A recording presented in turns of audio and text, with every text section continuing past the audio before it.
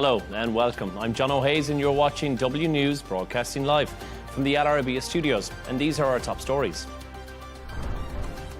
The US Senate passes a crucial funding bill which could bring the longest government shutdown in history to an end. A US official has announced that Syria is joining the global coalition against ISIS, hours after President Ahmed al-Shara meets President Trump for historic talks at the White House. Police in India are exploring all possibilities after a deadly car explosion in Delhi kills at least 13 people.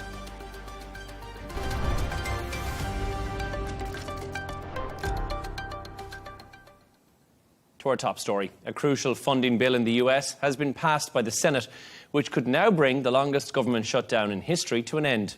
The bill passed in a 60-40 vote and it will now have to go to the House of Representatives. If it passes there, it will go to President Donald Trump to sign it into effect, something that he said he'd be willing to do yesterday.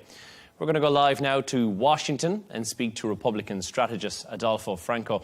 Adolfo, thanks for joining us. First of all, Republicans are calling this the breakthrough that ends the shutdown. Is this actually a big win from your side, politically speaking? Oh, absolutely. We have to remember that 40 days ago, when this started, approximately 40 days ago, the Republicans offered exactly what now has been the agreement, which we would have a vote on the Obama care subsidies and a negotiation on what fixes needed to be made. And this is essentially what has happened. In addition, which hasn't gotten much press, there were a lot of other things in that demand. The Democrats had demanded that those subsidies be included in legislation in any deal, meaning paid up front before they would even discuss reforms. And all kinds of things like refunding public TV in the United States and a host of other things. All those things have been dropped. So, yes, it is exactly what the Republicans offered 40 days ago. And it has to be characterized as a victory for the Republican Party. What about the comments from President Trump saying that he broke Chuck Schumer?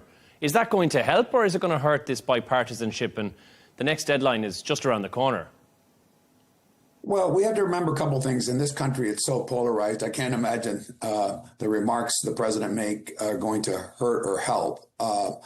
There isn't anything to help. You have to remember that Senator Schumer is the leader and is still opposed to reopening the government. 40 Democrats, including Senator Schumer, did not sign on to this deal.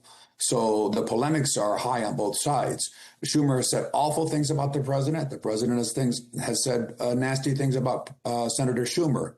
But this isn't a bipartisan deal. Had this been 100 senators or the leader, meaning Senator Schumer, have been on board, then I think it's a different story. But he still outraged Senator Schumer, not only at the Democrats, but at President Trump. So I don't think it can hurt any more than other things that have been said in the past. So now we'll see the federal workers. They're set to return to their offices. Many are still out of pocket. So what do we know about what's going to be done to help them if they need it? Well, of course, they have missed 2 paychecks, which is significant for people who live paycheck to paycheck. All this money is paid immediately upon return. I've been through, I think, about 9 shutdowns, including when I was in the federal government in a political position, but still. What happens is that payment is made instantly once the government returns. So there really isn't much that can be done on this. This is longer than any other shutdown. But again, it depends who you want to blame on this. This same deal we just agreed to yesterday could have been agreed to 40 days ago because there was a Republican proposal. So if they're angry at anyone, they should be angry at Democrats. Just as an aside, in the Washington, D.C. metropolitan area, a very liberal senator, Senator Tim Kaine of Virginia, voted to reopen the government because federal workers represent about 1 million people in Virginia. So that tells you, to your question, how concerned he was about continued delay of a shutdown. And of course, continued delay for 41 million Americans who rely on subsidies and food stamps to make ends meet. Will they now also be back paid for everything that they've missed out on so far?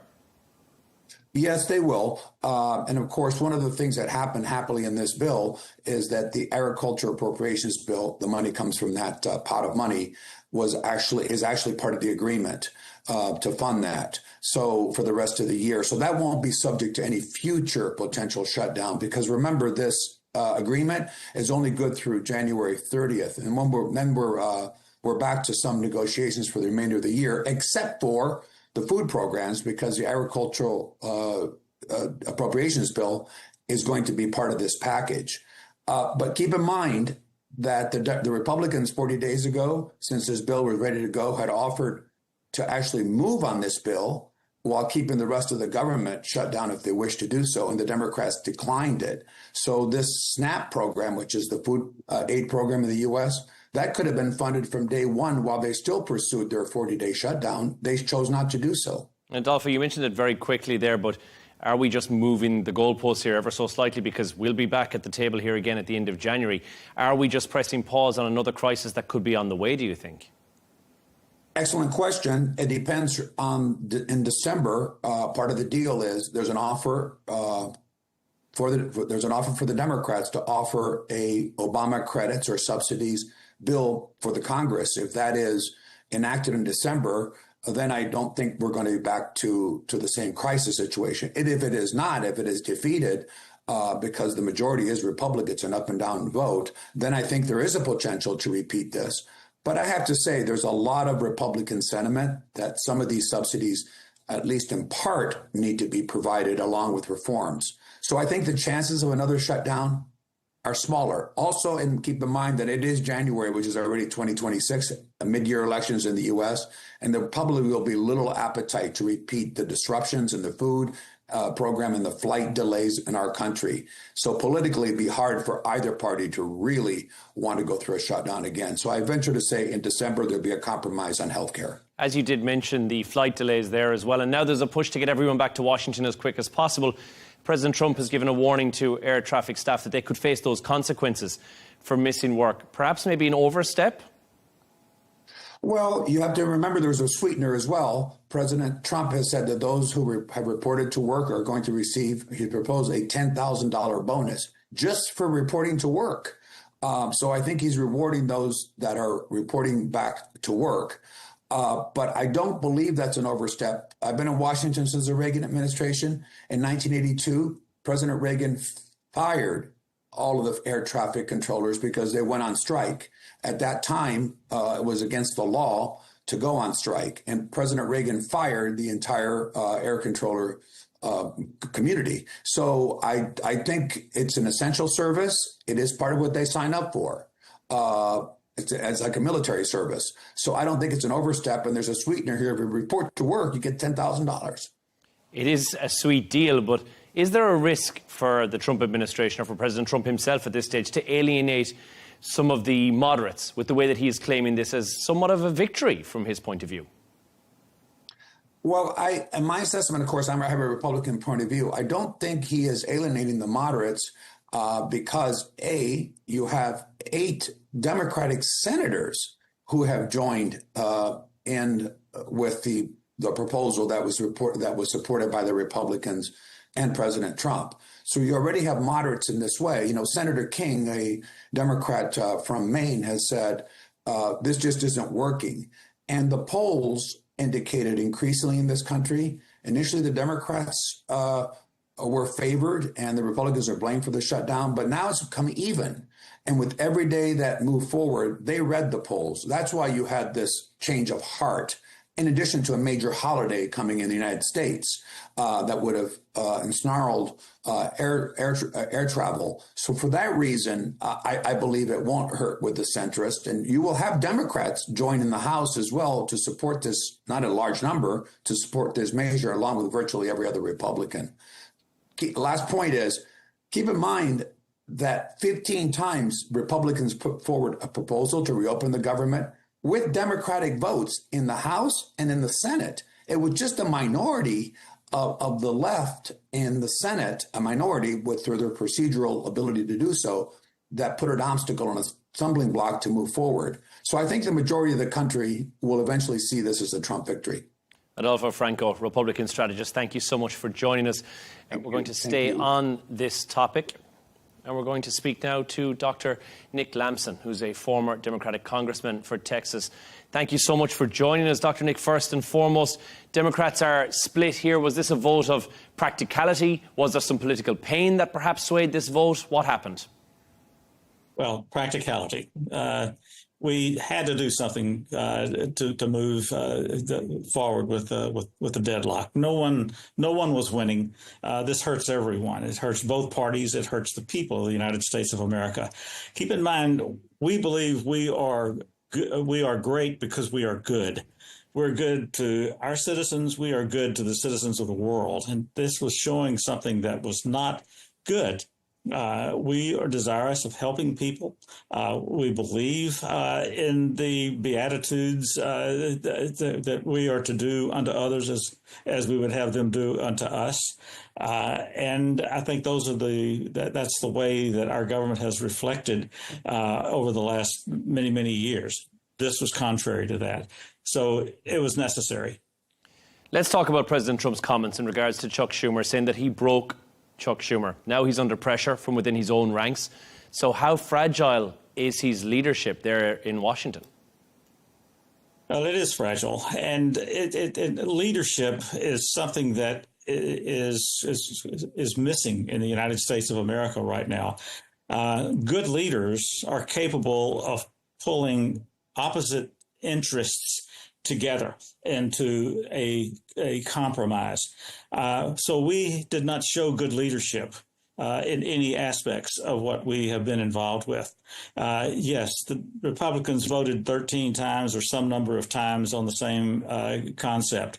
That was not totally true. There were pieces added to it. We clearly saw that there was concessions made about who was going to be paid when they came back to work, and about people not being continued to be fired from positions. So yes, there were some successes for the Democrats in doing this. The people of the United States of America right now are truly divided, and that there are those in a major part of it that want to see us take control as we the people of this government. And right now, we don't have the feeling that we, the people, are in control of the government. It's being controlled more and more by one individual, the President of the United States. That's not what our Constitution provides for, and it's something that we need to have expressed. And I think that was part of the consternation that led to this shutdown. While I don't think there's going to be another shutdown anytime soon, I hope and pray that there's not, there has to be a way for the people to exert their interests, and the interests are to make sure that this is truly a government of the people, by the people, and for the people, not for any special interests. After weeks without pay, now we're going to see federal workers finally getting back on the job once again. What do you think the lessons are that have been learned in Washington from this standoff, which has gone on for such a long period? Quit blaming each other. This is really not about I don't like you and you don't like me. It's about we have problems that face us and we need solutions to the problems, and we need leadership that is capable of pulling people together into compromise. For the first 200 plus years of our history, and we're celebrating our 250th coming up shortly, magnificent for our democracy, for our democratic republic. But if we don't have leadership that can unite us, pull us into a situation where people are willing to compromise, where we do so with civility, with thoughtfulness of each other, with truly what we're supposed to be about, which is to love one another. It's what I've been taught for all of my 80 years of life. And I believe that I'm a public servant. I believe that I went to Congress because I believe in my community, and I wanted to see us become a better place in which to live. That's the direction that I think that we need to be working on, and what I would hope that we continue to see. So quit demeaning individuals. Quit making it about someone else. Quit pointing the finger at the other guy. Take the responsibility, take the leadership role, and make a difference for the United States of America and the people within it. Dr. Nick, I guess no love is lost, though, in politics. If you look ahead to January, And you said you don't foresee a shutdown again, but the Democrats, are they prepared to dig their heels in if there's no broader deal reached here, do you think? Well, I think we've shown that the people don't mind us doing anything, including shutting the government down, because I believe it was that the people of the United States were supporting it.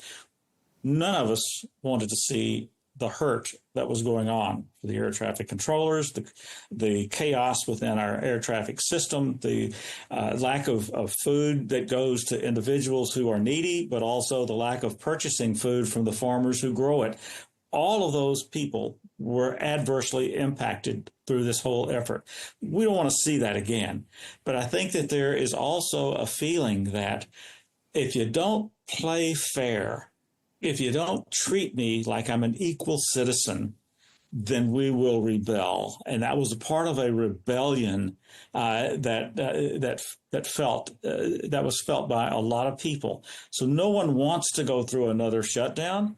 But I would say, don't take that off of the table. We've got to have some victory for the folks that are in need in this nation today. Now, I will go back to what Adolfo said a few moments ago when we spoke to him 40 days ago. This plan was already in place. So why is it taking so long to action it, which, as you rightly said, people who suffered, and let's not just talk about the civil servants and the people who are in office jobs, but it's everybody, right down to people who are on SNAP every single week. Those are the people who really suffered. Why did it take so long to action this, do you think? Because of the strong feelings that exist in the country right now. We have a feeling that our Constitution is under attack, that we are not following the rules that we have followed since 1776, when our Constitution was adopted, 1777. We're losing some of the goodness of America right now. And we don't want to see that. We don't want to see us go back to what we rebelled against from Great Britain in 1775 and 6. Our independence was really about creating a trial and error program that had failed in many other situations in the world prior to 1776, but the people came together and decided we would follow a constitution that really put control of the government into the hands of we, the citizens, we, the people. So it's by the people, for the people, and of the people that we want our constitution to be followed. And I think that there is a willingness that's being shown to do whatever is necessary to make sure that that Constitution is followed, stays strong, and that we keep the goodness of America that we have shown in the first 250 years of our history. Dr. Nick Lampson in Texas, thank you so much for joining us. Thank you.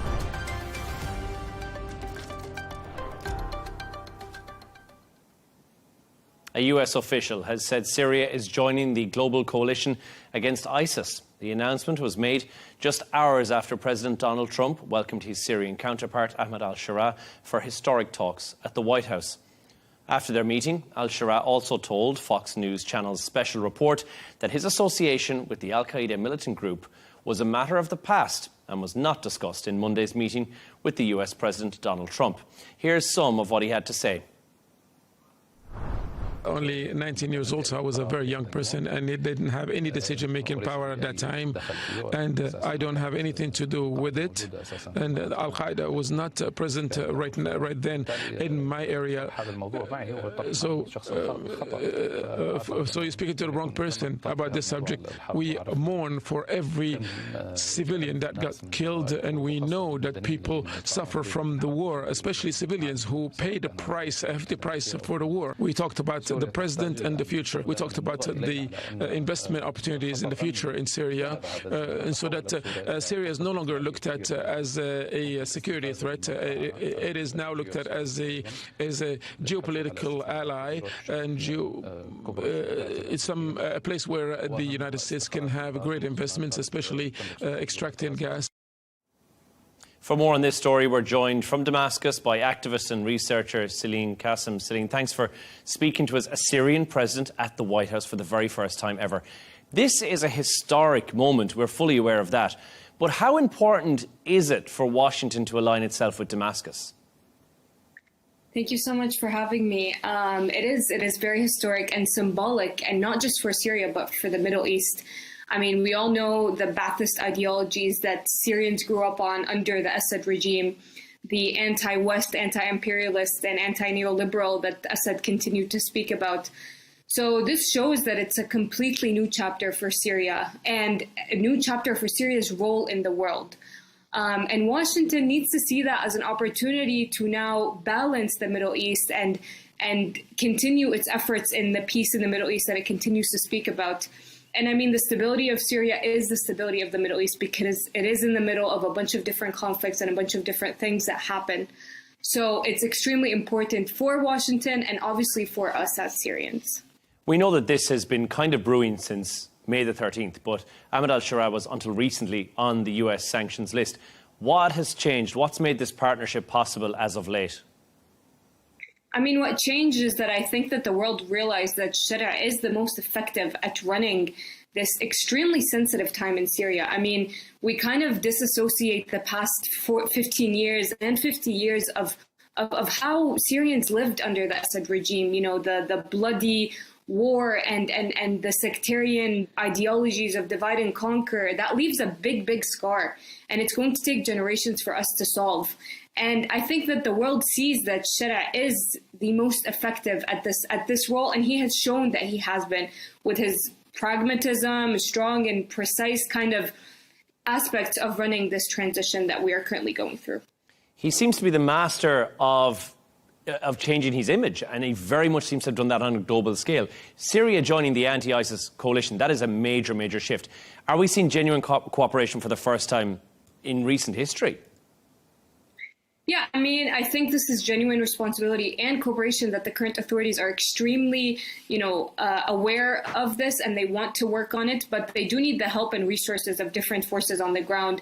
So I think that for them to join this coalition is extremely important. And they have already started. I think they caught around 70 people in Homs and around in Syria that have these affiliations. And this shows that they are very serious about this. And this is going to stabilize Syria and is going to give Syrians a chance at life, especially with the help of different forces as well. Do you think any of the discussion that was had in the White House revolved around the continued issues with the Druze and the factions that are fighting in smaller villages and towns and enclaves around Syria? Or do you think that was off the table and this was very much about the forward progression of Syria, and you see those as issues that al-Sharaa will deal with on a local level himself? I mean, obviously, again and again, we as Syrians, and I think the international community have made it very clear that Syria is one of the most diverse countries in the Middle East, and it is very important that every single Syrian feels safe and feels at home and feels that they belong to their country. So this is extremely important and continues to be talked about here in Damascus and all over Syria. But I don't know if it made it to the White House meeting. And this is something to be discussed, I think, but it is very complicated, and a lot of work is being done on it. I just don't know how much further we're moving along from the different factions in Sueda and Damascus as well. This has been a big change. It's been in a very short period of time. We're talking 4 months ago since this was first discussed, and I don't know if anybody saw this at the time, but we have to remember, historically speaking at least, Damascus having strong ties to both Moscow and to Tehran, and the US seeing this as an opportunity to have a stronghold in the Middle East, and potentially we're hearing now echoes of a military base. The US allies, how do you think they're going to view this very sudden change? I mean, I think this needs to be seen as the opportunity that it is. This is a new era of the Middle East, and we keep hearing this phrase with various different geopolitical changes and balances that are changing every day. I mean, yesterday it was the axis of resistance. Today, we don't know what it is. That is almost done. I mean, they're still dealing with that in Lebanon, but it's almost done in the region. And the real question is, what is coming next?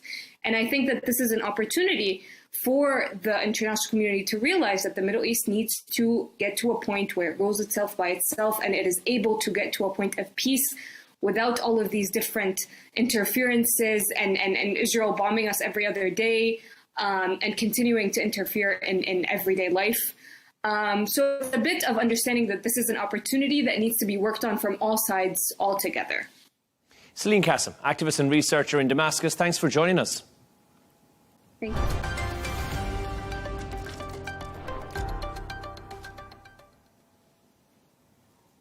Police in India are exploring all possibilities after an explosion in Delhi killed at least 13 people and injured 20. There is no official confirmation yet on what caused the blast, which occurred when a slow-moving vehicle stopped at a red light on Monday. Chris Gilbert has more. Grief struck Delhi on Tuesday as families mourned loved ones killed in a fiery explosion the day before.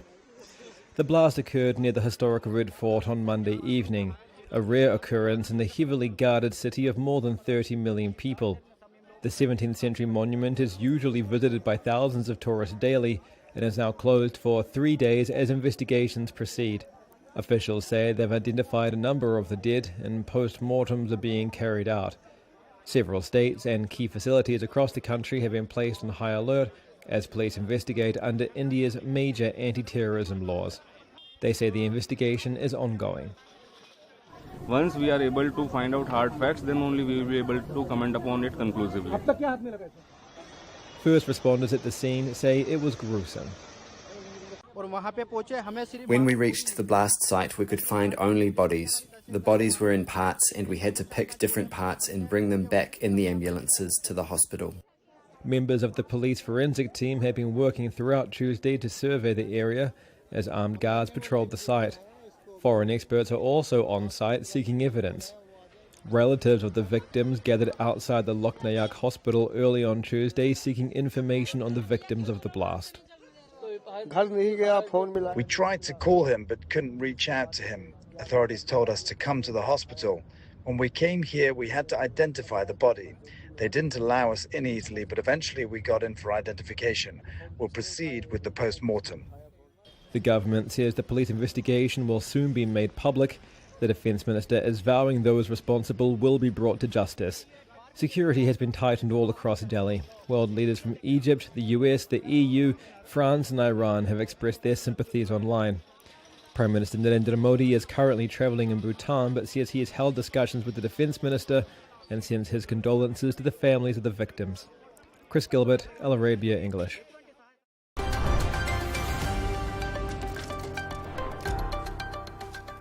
Now let's take a look at some of the other stories that are making the headlines today.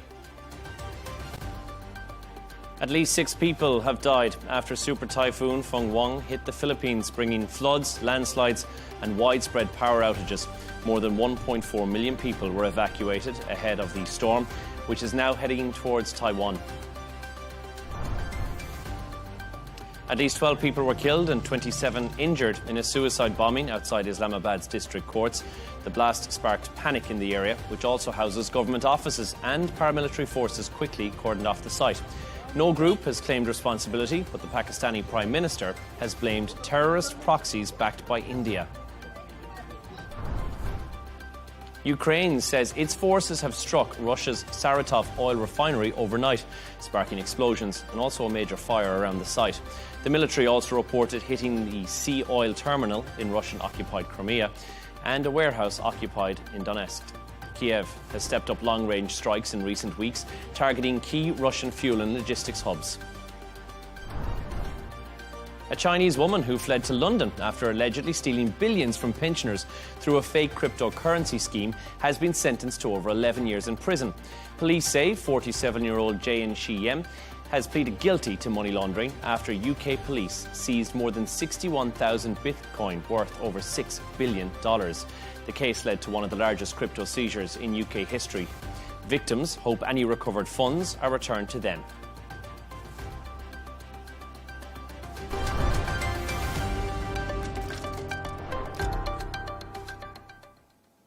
To our next story, the outgoing Director General of the BBC, Tim Davie, has told staff that the organisation will be thriving and praised its journalism. He quit on Sunday night after the BBC was accused of bias over an edit it made in a speech by President Donald Trump for Panorama. His latest remarks come a day after Trump threatened to sue the corporation for $1 billion. He's given them until Friday to apologise. Here's more of what Davey had to say earlier today. Just want to say a couple of things. I'm here to lead and support the BBC. I'm very, very proud of our journalists in this building. They're doing work, I think, that's incredibly important. I want to thank every one of them. They're doing a wonderful job. Also, everyone across the BBC doing their thing for the UK. And personally, I'm here to lead and support them. The BBC's going to be thriving, and I support every one of the team. I'm very proud of them. Thank you very much, Aaron. Great to see you.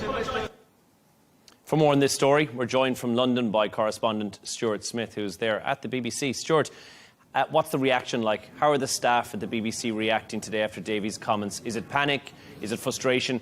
Is it determination? Because this ship is pretty rocky right now. It seems like something needs to steady it a bit.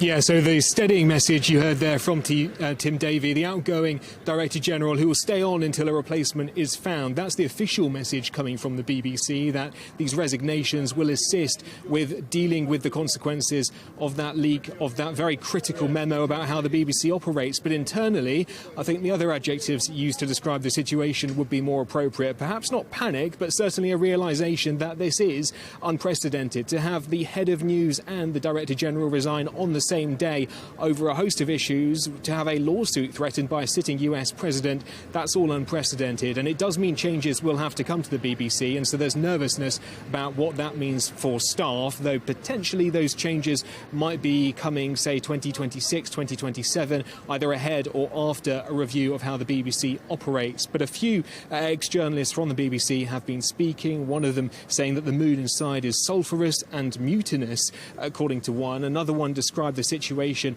with the senior executives of the BBC as snakes, because there is also this fear that what has transpired, what has happened, was no innocent leak. It was a deliberate ploy, according to some BBC journalists that I've spoken to who believe this, in order to try to change the top-tier management at the BBC, and in doing so either have more power for themselves or align the way the BBC works closer to the direction that they would want to take it. In Trump terms, a $1 billion lawsuit threat is not that much money when you compare it to some of the other ones he's taken previously. But how real of a risk is it for the BBC?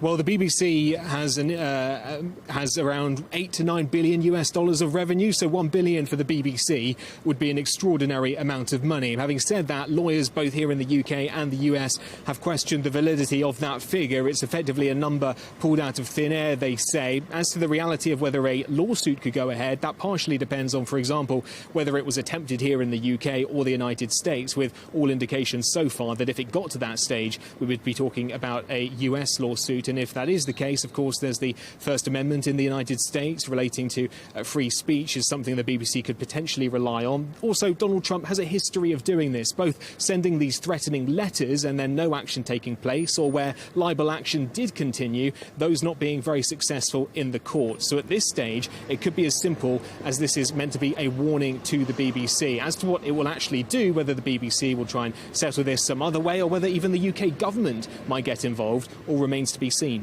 Stuart, we're hearing that the UK government is reviewing the licence fee model because, of course, the public in the UK are funding the BBC. A controversy like this, could that accelerate the sweeping change? And you mentioned 2026, but could we see something happen in the very near future as a result?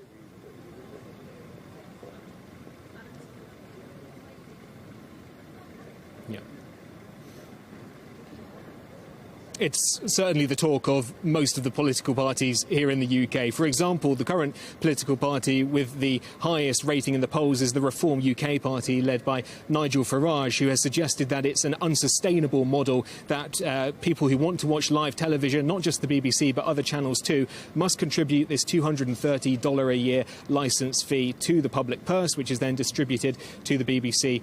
And this model has existed for decades but is becoming, many say, less and and less sustainable. The government at the moment has deliberately not preempted any of the potential outcomes of that review into how the BBC makes money and what its purpose should be. That will likely take place next during all these discussions about that charter renewal, as it's known. But in the meantime, as well as these in the short term, these resignations certainly show that somebody at the BBC believes something needs to change. But in terms of what we didn't hear from Tim Davie, for example, about what that could be at the moment, but I think people are braced for some kind of change. The number of things that were listed by that independent advisor in terms of the kinds of misrepresentations that were taking place at a high editorial level means I think people realise that something has to give here. Stuart, just before we leave you go, about 48 hours left to go until President Trump's ultimatum expires. We've heard of these two resignations, which, let's be honest, there isn't a higher level possible for your Director General and your CEO to leave. Other heads may have rolled, and you'll know more than I about this. Is that going to be enough to stave off Trump and the $1 billion lawsuit, do you think?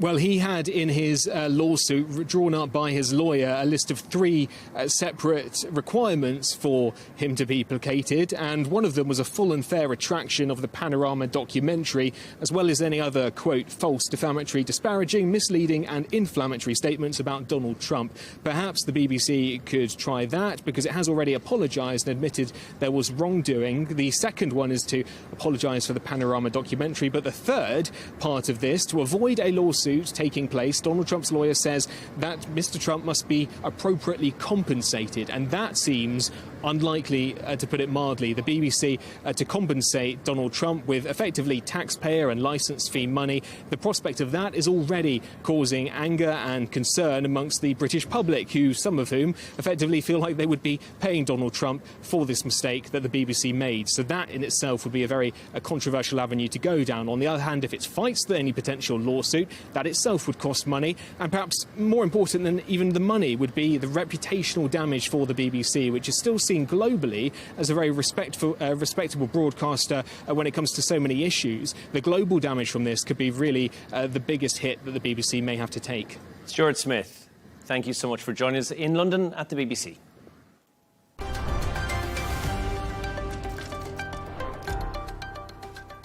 Now let's take a look at the top business news for today. The Swedish textile startup behind H&M Group, Saya, have said they've got plans to raise as much as $700 million in funding to build a clothing manufacturing factory in Vietnam. This follows a supply deal with Nike, which says the company will help unlock new capital. As part of the Nike contract, the firm aims to operate about a dozen plants globally, producing around 3 million tonnes of recycled polyester. SoftBank has sold its entire stake in the US chipmaker Nvidia for over $5 billion. The Japanese company is looking to fund its investment in artificial intelligence. SoftBank's second quarter net profit doubled, driven by valuation gains in OpenAI. And turning to sport now. Italy's Yannick Sinner began his title defence at the ATP finals against Canadian Felix Auger-Aliassime. The pair were meeting for the 4th time since August. Sinner overpowered the Canadian, who needed medical attention during the second set. The win put Sinner at the top of the Bjorn Borg group as he bids to secure the year-end world #1 ranking. English football team Nottingham Forest have responded to Manchester United's interest in signing midfielder Elliot Anderson for an estimated $130 million. Anderson moved to Nottingham Forest in July in 2024 for $45 million from Newcastle. The 23-year-old was recently called up to be part of the team in England's final 2026 World Cup qualifiers.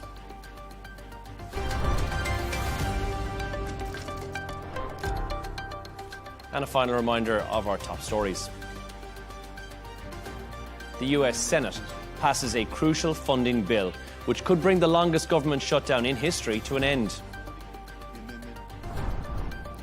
A US official announces Syria is joining the global coalition against ISIS. That's hours after President Ahmed al-Shara met with President Trump for historic talks in the White House. Police in India are exploring all possibilities after a deadly car explosion in Delhi kills at least 13 people. And that's all from us on W News. Don't forget, as always, you can subscribe to our YouTube channel. You can follow us on X, and we're back in just a couple of hours with W News Extra. But for now, goodbye.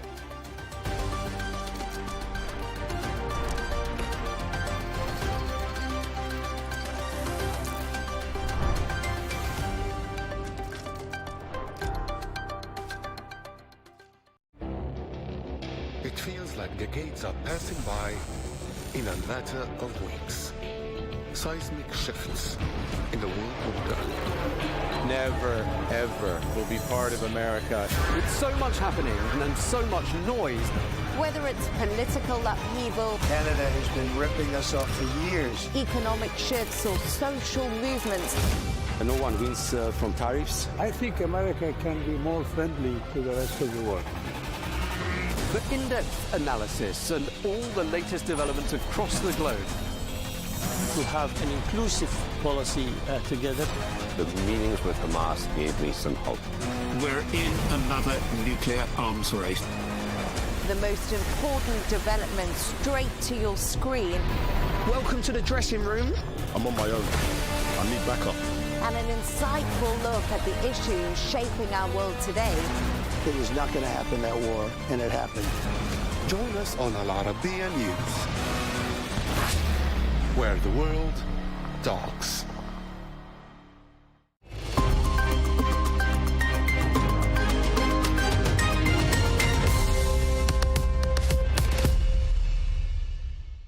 Hello and welcome to the Dailies. US media remained focused on the end of the government shutdown, dissecting the political fallout and compromises that made it possible. Meanwhile, the BBC's leadership crisis continued to dominate headlines in Britain. And across the Arab world, news of the first Syrian presidential visit to the White House since 1946 resonated widely, seen as a symbolic diplomatic turning point. And coverage of Iraq's parliamentary elections, however, was far more restrained, marked by deep skepticism and little expectation of real reform. We'll start with American media, which continue to cover the federal government's reopening developments. And many outlets framed the Senate's bipartisan vote as a relief for workers, but a political setback for Democrats who dropped key healthcare demands. Reports stressed the mounting economic toll of the 40-day shutdown, from unpaid workers to flight chaos. Coverage also underscored Donald Trump's growing influence over Republican strategy and his role in pressuring Democrats to concede. The New York Times examines President Trump's calculated response to the Senate's deal to end the historic 40-day government shutdown. The report explains that while backing the agreement to reopen federal agencies, Trump used the moment to reassert his policy priorities, particularly reshaping healthcare, funding towards individuals instead of insurers. It highlights how the compromise achieved through rare bipartisan cooperation offered only temporary relief, leaving Democrats without their key demand to extend Affordable Care Act subsidies. The piece also presents Trump's stance as both pragmatic and opportunistic, a short-term acceptance of defeat to secure long-term influence over future budget and health policy negotiations. Politico details a sharp internal backlash within the Democratic Party after 8 Senate Democrats broke ranks, even though Schumer himself voted against it. The report says angry Democrats and progressives accused Schumer of losing control of his party and failing to protect key goals like keeping the Affordable Care Act tax credits from expiring. Now, the piece also notes that some even demanded his replacement, sparking questions about his viability as leader. It concludes that the events reveal deep strategic and ideological fractures in the party amid a crisis over budget, healthcare, and leadership. American outlets also put some focus on a major diplomatic realignment. Syria has agreed to formally join the US-led coalition against Islamic State, coinciding with President Donald Trump's historic meeting with Syrian President Ahmed al-Shara. The Wall Street Journal frames this move as a significant pivot. Syria, long viewed as a US adversary, now cooperates on counter-terrorism, offering intelligence and military assistance. Meanwhile, Washington signals readiness to ease sanctions and also broaden engagement with Damascus. Yet the peace underscores the complexity. The terms of Syria's contribution remain indeed vague, and also regional allies like Israel and Turkey are watching carefully. Also on Syria, Foreign Policy examines Ahmed al-Shara's first parliamentary elections as Syria's leader after a regime change, casting them as a symbolic milestone rather than a genuine democratic transition. Now, while thousands of Syrians were allowed to vote in the October 5th contest under a new constitution, the newly elected legislator lacks meaningful power to challenge the executive. The piece also shows that Shara still holds broad powers, from choosing officials to controlling new laws. Critics argue that his so-called reforms simply rebrand the same authoritarian system under a new name. What's being presented as a democratic test looks more like a tightly managed show of legitimacy meant to impress foreign allies rather than give real power to the Syrian people. Arab and Syrian media largely portrayed Ahmed al-Shara's visit to the White House as a historic shift in Syria-US relations, framing it as a return of Syria from isolation and a chance for reconstruction. At the same time, reports noted underlying caution, pointing out that many key details such as sanctions relief and regional security guarantees still remained unresolved. The state-run Syrian news agency Sana frames Ahmed al-Shara's official visit to Washington and his meeting with Donald Trump as a landmark revival of Syria's global standing, his being the first Syrian president to visit the White House since 1946, indeed bolsters the narrative of national resurgence. The piece emphasizes U.S. openness to partnering with Damascus, driven by shifts in Syria's domestic and foreign agenda, and highlights sanctions relief, particularly the repeal of the Caesar Act, as key to economic recovery. It credits al-Shara with prioritizing stability and investment to restore Syria's position as a regional actor, positioning this diplomacy as historic in scope and also ambition.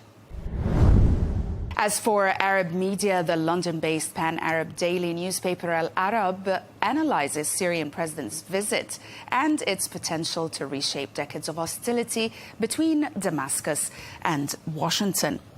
It recounts al-Shara's transformation from former militant to diplomatic partner, noting his talks with Donald Trump focused on counter-terrorism, reconstruction and possible sanction relief. The piece frames the visit as a pivotal but uncertain turning point. While it signals Syria's bid to rejoin the global community, deep internal divisions and regional rivalries and shifting U.S. priorities could limit its impact. The piece balances optimism about a new era with skepticism that this rapprochement might be a short-term tactical move rather than lasting reform. Arab media also covered Iraq's elections with cautious realism, portraying them as a test of stability rather than a true democratic breakthrough. Most outlets highlighted low voter turnout and public frustration with corruption and stagnant reforms.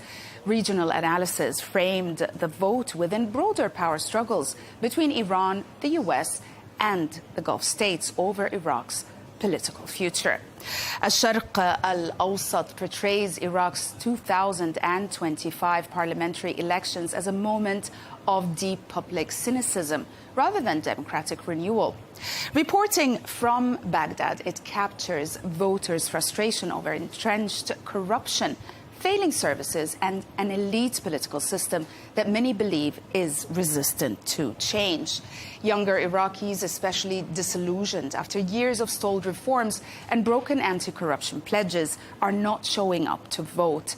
The piece's tone is somber and reflective, suggesting that the election represents continuity, not transformation, a ritual of democracy overshadowed by mistrust, fatigue, and a widespread belief that genuine reform remains out of reach in Iraq's post-war politics.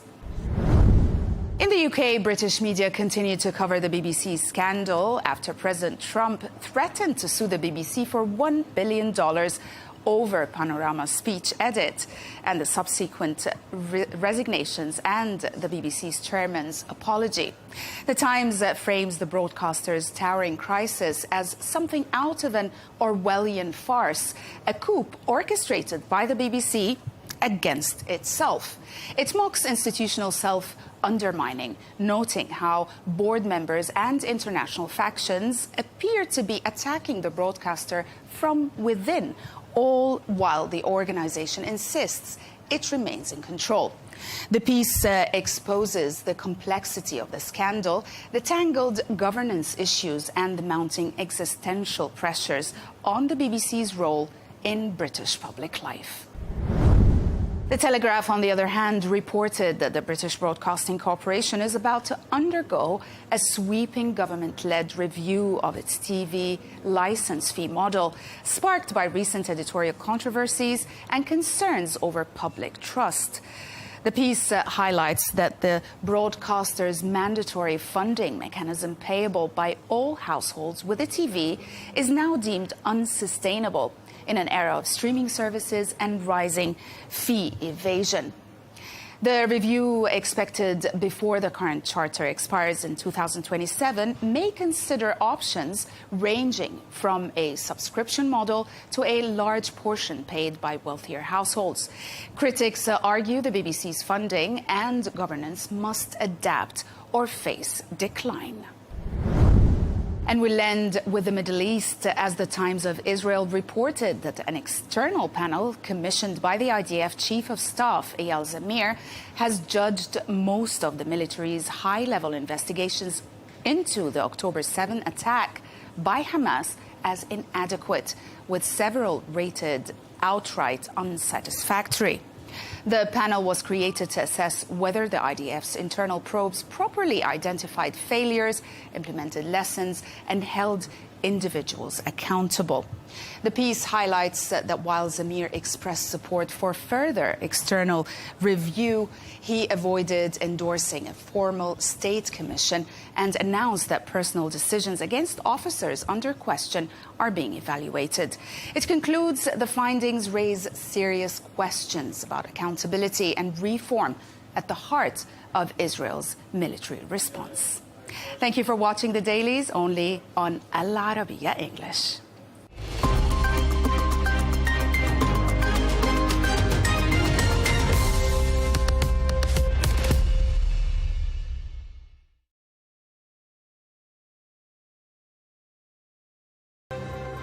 I know you're watching, so turn up the volume. New York City's mayor takes aim at the president during his victory speech. Not only was Zoran Mamdani a political outsider ahead of the mayoral race, he flourished during a particularly nasty smear campaign. What does his win mean for Democrats and Republicans alike? I'm Melinda Nucifora, and that debate is coming up on Counterpoints.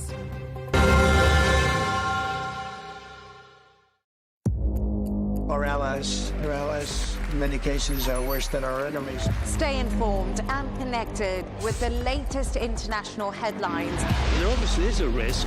From breaking news to in-depth analysis, it would appear that this war is coming to an end. Who buys this stuff? Investors, pension funds. We deliver the most important developments straight to your screen. Iran always wanted to deal with militia. Join us for compelling, expert-driven conversations. A curfew order has been established. And an insightful look at the issues shaping our world today. There are a lot of proposals about European architecture for security. I'm Leigh Ann Gerrans, and this is W News. We dealt with this when I was Chief of Staff in the first term.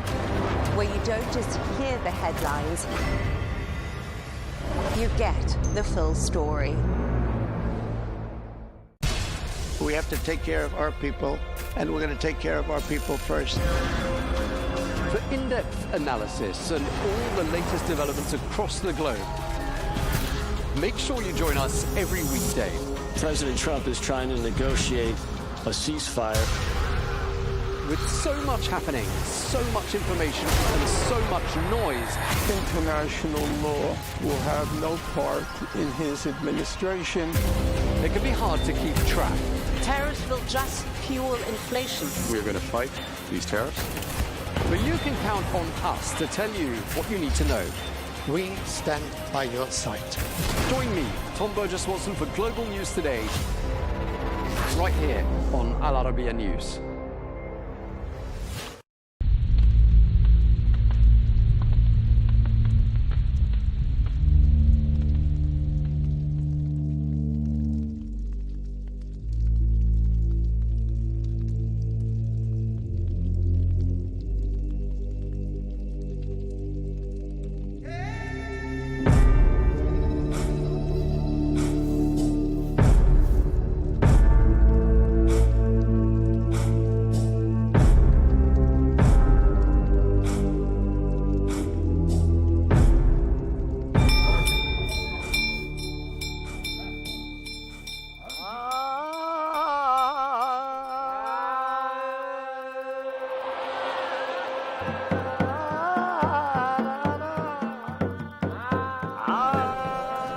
The first democracy in the world, the descendants of Alexander the Great, an isolated village.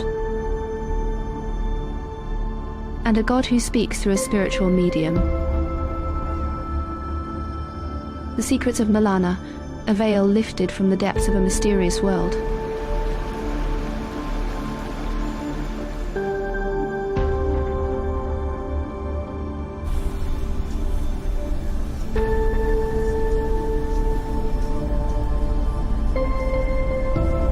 The village of Malana, nestled in the enchanting Himalayas, sits at a high altitude of about 2,652 meters above sea level in India's Himachal Pradesh state, surrounded by breathtaking beauty.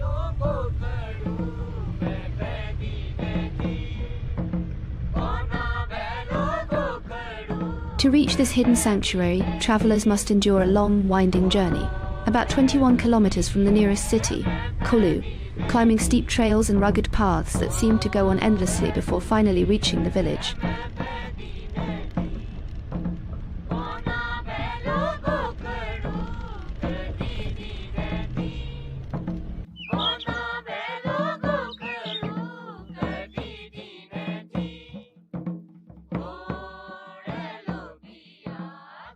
Tourists endure great hardship to reach this village due to its remote location, which modern transport cannot access. The only challenge which I felt was like trekking to Malana village from the parking, which is quite a lot. For me, it was around, it took me around an hour to reach over here. In this distant valley, there lies a rich history that stretches back thousands of years, a way of life deeply bound by its own unique traditions and laws.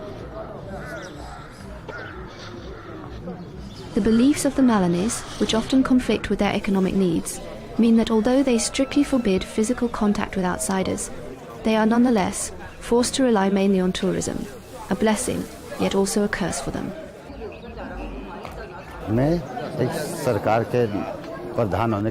As the head of the village, my job is to take care of all the work here, such as leveling roads and installing solar light.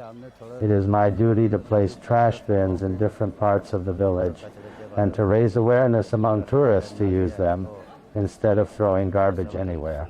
I use the money that the government provides for this work. Jamlingirishi, regarded as one of the great sages in Hindu mythology, is said to have intervened through his divine oracle, commanding that all guest houses surrounding Malana be closed. According to the legend, his decree allowed the village to welcome visitors only during daylight hours, when the god's blessing was present. This remote village attracts around 12,000 visitors each year. Tourists can't come and stay over here. It's very hard to find a place over here. Usually tourists come, visit, stay here for like a couple of hours and they go back to their own hotels. It is well known for its beautiful wooden houses, built in the unique Kafkuni architectural style, which were tragically destroyed in a massive fire back in January 2008. From those ashes, a new Malana emerged, resilient and hopeful. The march of modernity became increasingly evident, with cell towers, electricity and television sets appearing everywhere.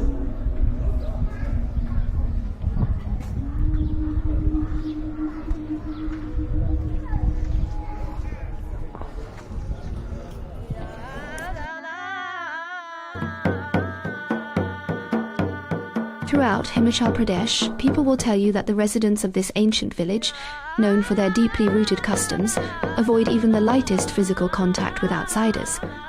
They remain cautious and distant, especially when it comes to any direct touch.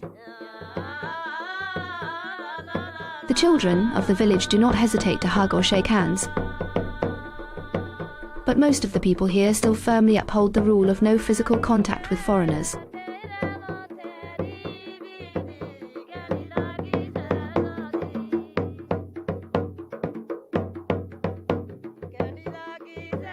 What surprised me over here is that you can't touch their holy places, you can't touch the local people over here. And if you're not walking on the path which is already made to walk, they'll literally tell you to move away from that. You can't come closer to their houses as well. You have to pay huge amount as fine or something like that. सुनो यहाँ मना है कि ऐसा नहीं है किसी जगह में हम भी नहीं जा सकते हैं, आप भी नहीं जा सकते हैं. Touching is forbidden here. This rule, you see, is not only for outsiders.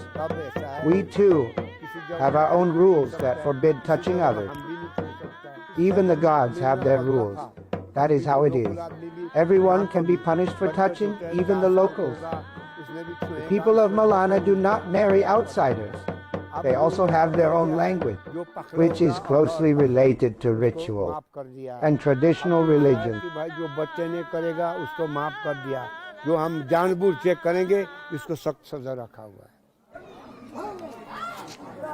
The people of Malana do not marry outsiders. They also have their own language, which is closely tied to their rituals and traditional faiths, deeply rooted in their culture.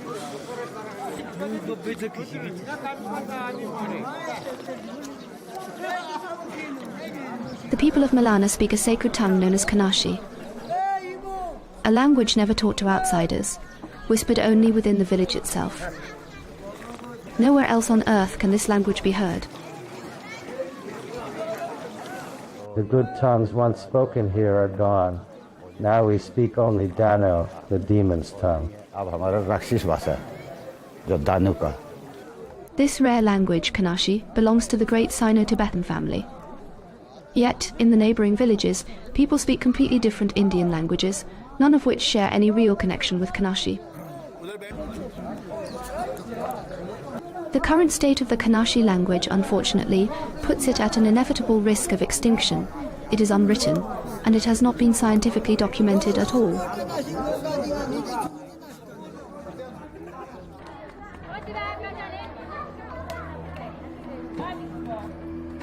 The people of Malana are distinguished by their light brown hair and eyes. Their noses are long. Their skin is wheat-coloured. They resemble the inhabitants of the Mediterranean basin more than those who live in Himachal. Many stories and legends surround this mountain village.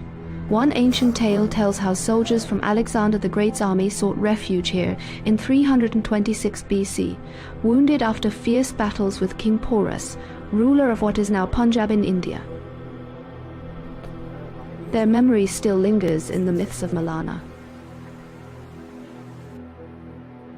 It is said that these soldiers were the ancestors of today's Malana people, warriors who, after fierce battles long ago, chose these mountains as their final refuge. Artifacts found in the village seem to echo that legend. Yet, there is no study which confirms a link to Alexander's army, and many locals simply call it an old tale. ये जो है जो सिकंदर का जो फौज था ना वहाँ का कोई It is not true that a man came here. It isn't true that a man named Alexander came here. We are, and have always been, the sons of Jamadagni, Rishi, nothing else. All that is a lie. There is no lineage of Alexander here. We come from Balkan, Rangri, Lugai, and Shela, and Kulu has its lineage too. It makes no sense for there to be a link to Alexander. In fact, Alexander's descendants also came, but none of them remained as we wiped them out.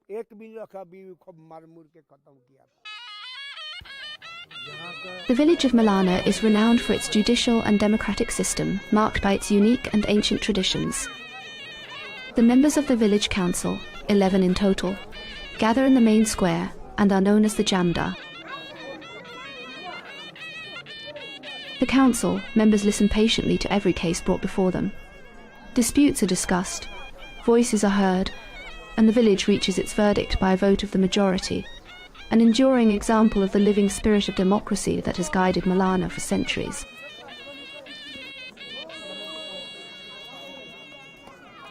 This scene reflects the village's adherence to its own laws and its independence from India's formal judicial system.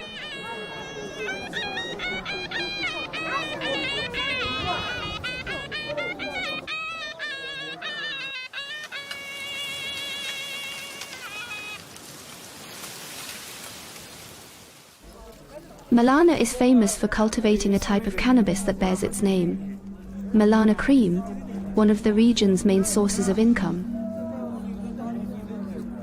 Yet this crop brings not only legal challenges but also social consequences. Children and young boys, sadly, have become involved in supplying and selling drugs in Malana. थोड़ा सुधरेंगे यहाँ पे थोड़ा problem थी नशे मतलब ऐसे Families that live here believe that people fall into drug addiction at a young age. The village is very small, so education is poor. And only a few of the villagers can read or write. Still, we live a simple life by farming the land, welcoming travelers, sharing stories by the fire, laughing together and finding happiness in the quiet rhythm of our days. Guest houses can be opened, but not inside Malana. I studied until the 10th grade, yet family troubles forced me to stop. According to our culture, we no longer take outside jobs. We follow Rishi's path, growing vegetables, tending apple trees, gathering herbs from the forest. This work is inherited from our ancestors. This is the rhythm of our lives. It keeps us close to our land, to our mountain, and to the silence that protects us, and collecting herbs from the forest. This is how we earn our living.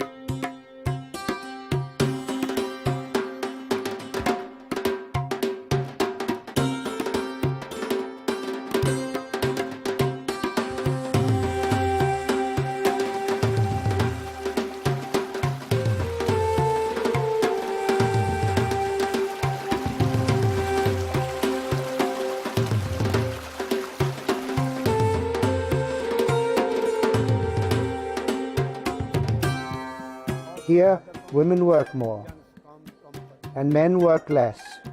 Women do many tasks like collecting honey and going to the forest to gather herbs.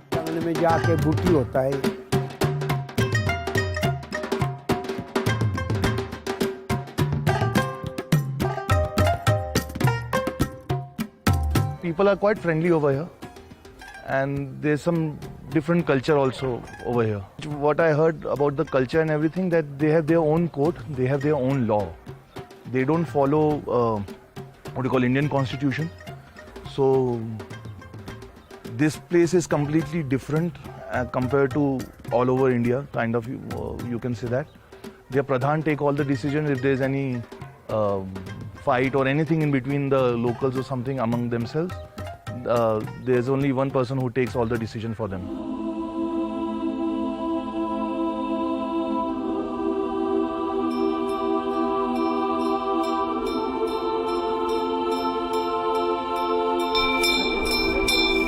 The unique democratic system practiced in Malana is considered one of the oldest in the world. It closely resembles the model of ancient Greece. It consists of two councils, a lower and an upper house, where matters are discussed carefully.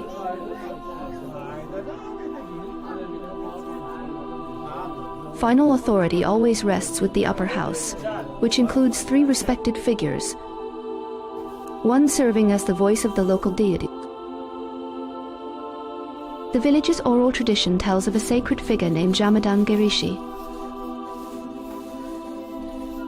He lived in this mountain village centuries ago, known for his wisdom and deep contemplation.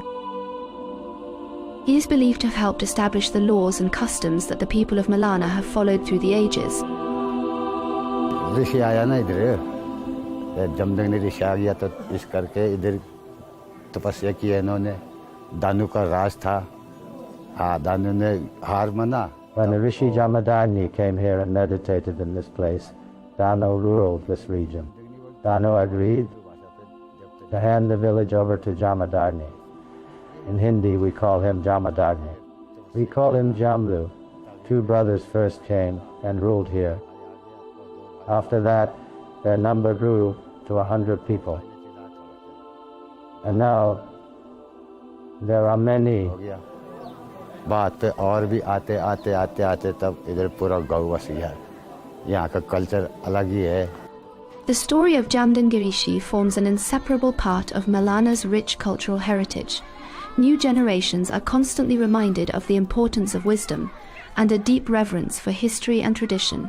This divine figure truly symbolizes a guiding spirit within Malana's unique system of governance. This political framework, indeed, has raised many questions among researchers and visitors alike, who often struggle to understand how such an advanced form of governance can exist in this remote, yet peculiar village. Jamadanji Rishi, he worshipped Shivji for a long time, and Shivji came and gave Vardhan to Rishiji to stay here or something like that. It was there. That drew my attention. And if you can see, there's railing which ground is there. So they said that Rishiji used to worship over here. Over here only Shivji gave him darshan and gave him the Vardhan to stay over here and all that.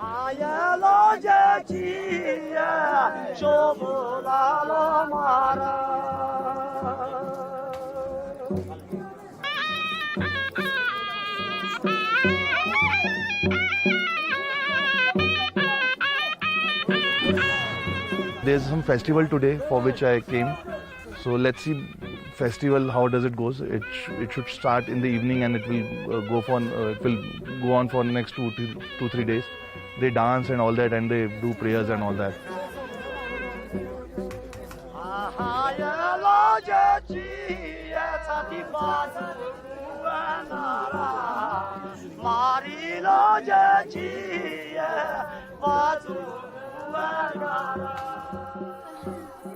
The young women adorn themselves with bright clothes and jewelry as they prepare for Phagli, the joyful festival celebrated across Himachal Pradesh. It marks the end of winter's chill and the warm, colourful arrival of spring.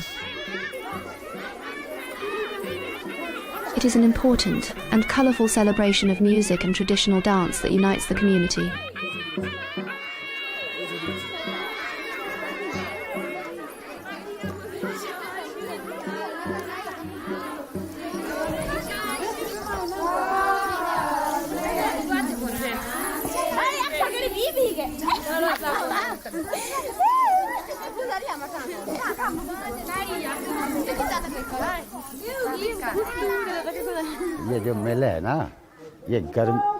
This celebration is held at the end of winter and the beginning of summer.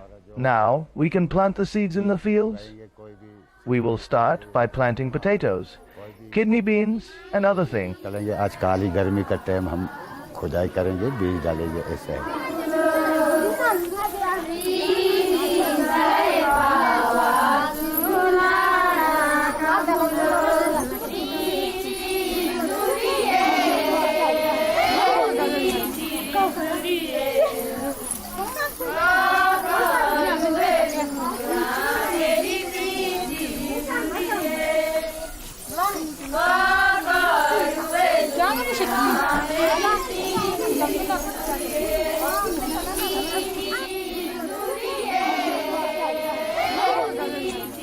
Girls will come from all the villages wearing their best dresses.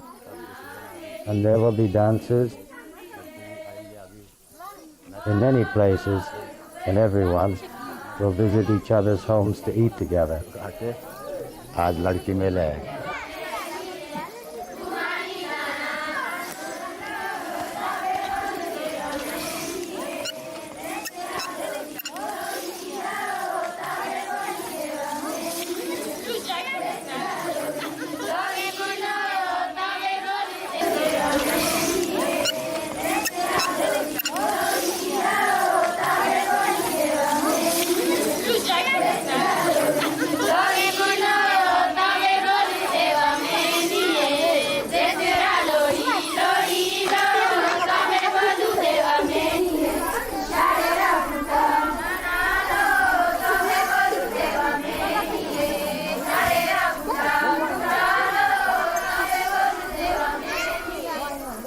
It is our tradition to celebrate after the snowfall that lasts for 6 months. The snow isolates our village completely, as there is no way out during the winter. When the spring arrives, the place becomes filled with joy.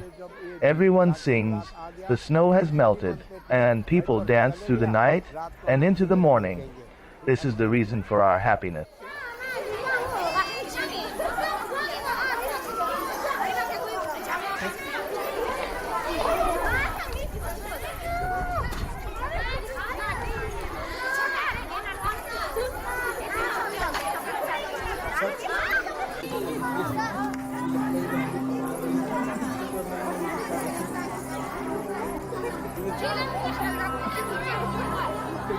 I guess the village has to take care of the things. There are lots of garbage on the entrance of the village, and there are lots of stuff is scattered over here and there.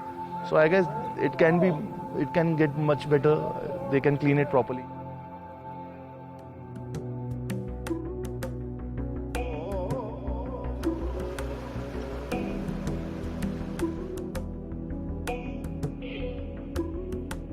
नहीं हमसे तो कोई परेशानी नहीं है फिर भी है जरूर पर we have no problem with tourists. The only problem we face with them is that when they come here they throw litter on the road like chocolate wrappers, biscuits and empty bottles.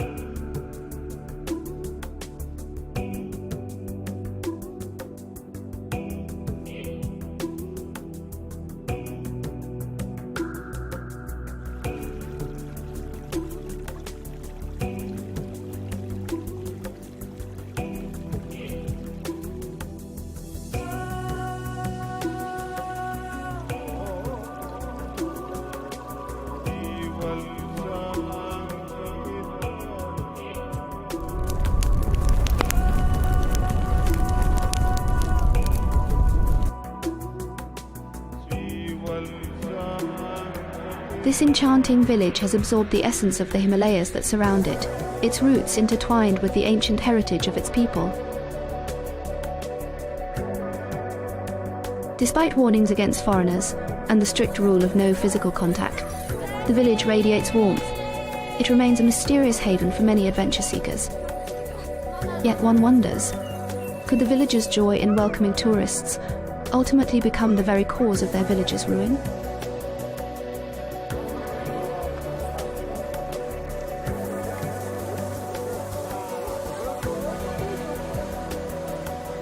बस यहाँ पे future यही है अब future तो अब पहाड़ ही है ये फ्यूचर सब. These mountains are our future, because in the days to come they will remain beautiful. The world below us is not so good. Tourism is not welcomed here. What can we do? We are the sons of the wise, and it is our duty to carry on the work of the sages. बस अपना खाते जीते बस यही है.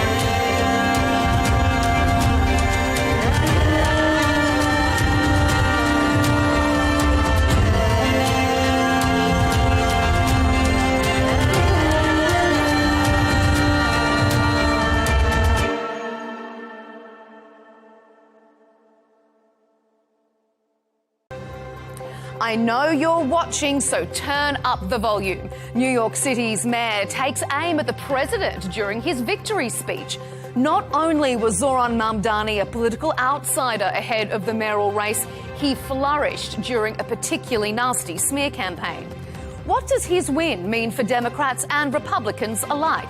I'm Melinda Nucifora, and that debate is coming up on Counterpoints.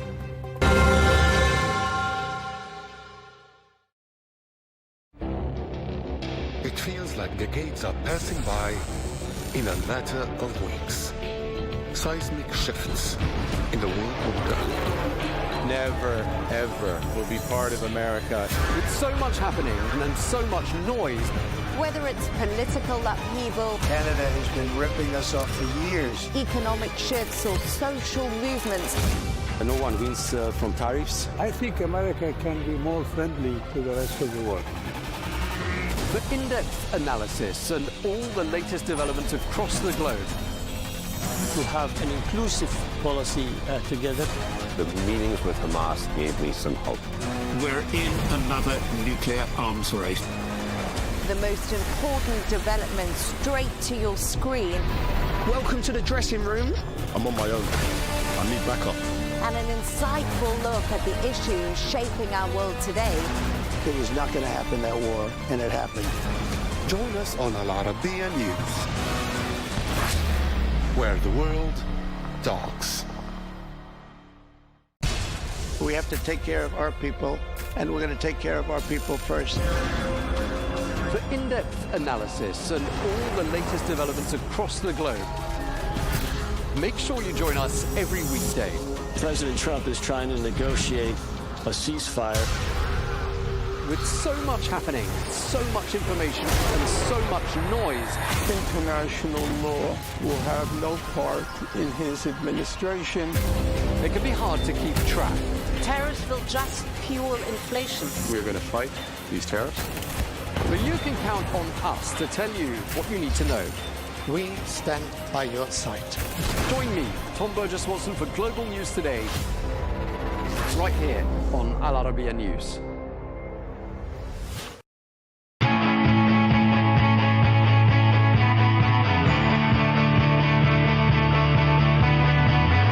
Welcome to the metropolis, the big city.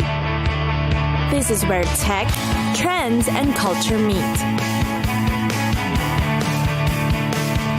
Meet the people. See the sights. Walk the city streets. And experience the lifestyle.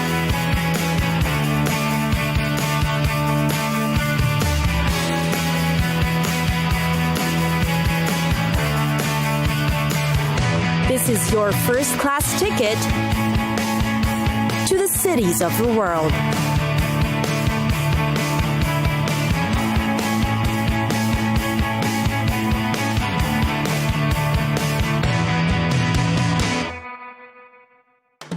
Tunis,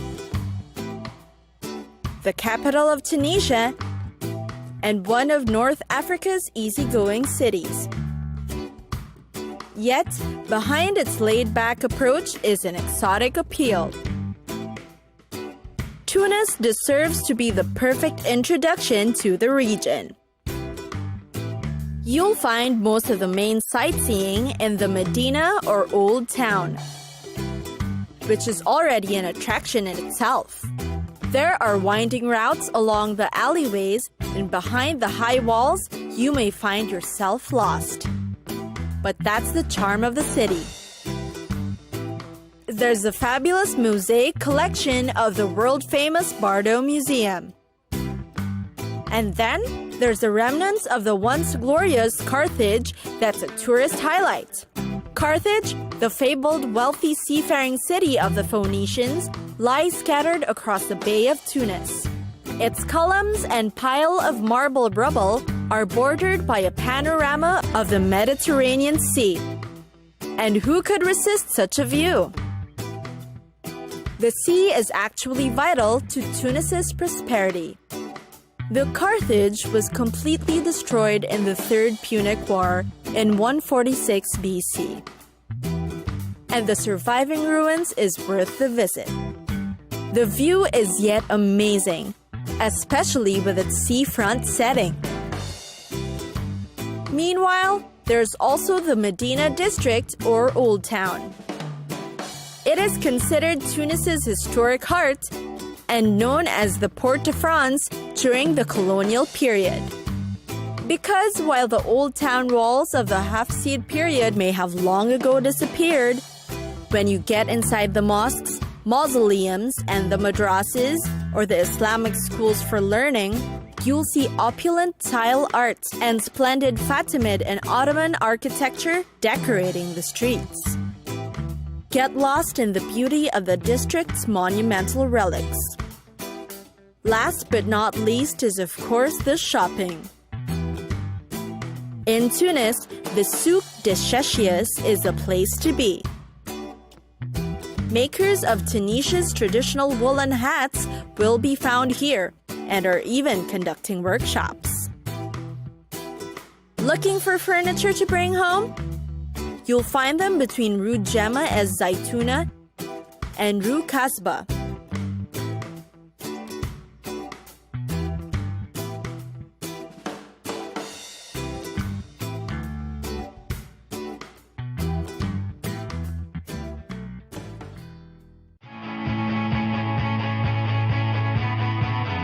It's time for us to go. Pack your bags and get your tickets ready. And we'll see you on the next destination. Catch us again next time on Cities of the World.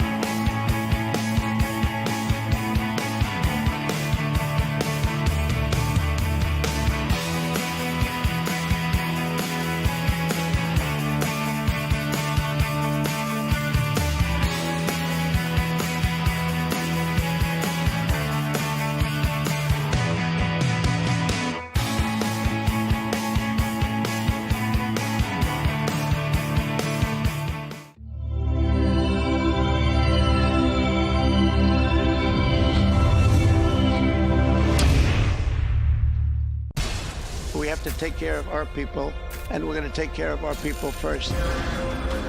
For in-depth analysis and all the latest developments across the globe, make sure you join us every weekday.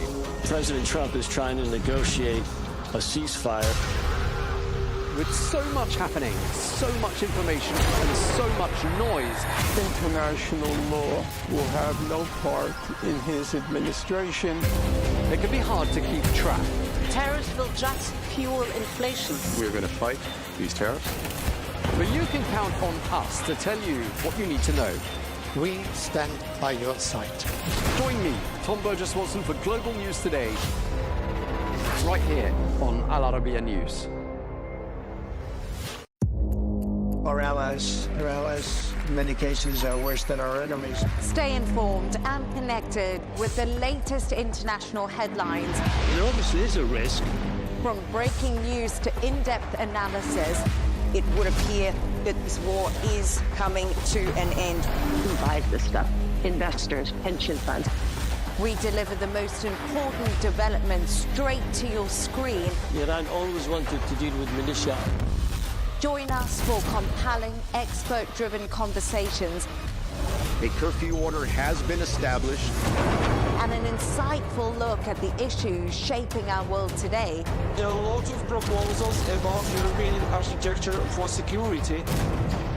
I'm Leigh Ann Gerrans, and this is W News. We dealt with this when I was Chief of Staff in the first term. Where you don't just hear the headlines, you get the full story.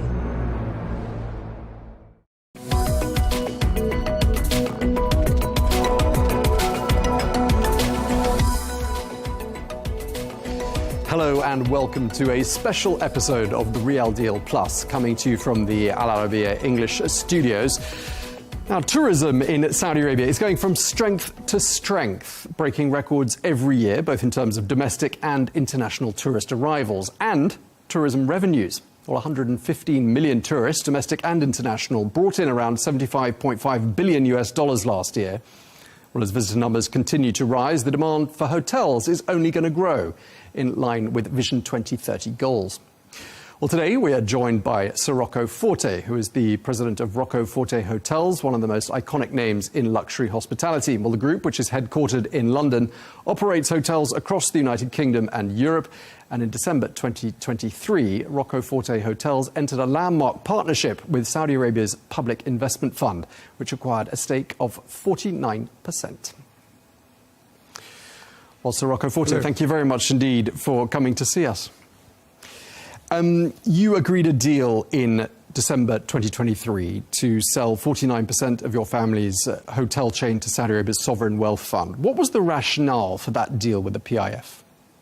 Well, I decided because I had members of my family who had interest. When I first started the business in '97, my father invested a bit of money.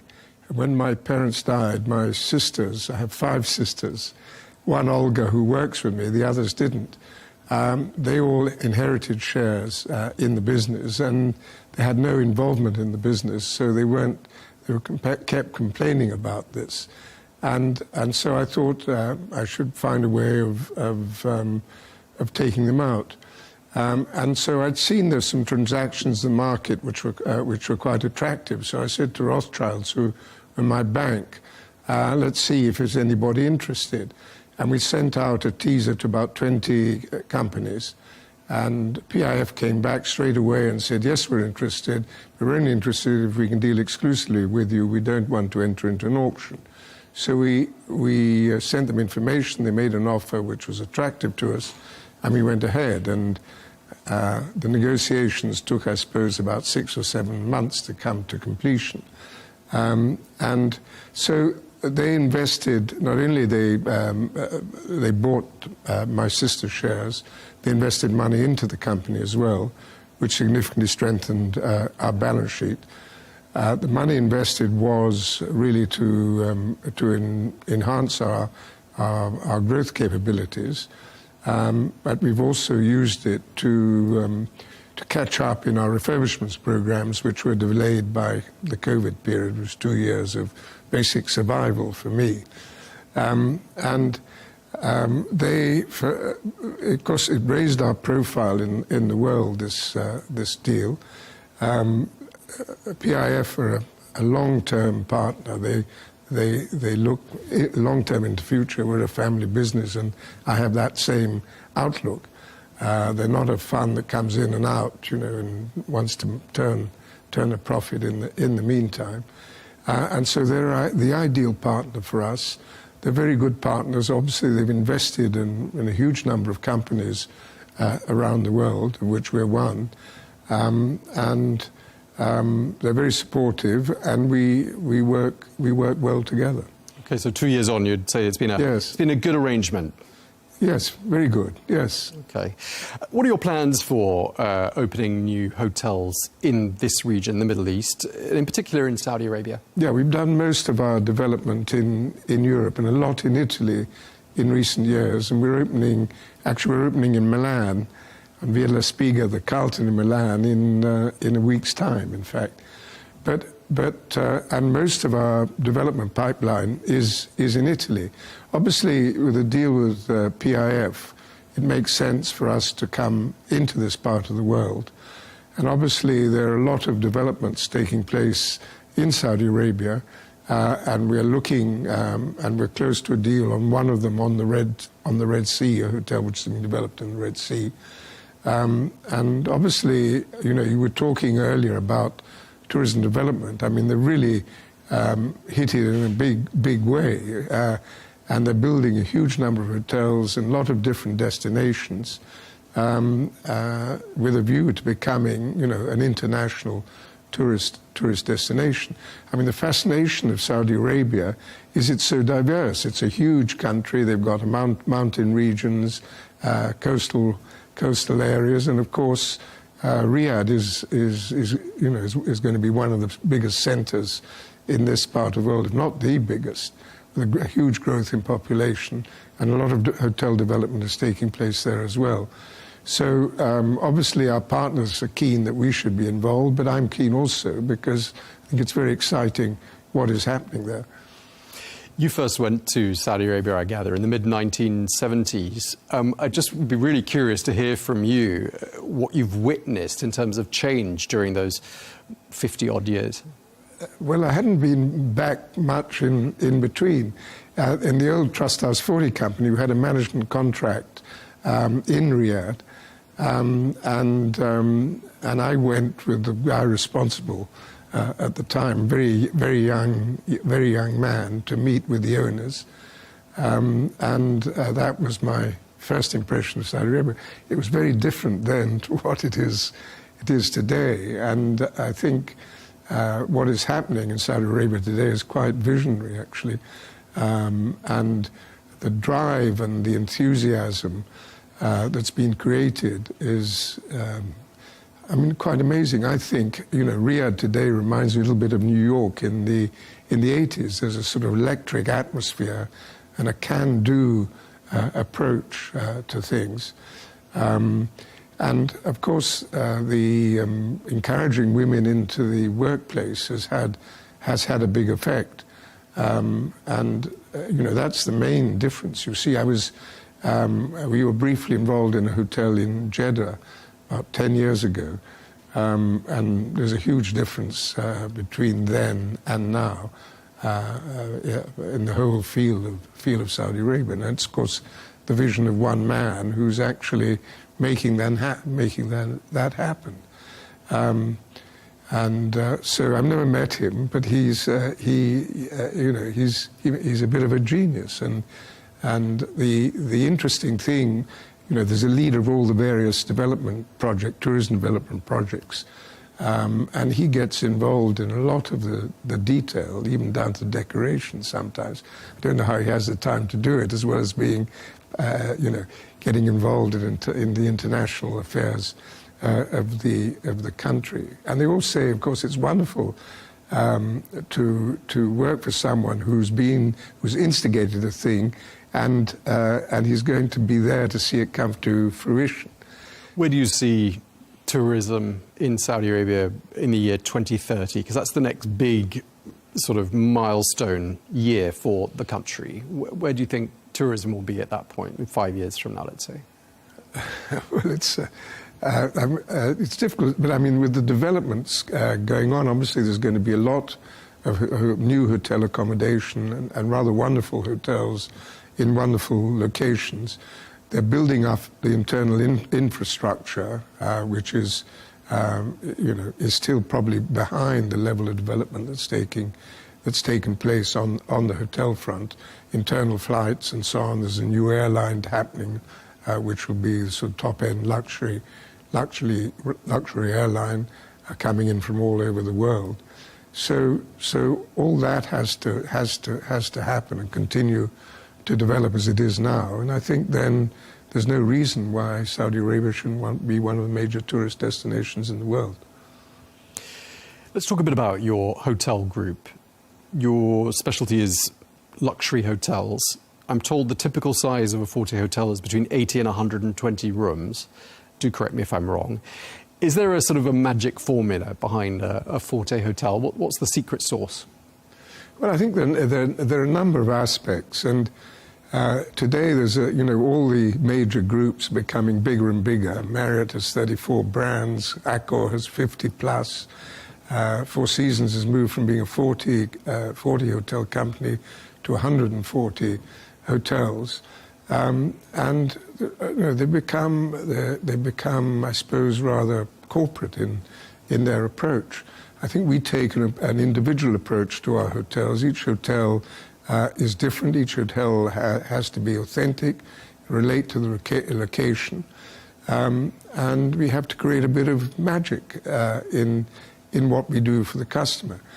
You know, people ask me what luxury is about. Well, luxury is different for every single person, using this in a different way. So we've got to understand our customers and understand what they want as individuals. We're not a supermarket. We're a sort of bespoke tailor, if you like, in the service that we create for our customers. And that's what I focus on. The other thing, I think, everybody in the luxury sector is expected to give good service, but I think we have a sort of warm and friendly approach to the service we give. And that, to a great degree, is because there's a family involved, not only owning the business, but involved in the detail of running the business. I started off with my sister, Olga, who's still very much involved, and she oversees the decoration and so on, the hotels, although we use plenty of outside designers now, but she guides them to give the hotels the feel that we want. And then my children have started getting involved in business. My son is now, Charles is doing the development, and he's driving that forward very, very fast. And he's much more familiar with this part of the world than I am now, because he's been here quite a lot, and we're looking at a number of potential projects. Hopefully in the next year or so you will start hearing about these projects in more detail. So there's this factor of family means that people in the business know who they're working for. They know they're working for individuals, not an amorphous organization. Between us, we're in the hotels a lot, so they know us personally, they know our likes and dislikes, they see the passion we have for giving service to the customer and the care that we want to take place in relation to the customer. And it feeds through, and it creates a different atmosphere from a big corporate organization. I think it makes our hotels very special. Of course, this is a region where the family business model is particularly prominent and visible, isn't it? Yes, to a great degree. I mean, obviously, family business can have a bad reputation in the sense that they're not up to date, they're not well organized, and so on. I have a terrific executive team in my business, and my children who work in the business fit in as part of that team. They're not sort of separate and running the business at a tangent to that. You've actually it works very, and there's great atmosphere. People who come work for us from different organizations, and some of the bigger organizations I mentioned, say it's wonderful working because everybody's closely integrated, closely in touch. Everything is transparent. There's very little politics, if any at all, and so it's a very nice atmosphere to work in.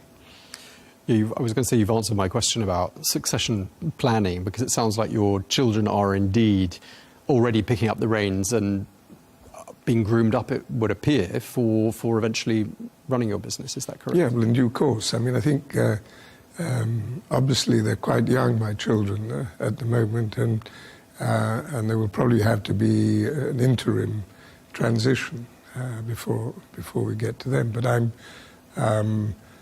in my own mind, I have a clear idea of how that's going to happen.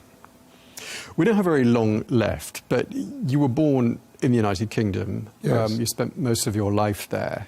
And I just wondered, because I know you have been active and vocal on the political scene to a certain degree, what you make of the current state of British leadership and the state of the economy, because we're seeing an increasing number of people moving to this part of the world. What do you think's behind that? Well, because we've lost a sort of sense of enterprise and encouragement of entrepreneurship. We've got more like the European Union, where government intervention and new laws and regulation have slowed everything down. Labour laws make it very difficult for employers.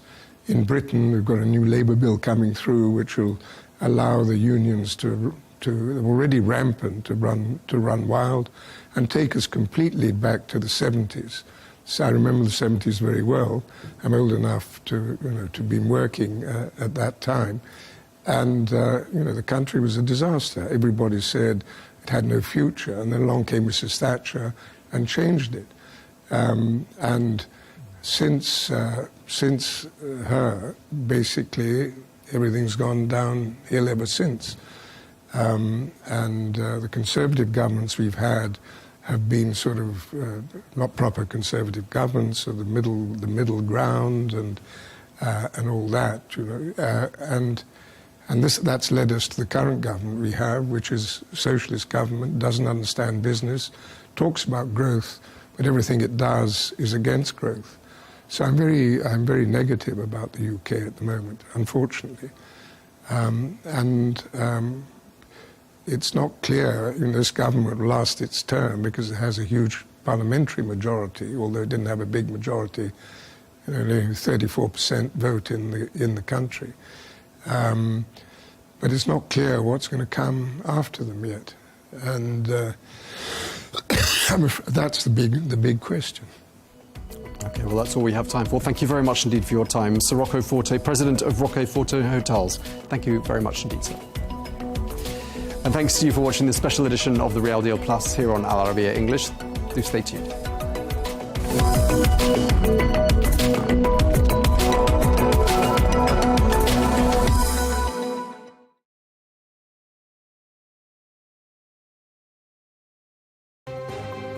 I know you're watching, so turn up the volume. New York City's new mayor takes aim at the president during his victory speech.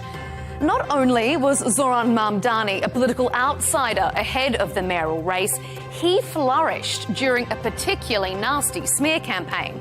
What does his win mean for Democrats and Republicans alike? You're watching Counterpoints with me, Melinda Nucifora.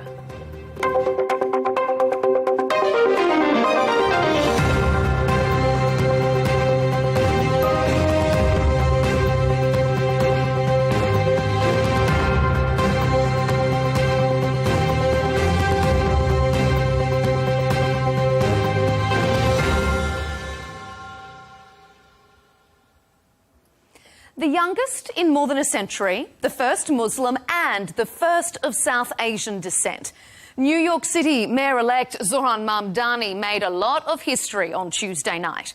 What's harder to quantify about this particular mayoral race, however, is if we've ever seen one quite so ugly. The smear campaigns and personal attacks were relentless and often came directly from the White House. And yet, Mamdani managed to turn it all into points of pride. The conventional wisdom would tell you that I am far from the perfect candidate. I am young, despite my best efforts to grow older. I am Muslim. I am a democratic socialist. And most damning of all, I refuse to apologize for any of this. In reality, the office of mayor has limited power, and yet Mamdani's victory is being talked about as if it could reshape American politics. Some analysts argue it was a litmus test for President Trump and MAGA politics, and both were found wanting. Others say it could forge a new path for the Democrats. Coming up on Counterpoints, we'll ask how Zoran Mamdani overcame these negative campaigns and won. If the mayoral race was in part a referendum on President Trump, and can one man really revive the flagging fortunes of the left?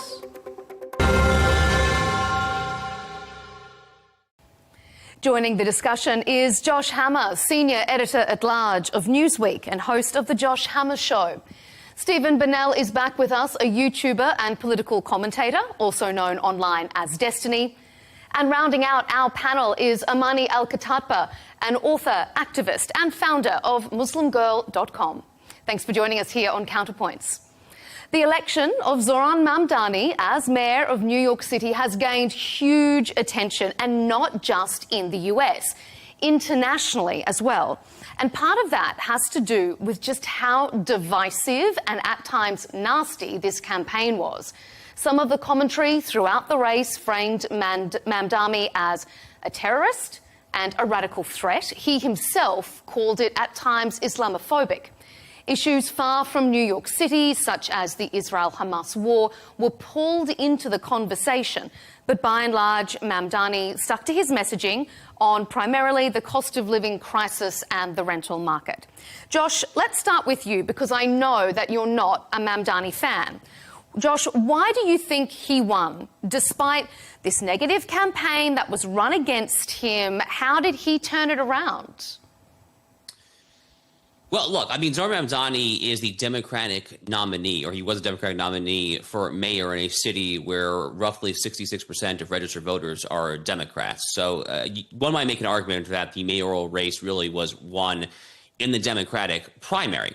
And part of the issue back then was that there was a fractured field. Andrew Cuomo, for what it's worth, even going back to the Democratic primary, and Cuomo both in the primary and in the general was Mamdani's leading opponent. Cuomo ran what can at best, let's call it kind of a mediocre campaign, a deeply uninspired campaign. This is someone who was a former governor of New York. His father, Mario Cuomo, was a governor back decades ago. He was attempting this later in life political comeback. His heart, frankly, never really seemed to be in it. He never came to terms with his handling of the COVID-19 crisis, never apologized for the whole nursing home scandal. So he ran a really awful campaign in both the primary and the general. The other element here is that Zohar Mamdani was backed by the DSA, by the Democratic Socialists of America, who have, for better or for worse, I would argue for worse as a conservative, but the DSA has a phenomenal turnout machine in terms of actually getting their activists to the polls, and that's very much what they did in New York City. There's a lot of number crunching that can be said about that as well. If you look at where Zohar Mamdani actually got his supporters, including on election day itself, a lot of them came from religiously unaffiliated voters, recent folks who moved to New York City in the past 5 years. He wins a shockingly high percentage of folks who just moved to New York City in the past 5 years. By contrast, you look at folks who are born in New York City, been there for decades. They actually, Cuomo actually got their support there. So you can start to see really how he carried this coalition. In some ways, it kind of superficially resembles the 2008 Barack Obama coalition, but he won fair and square. Amani, was it sealed in the primary? Is it just that Cuomo lost it rather than Mamdani won it? I think Zohran Mamdani really won and earned every single vote that was cast for him. I think the difference is very obvious with the discrepancy in the polling numbers, but truly, I mean, we've seen the largest voter turnout in New York since the past 60 years. And he's the first mayoral candidate in 60 years to get over 1 million votes. So he surely led a platform that inspired people. And a study just came out this morning that actually one of the main policy positions that made him so tremendously popular was his position on Israel and Palestine. It was because of the fact that he is a public figure that is not afraid to say that our country, our states, want to abide by international law. And this reflects the majority opinion of the majority of the American public right now. So it is no surprise whatsoever that he was able to inspire newcomers to come out to the polls, families, community members, that some who have never even voted before, to come out and vote for him because they finally heard something new, something that represents them. And not only did it inspire people locally to support him, but also, as you said, across the entire country. I wouldn't be surprised if this inspired a new wave, a new generation of new Democratic leaders that want to step up and want to take leadership on. And we've also seen it resonate globally as well. You know, last night, all throughout for us, it was nighttime, but all around the world, the news of Mamdani's win echoed and people were out celebrating it. And so I think that truly is a marker that this is a new chapter that the public is demanding us to enter. We're going to come into a breakdown on what it means for Republicans, what it means for the Democrats as we move on in the debate. So I'm going to pick up on those points a little bit later on. But Stephen, let me bring you in. What do you make of Amani's comments there? In particular, do you think he was boosted by his very outspoken stance with regard to the Israel-Hamas conflict? I feel like everybody's over-indexing on the parts of his election that they feel the strongest about. So people on the very far left think that it's because of his position on Israel-Palestine. And I'm sure that energized especially younger voters, you know, a bit more. People on the right are attacking him for all sorts of crazy reasons that I don't think are very relevant to why he's winning. Him being a socialist or communist or a radical Islamic jihadist that, you know, I've heard I feel like my analysis is a lot more crude or boring. Like I look at the two campaigns, I feel like Cuomo's was relatively uninspired. I'm probably quite a bit to the right of Mamdani when it comes to economics. There's a lot of his policy that I don't really like, but I thought his ads were really funny. Like it almost felt like I was watching like a guest star on The Daily Show. He seems like a funny dude. I like listening to all of his speeches. He seems like he's been pretty above board with all of his campaign stuff, whereas the attacks against him I felt have been pretty unhinged from Cuomo and from the Republican establishment at large. And I mean, New York City is a pretty left-leaning voting population. So once he secured the primary, I feel like it was pretty unlikely that he was going to lose in the general. So yeah, that's just how I view it. I think he ran a good campaign. I think he deserved to win. I would have to really push back on that. You know, I don't think that it really is over-indexing when every single interview, every single debate stage that Zahran went on, he was compelled to make a comment on Gaza and Israel. In fact, that was the number one thing even that mainstream media wanted to hear him speak on, even though he was running for mayor of New York City. And so he was really pushed to be vocal about his position on this issue. I would say that it even dominated the majority of the sound bites and the airwaves surrounding his campaign. And people liked what they heard. He represented, I mean, like I said, this really isn't, science over here. It's fact that this is what the majority of Americans want to see in terms of us abiding by international law, in terms of us ending our funding of a genocide, of us, starving the American people in order for us to drop bombs for another country on the other side of the world. These are all common sense issues, common sense positions that the majority of Americans feel right now and feel strongly because of how badly our economy is hurting. So it makes perfect sense why Zahran became as popular as he did. Josh, what do you think? In nationwide polling, just real quick, in nationwide polling, like the Israel-Palestine conflict ranks is pretty low. I think it's like 6% of voters like rank it as a top 3 issue.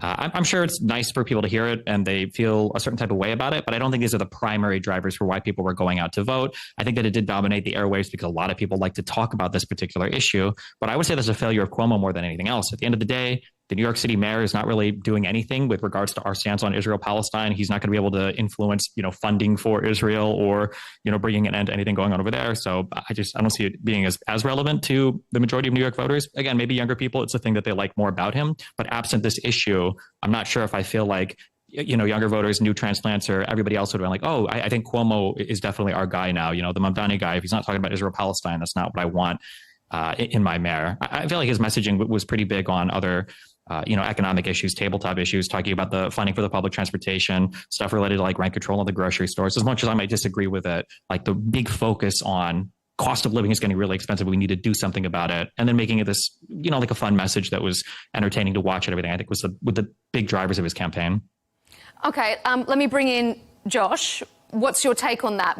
Was he put in a position where he needed to justify perhaps his faith as a Muslim being asked about the Israel-Hamas conflict, or was it a ploy to get more voters out, or do you think that it wasn't an issue at all? I think it was a side issue at best. This is an issue that the media was infatuated about for the very simple reason that the media is generally infatuated about all conflicts in the Middle East, especially one that involve Jews. There is a large Jewish population in New York City. It's the largest Jewish population of any city outside of the state of Israel across the world. So there were various reasons why the media was interested in sound bites on this, but this was an ancillary issue at best, I think, in this election. And again, we're still waiting on some more exit polling data there. But in an election like New York City, it really is those bread and butter economic issues, I think, that are top concerns. And he did talk about this a lot. He talked about economic issues a lot on the campaign trail. He talked about it arguably more than any slew of issues there. He talked about all kind of the entire slate of far left AOC style Democratic Socialist of America issues. He talked about defunding the police, but it seems to be like his basic socialist pitch on economics is really what carried the day. Again, I think a lot of folks are overinterpreting this, but New York City, to kind of give the number again, roughly 66% of registered voters in New York City are registered Democrats. It is a very blue city. in a light blue state. And if you win the Democratic primary, you're going to be in good shape to win the general election. I think it's basically that simple. Just a quick response, though, to some of what I heard earlier. The notion that Zohar Mamdani's individual stances on the Israel-Hamas conflict, that this is something that the American people agree with or are clamoring for, I think is completely, utterly asinine. The overwhelming majority of American people do not agree with Zohar Mamdani's consistent, repeated refusal to condemn the clearly anti-Semitic expression to globalize the Intifada. The American people are not with him on that. The American people are not with him in talking about what has happened in Gaza the past 2 years as a genocide or apartheid. We have polling on this. So, sound bites are nice, kind of talking out of your rear end is nice, but we actually have polling on this. And the American people are consistently not with Mamdani on these issues, but a very left-leaning city like New York City, they're not necessarily going to come out in droves to oppose him on those issues. For what it's worth, Jewish New Yorkers actually voted against Mamdani at an even higher percentage than Catholic New Yorkers or Protestant New Yorkers. Mamdani actually lost literally all of those religious subgroups. Cuomo carried all three of those categories, Protestants, Catholics, and Jews alike. He just ends up dominating the religiously unaffiliated, who apparently are a plurality or perhaps even a majority of New Yorkers these days. Amani? I mean, Josh, you probably know a lot about talking out of one's behind, but I do want to say that obviously mainstream media had a tremendous interest in Zohran's position on Israel and Palestine, because we all know that lobbyists have Congress on payroll. And one of the strongest lobbies in the country is paying for our representatives to sponsor this genocide AIPAC is the 190 that Israel is carrying out on our name. And what are your thoughts on genocide, National Iranian Council? And once again, genocide. This is an issue that has been deemed a genocide by virtually every global human rights organization in the world. Do you want to go down the rabbit hole? So to say that this is an issue that's of I'm interest, actually a lawyer. I actually know what genocide is. We're not going to get too deep into that issue, because that's an issue for another day, whether or not, because we need to focus on the election itself. And listen. And to respond to that, if I may complete my point, I mean, Josh's reaction is exactly why Cuomo lost. I mean, Josh represents an outdated political system. Cuomo's biggest failure was the fact that he thought he could rely on that establishment, on those established lobbyist ties, just like Josh thinks that the American public is still dumb enough to hear the talking points of these lobbyists and for us to actually believe them. That's not the case anymore, and I think this election reflects that. Cuomo's biggest failure was not only relying on the establishment and his existing ties, but also on spurring anti-Muslim sentiment and weaponizing Zohran's religious identity against him. He, again, using the same playbook as the one that Josh is relying on right now heavily, he thought that he could really depend on racism, honestly, just racism, and people hating Muslims and hating Arabs and equating all Arabs with South Asians, with Zohran, with brown people, with an other, with an abstract enemy that perpetuated 9/11, that somehow this Indian Muslim with the Ugandan citizenship is somehow connected to, if you were listening to what mainstream media had to say. That was Cuomo's biggest failure, because New Yorkers said, we are done. We are done with that outdated playbook, and we are over the racism, the Islamophobia of the past, and it does not work on us anymore. Stephen, what do you think? Is the idea of this negative campaign, these accusations of being a communist, an anti-Semite, anti-American, are people just sick of that kind of campaign, and that is why we saw Mamdani being able to show that he was different in that regard? My take on this is very boring. I'm going back to what I said before. I think that he did really well on messaging on economic issues, and I think it was really entertaining to watch. I think it basically boils down to that. I think all these other conversations are a massive waste of time. I blame the Republican establishment for the past 3 decades, and especially MAGA, for reducing every single conversation to basically the dumbest possible talking point. And there are so many great criticisms that you can make relating to Mamdani's policies. I think that there are great arguments you can make against strict price controls and the distortionary impacts that they have on markets. I think that there are so many great things that you can say, like should the mayor of New York say that he would arrest Netanyahu if he comes in? Like, that's kind of a weird statement. But instead, the conservatives are hyper fixated on, and I just want want to say somebody who spent a lot of time traveling in Europe to come back and to see conservatives look at Mamdani and call this guy like a radical Muslim is just the most unbelievably stupid thing I've ever heard in my entire life. I almost wish he would show up with, 5 girlfriends and burqas and just start chanting Islamic prayers just because of how unhinged the conservatives become over it. I just think it's ridiculous. And I wish that we could have more conversations, I guess, about the actual issues that are facing New Yorkers for the city of New York. Obviously, I don't even live in New York, so I don't even have a direct investment in that. But I think that a large part of our media diet now and a large part of the media atmosphere is just unhinged personal attacks. And I think the MAGA movement and the Republicans that in general for the past several decades have played into that heavily. And that's why we're having conversations on if he's like a radical Islamist or if he's a communist or a socialist or, whatever else, instead of discussing any policy oriented stuff. I think it's a huge disservice to all Americans. Mm-hmm. All right. Josh, respond to that. The failings of maybe attacking the man, the player, and not the game. Well, I mean, there's some truth in that. I mean, on the one hand, and on the other hand, I hate to say it, but there are many Americans, many people who vote in major elections like the New York City mayoral election who don't necessarily care for a highly wonkery public policy debates. I have learned this myself in any number of my public debates on debate stages as well. Oftentimes emotional appeal ends up carrying the day over facts, logic, reason, and so forth. I very much wish that were not the case, by the way, as someone who very much cares about public policy and law and logic and reason. I very much wish that carried the day. It doesn't often carry the day. I will just say this. I will say that the guy who, if you go back in the social media feed, has quite literally quoted Karl Marx's Communist Manifesto, the guy who literally began his victory speech last night with a quotation from Eugene Debs, the 5-time Socialist Party of America presidential candidate. It seems to me like it is not a particularly wild stretch to call that guy a socialist, communist, whatever you want to call him. I think a prior generation of Americans wouldn't have even batted an eyelash to recognize him as such. I don't personally think that he is a radical Islamist, for what it's worth. I don't think that he is a covert Muslim Brotherhood agent or anything like that. I do think that he has outrageous views on most Middle East geopolitical related issues, which really should not, again, be involved at all in a municipal election in New York City. It's completely and utterly irrelevant. So I wish that weren't a factor, because if I were a New Yorker, I would be outraged if my conversation were taking place on this terrain and not my actual bread and butter economics, my NYPD funding, things that actually matter to my day-to-day life there. I totally agree with Destiny on all of that. But how much of an issue do you think it is, Josh, that one of the richest, most iconic, influential cities, the heart of capitalism in the US, is now going to have a socialist mayor?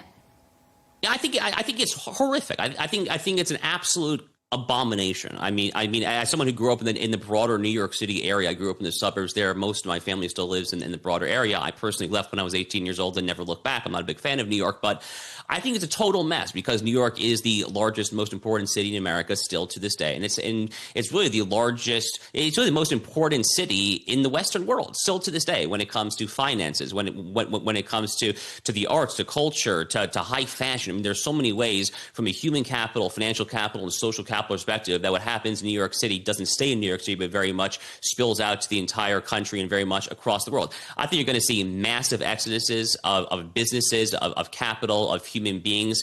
There were already indications that some of these suburban counties around New York City, for instance, Nassau County, which is the first county in Long Island, just east of Queens, in Nassau County, real estate prices have actually already begun to spike due to people fleeing the incoming zoopocalypse, so to speak. Certainly in Florida, where I live, there are a lot of prospective first-time home purchasers, such as myself, who are very much already thinking about what it's going to mean for our housing market here in Florida. I think you're going to be looking at potentially iconic New York institutions. I mean, major banks, major media companies, major fashion outlets, who potentially might actually have to move out if this guy is capable of doing and able to execute half of his wild radical agenda. The silver lining is that there are real potential stops in place when it comes to the New York City Council, when it comes to Governor Hochul, when it comes to the legislature in Albany there. We will see if any of those stops actually end up happening and preventing his radical takeover agenda. I don't know Josh's position on his radio show, but I'm not going to say that he's MAGA or conservative, but I will say that I'm a huge free market guy. I do believe in a lot of government intervention in certain areas. I just think you have to recognize that there's an impact when the government intervenes on things. That being said, I find the complaints about socialism in New York City to be entirely hollow when all of these same conservatives, maybe not Josh, when all of these other same conservatives seem to be clapping for Donald Trump taking like the U.S. government equity stake in Intel at 10%, or the U.S. government having a golden share in U.S. Steel, Nippon Steel in that merger. The idea that sometimes socialism is okay when I guess the Republicans are doing it is very strange to me. And I feel like they were completely and utterly silent when it came to that. But the mayor of New York City having positions on things is somehow a worse form of socialism. It's especially scary because on the left, one of my big criticisms of Zohran is I do think that he's really far left on a lot of economic policy, but liberals and people on the left tend to follow the laws and the restrictions in place. So I'm not really worried about him doing some crazy takeover. Whereas on the right, there's just an absolute and utter disregard for rule of law, rule by law, and they will do whatever they can in whatever corrupt measure to enforce whatever kind of will they have. And I would say that Trump's 10% equity stake in Intel, the U.S. government stake in Intel, and then the U.S. government golden share in U.S. Steel, those are incredibly crazy anti-capitalist, socialist-ish kind of deals. Amani, are we about to see a flee of people from New York City?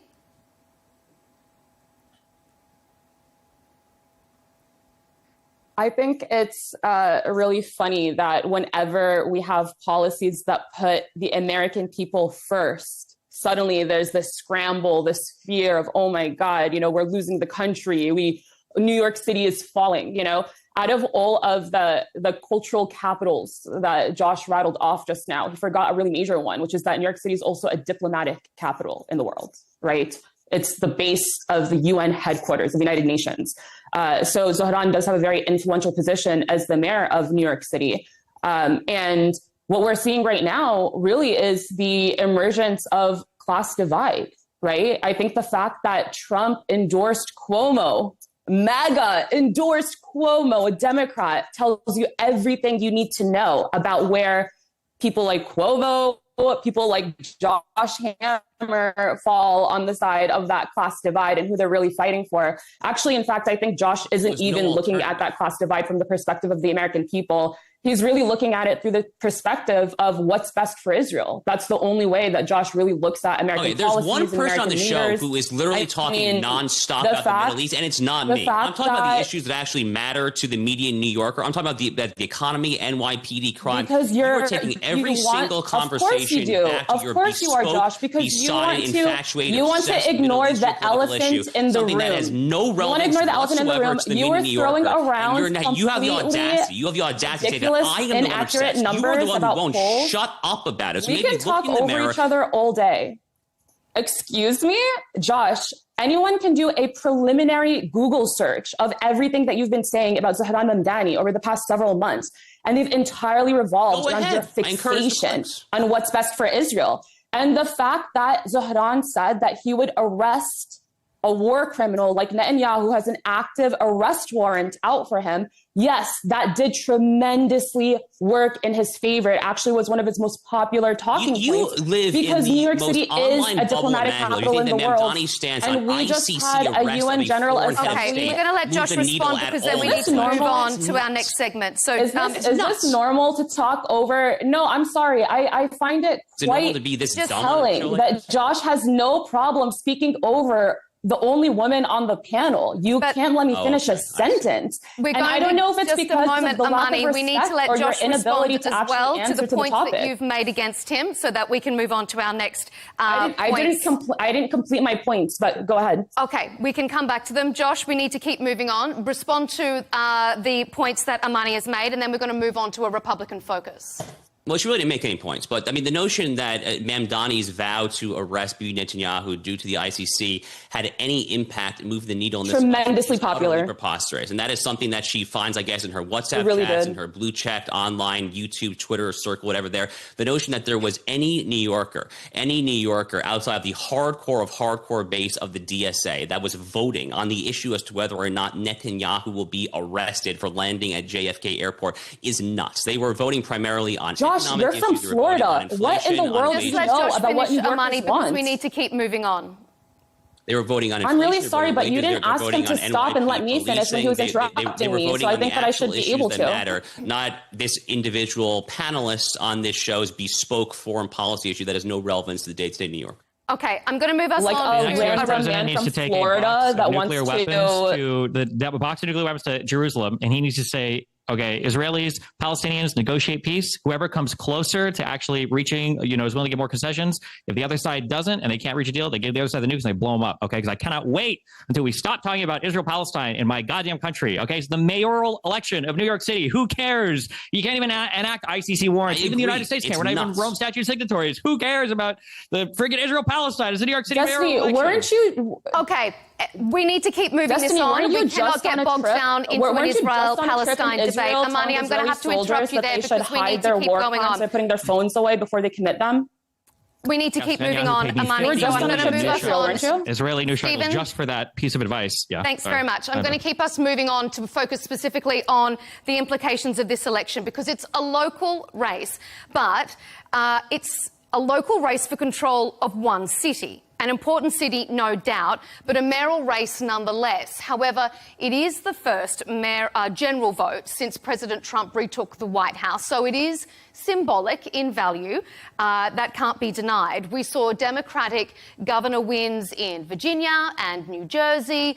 Gavin Newsom's redistricting proposal got through in Victoria. So it has led a lot of people to say that this was and always was going to be a litmus test for the Republican Party. Stephen, I'm going to bring you in here first.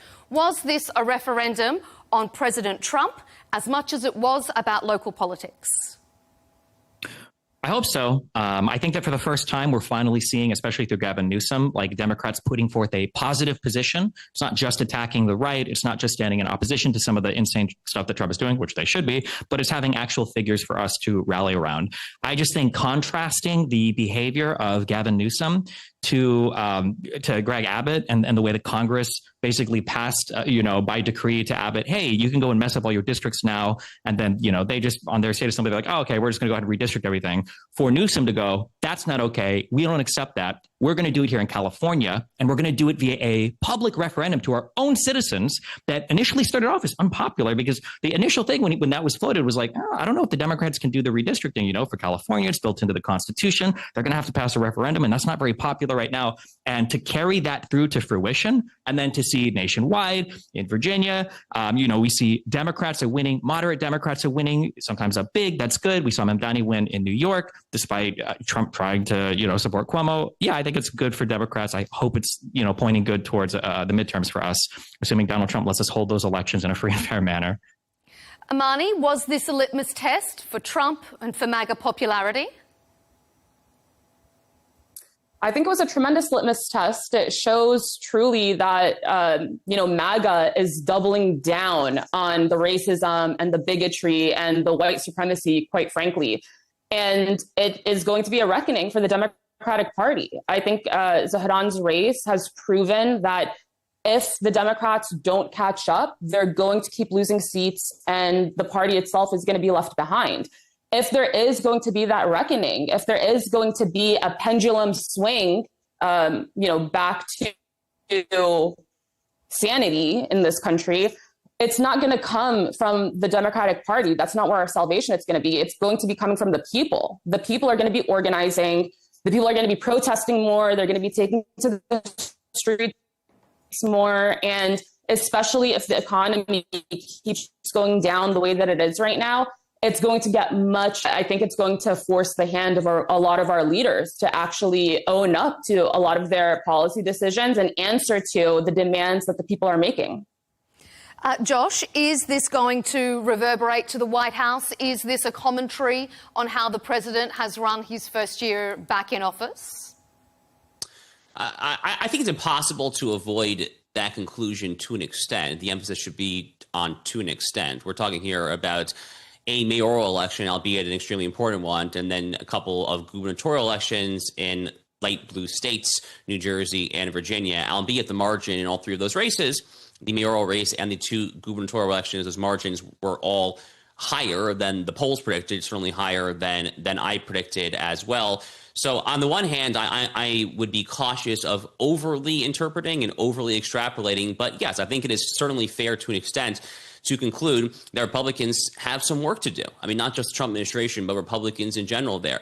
Because take us back to our earlier conversation. Again, it is my thesis that the reason that Zohran Mamdani won this election, in addition to being the Democratic candidate in a very Democrat city, is that he did, contrary to one of my co-panelists' assertions, he did emphasize to the, not the exclusion, but over above any other issue, he emphasized economic issues. Again, I think his stances on those issues are nuts, but he talked over and over again on his various economic policies and proposals there. And I think that it is incumbent on Republicans to realize that, unfortunately, the Republican Party, which is in the midst of kind of this generational rebrand, presenting itself as more of a middle and working class party, a rebrand that I have personally very much encouraged. I've written thousands of words on this about various policies and this and that there, but they are still viewed, I think, by many of the American people as still being the party of the upper class. And Democrats still have this kind of vestigial cachet when it comes to being the party of the proverbial little guy. And Republicans have a lot of work to do when it comes to building trust, when it comes to fighting inflation, boosting wages, reshoring jobs, things like that. So those are all the various bread and butter issues that I hope the Republicans are able to double down on in the year ahead until the November 2026 midterms. Amani, President Trump threatened to withhold additional federal funds to New York other than the very minimum required if Mamdani was to win. Is that an abuse of power, and is that going to play exactly into Mamdani's playbook of standing up to power?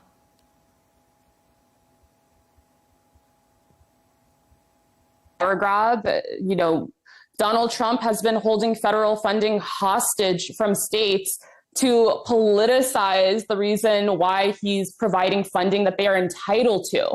And so it comes as no surprise to anybody, but I will say that I was there last night at Zohran's victory party when the results came in.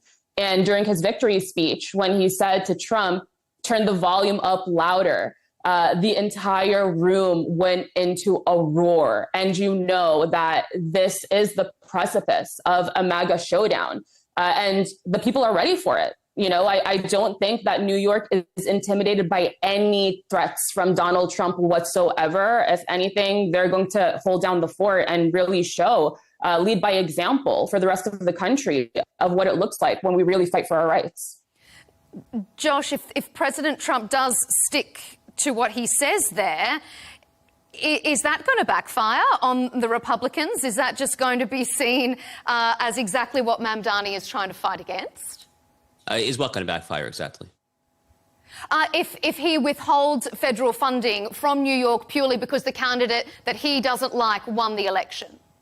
Well, that's not why he would withhold federal funds. I mean, to be clear, if that is the literal stipulated reason, then yes, he would deserve backlash, and I'm sure that backlash would happen. But when presidents, including this president, talk about the possibility of withholding federal funds when it comes to DOJ grants, there typically those funds are done because those funds come with strings attached to them, and there are various things that local departments can't do. So I mean, not to go full legal nerd, but there's actually a whole body of constitutional precedent on this. There's a 1987 case called South Dakota versus Dole, which really elaborates on the exact nexus. But all that aside, he did say, I'm not going to send good money after bad. I'm not going to give them any more than the minimum if Mamdani wins. He said it. He's not saying, sure, I'm going to wait and see how he spends the money. Yeah, this is typical Trumpian rhetorical flourish. This is how the man communicates, both in real life and on his Truth Social feed. And then it's up to Attorney General Pam Bondi and the various lawyers to actually put that into constitutionally permissible legal practice. So, for instance, if you're talking about DOJ grants to local police departments, it would be constitutional under the South Dakota versus Dole precedent and other precedents. It would be constitutional to withhold DOJ grants for local police departments if those local police departments do not do anything to assist ICE, immigration enforcement operations, or things like that. All of that is perfectly constitutional, and that, I think, would be the way to actually translate that Trumpian impulse into practice. Mamdani's also... I'd like to jump in here. Just to be clear on that, this is not an ordinary state of affairs. There's no other president that has ever played games with, especially FEMA funds in the way that Trump has, and there is absolutely no legal permissibility for Trump to do the things that he does. I don't know where this idea comes from, that these are just Trump rhetorical flourishes. I think you could have gotten away with that in Trump term 1, but Trump has enacted through multiple ways, playing illegal games with FEMA funds and doing illegal things as president of the United States. The idea that it's Pam Bondi's job to put these into legally permissible actions is a joke. joke. The administration, is fighting more legal battles in their first year than some presidents have fought in the entire 4 years or 8 years that they've been president. A lot of those Donald were started Trump's by issued, the I think, insurrection. But more started by what? By rogue lower court judges. I mean, Jeb Boasberg in D.C., Judge McConnell in Massachusetts. I mean, it depends on those the issue. I'm not sure what country you're from. I'm from the United States of America, and those are federally appointed judges. You don't get to call them a rogue judge. I'm actually a ruling a you don't like. And what you do is you appeal. I know what I'm talking about here. Oh, then in that case, then you know better, and you shouldn't. If I can jump in and just simplify this, administration. And I just want to be clear. Biden, no other basic terms, one at a time. Amani, hold that bigger picture. Destiny, Stephen, finish your point there. I'm going to hand it to Amani. Finish your point there, Stephen. Trump did not say, I'm going to pull the strings on funding to New York City if they are using funds in ways which are impermissible based on current guidelines of the DOJ. Trump said that he didn't want to allow funds to New York City in an attempt to threaten or blackmail voters into making them think they're not going to get federal funds if they elect a mayor that he doesn't like. The idea that you might find some way pretextually, that's a word you might like as a lawyer, that you might find some way pretextually to justify some weird contingency on your funds or to withhold them as a result doesn't matter. The year is 2025 because people that's what are still influences taking how Donald people Trump's vote. social statements literally. I find that utterly astonishing. You should have learned literally a decade ago. It's not to take what he says. Well, Trump is literally putting law firms and literally putting lawyers in executive orders, and he literally ordered Pam Bondi to begin to politically prosecute his opponents, and now this is literally showing up in indictments that are literally going in front of federal judges. So it seems like it's actually happening. That was actually what Merrick Garland and Jack Smith did to Donald Trump himself, as well as a very slew of others. People like Steve Bannon, who literally went to jail because of that very notion there. So there's one. Well, except that's actually not even remotely the case. Literal So prosecution of political opponents is actually the. So you either lied when you said you were a lawyer, or you're just carrying water for the administration. You will never find a statement by Joe Biden that is the equivalent to Joe Biden telling Merrick Garland, "Hey, can you prosecute my political opponents?" Because those statements don't exist. Donald Trump puts them on Truth Social. He named Letitia James, he named James Comey, and he named Bolton, and he named the prosecutor that he wanted to prosecute them. And all three of these people are now mysteriously indicted. To compare that to Joe Biden, who presided over a presidency where the Attorney General and DOJ was appointed to investigate his own documents case, is absolutely absurd. You're living a fantastic delusional land to even try to draw the equivalent there. Okay, Amani, I'm going to bring you in, give us your point of view, and then I'm going to move us on to a Democratic focus. Listen, at the end of the day, to make it as clear as possible, the bigger picture here is that, yes, Donald Trump is gutting the American Constitution. He's been doing this since the very start of his presidency. In fact, he's been serving as president to foreign countries more than the American public. He has violated so many of our constitutional rights. He's speaking about removing term limits from the presidency so that he can literally become a tyrant over us. So the fact that he's threatening to withhold funding because he doesn't like the mayor that a city has elected, this is not a surprise. And he has done this already. Josh, I'm sure you will hate to be reminded of the fact that Donald Trump actually restricted federal funding and completely gutted the jewel of the American academic system, which is our Ivy League schools, in order to censor criticism of our foreign ally, Israel. Donald Trump is sacrificing American rights. As 1964. And literally enforcing Title VI, which we can discuss if you really want to go.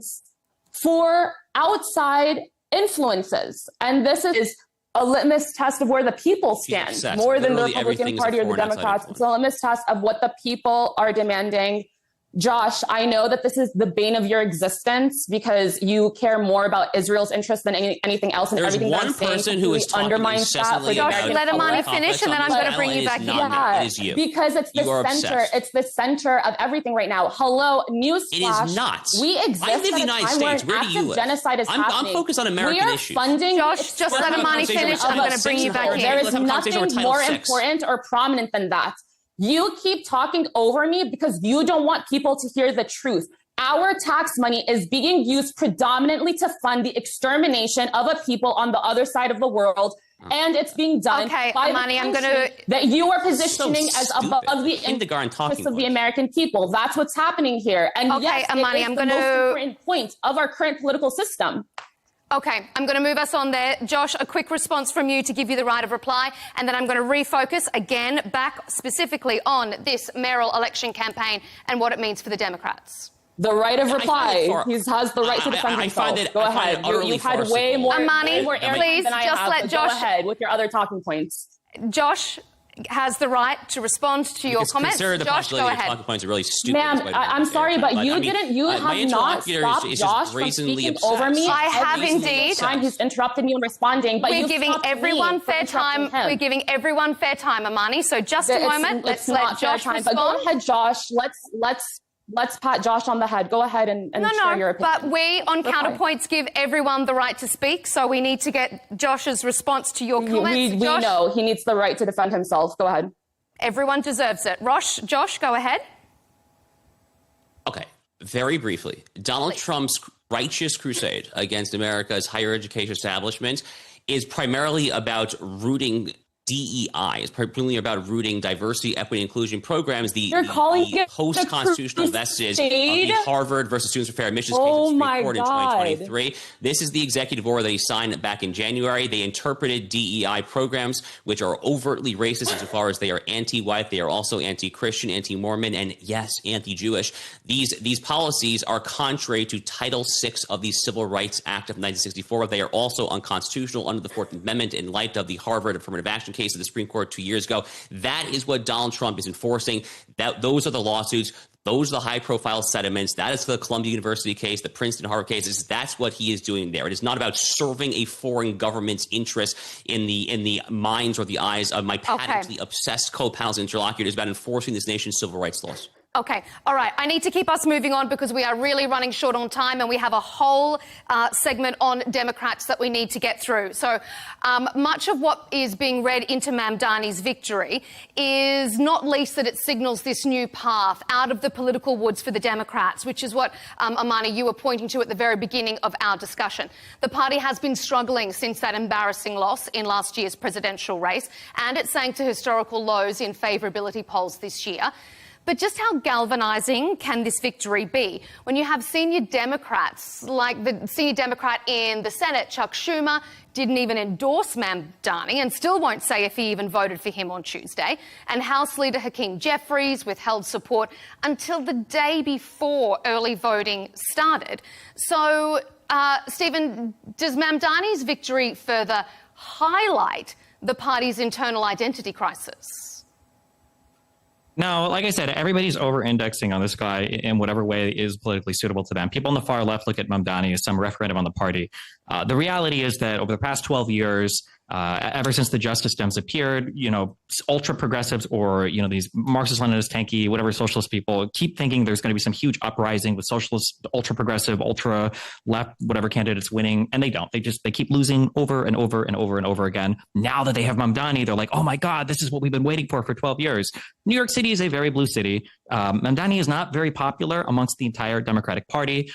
For all the criticisms I have of Schumer and Jeffries, I understand them not endorsing him necessarily. I don't know why we would necessarily look to senators or congressmen to endorse mayoral candidates in New York City. I don't even know how appropriate that is or historically what the precedence is for that. It makes sense that they wouldn't. Mamdani won his election. I'm glad that he did. Again, he's to the left of me, but if you're in New York City, I would probably support the Democratic candidate over any conservative one, especially when the conservatives have tried to use blackmail from the DOJ to control the mayor of New York City. So yeah, I think that you saw a lot of Democrats winning yesterday in very moderate ways, in which the far left was predicting, that the Virginia races wouldn't go the way we wanted them to. And we won even the attorney general seat there, despite the text message and everything with Jones. And, we won in New Jersey. And you don't need this far left movement across the entirety of the United States to win in all these elections just because a pretty far left guy won in New York City. Is it unique to New York City, Amani? Is this the start of more far left success across the country? Or are we seeing a more divided Democratic Party than ever?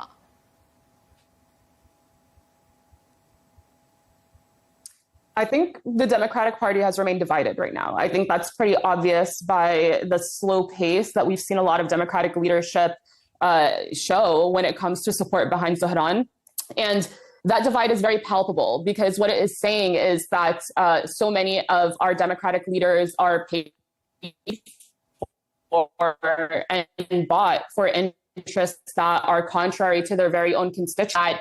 people are capable of organizing against the policies that are negatively impacting them. And I truly hope that this does inspire more of that organizing across the board. Like I said, if we see that change happen, if we see that watershed moment, it's not voluntarily going to come from Democratic leadership. It's not going to come from the party itself. It's going to be coming from the people, forcing the leaders they want to see into those seats.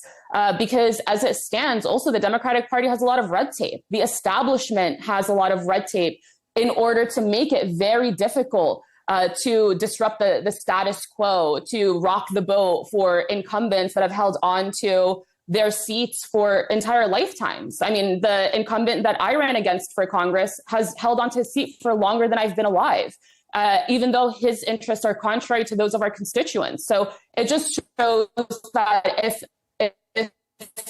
what they say about an immovable object, right, it has to be met with force if we're going to see that change happen. Mm-hmm. Josh, is the media getting too swept up in the star power of one man? Has he single-handedly rejuvenated the left? Well, single-handedly, I think, is a very strong way of putting it, but this is definitely a massive boost. I mean, for Democrats in the first major elections in the first year of the Trump administration. Zohran Mamdani, for what I have been very critical of him, I disagree with him on virtually everything, but he's clearly a very talented politician. I mean, he's clearly a very smooth talking guy. He's a good looking man. He presents very well.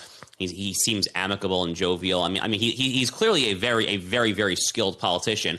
I think a lot of folks have made the analogy to Barack Obama on the campaign trail back in 2008, the whole hope and change thing, and this is going to be this is obviously the test for Democrats. I mean, after Kamala Harris got shellacked in the 2024 presidential election, losing all 7 swing states, it seemed to a lot of folks that the path to relevance for the Democrats was to shift at least a little bit towards the center. And you actually saw some inklings of that earlier this year from, we mentioned Gavin Newsom earlier. I mean, even Gavin Newsom on that conversation with my late friend Charlie Kirk, Gavin Newsom in that conversation with Charlie actually talked about how Democrats have gone too far on the transgender issue, biological males and women's sports, so forth. So there actually were some inklings that Democrats were thinking of moderating on some of these cultural issues. And then we got the election of Mamdani in New York City, and that just throws a massive fork into the wrench, so to speak. So it is a big conversation for Democrats. It's obviously an ideological kind of injection straight into the veins of the far left flank of the Democratic Party, and that's only going to, I think, prolong and exacerbate their kind of internecine civil war that's happening on the left, because it really does slow down the force of moderation. No doubt about that. Mm. Amani, we saw 2 moderate governor candidates win their elections. So could there be a bit of a risk of saying, well, look, moderate Democrats are still providing what the party needs. Maybe this is just a New York blip, and the moderate Democrats are going to be the ones that forge ahead from here?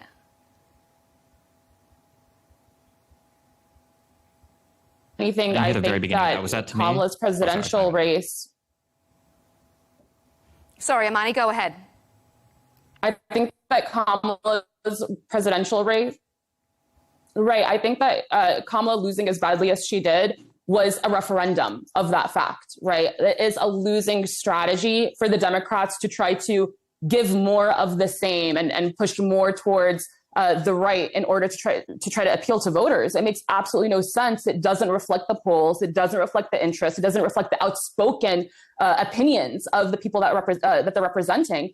If anything, it is this push that we're seeing Zohran lead the way on, which is going further to the left, further into progressivism that the people are yearning for. Because right now, both of the parties have been looking identical for a very long time.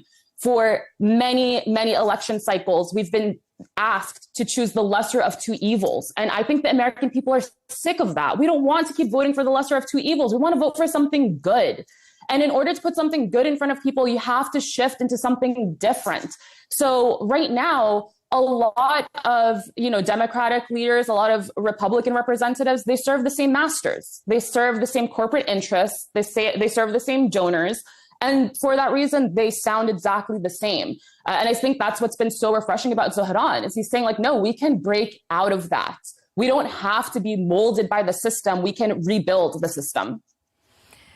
Stephen, that's all well and good, But if he doesn't deliver, if we put him up on this pedestal, could that backfire then, and it will work against all Democrats?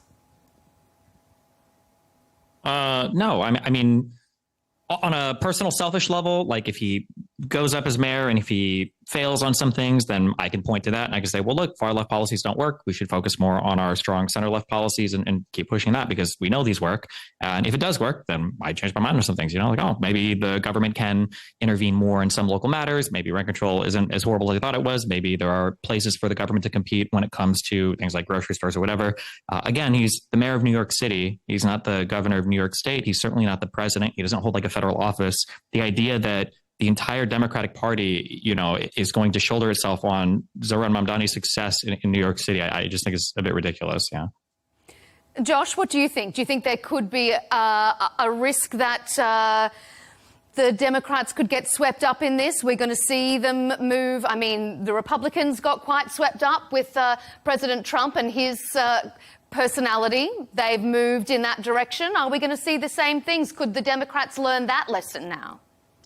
Look, the United States is a very large country, and the brand of Democratic Party politics that leads to electoral success in the year 2025 in blue bastions like New York City, Chicago, and so forth is not necessarily the kind of Democratic Party brand that will lead to success in any number of other cities and states across America. So yes, there absolutely is, I think, a huge concern. I mean, far be it from me to advise Democrats. I wish them, politically speaking, nothing but the worst, of course. But if I were hypothetically advising the Democrats, it would seem to me that there would be a real risk of trying to export the radical far-left politics of Zohran Mamdani and the DSA more broadly, and then trying to inject that into the candidates for governor in swing states like Georgia, Arizona, and North Carolina, or frankly, even for mayoral positions in swingy cities in some red states. I'm thinking like a Dallas, Texas, a place like that there. I don't think Zohran Mamdani's politics would fly in a place like a Dallas, Texas, for instance. I mean, Kansas City, Missouri. I mean, it's very hard to say, but I think that there absolutely is a huge risk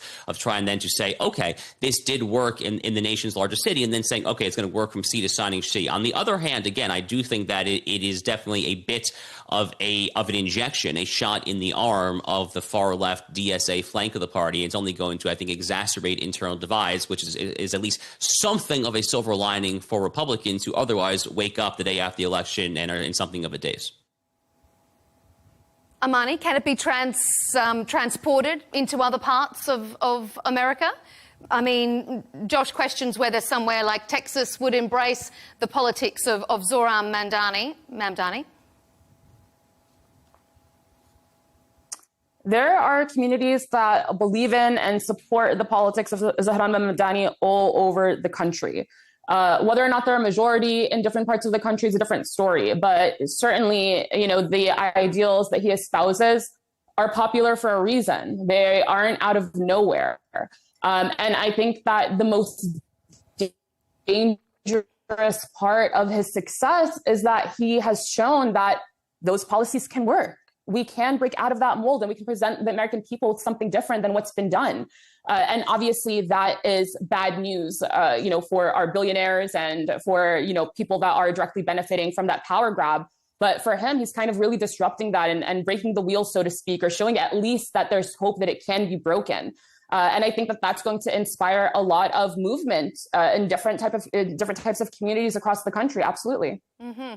Well, he's promised big. He has a lot to deliver. We're out of time. We'll have to leave it there. But I thank all of you for your contribution. Josh Hammer, Senior Editor-at-Large of Newsweek and the host of The Josh Hammer Show. Stephen Burnell, a YouTuber, political commentator known online as Destiny. And Amani Al-Khattatba, author, activist and founder of MuslimGirl.com. Thank you to all of you for being here on Counterpoints.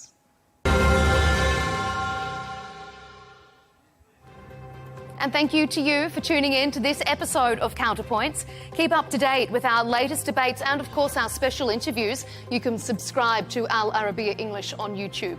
And don't forget to follow us on X and TikTok. I'll see you next time.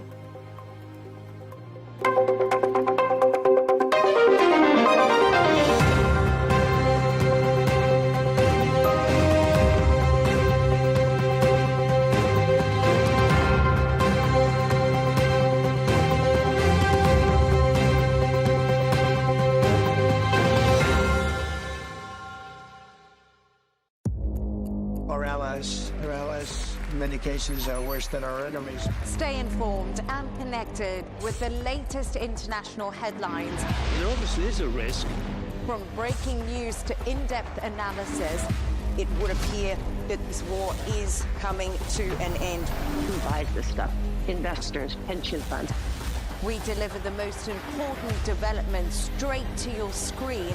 Iran always wanted to deal with militia. Join us for compelling, expert-driven conversations. A curfew order has been established. And an insightful look at the issues shaping our world today. There are lots of proposals about European architecture for security. I'm Leigh Ann Gerrans, and this is W News. We dealt with this when I was chief of staff in the first term. Where you don't just hear the headlines, you get the full story.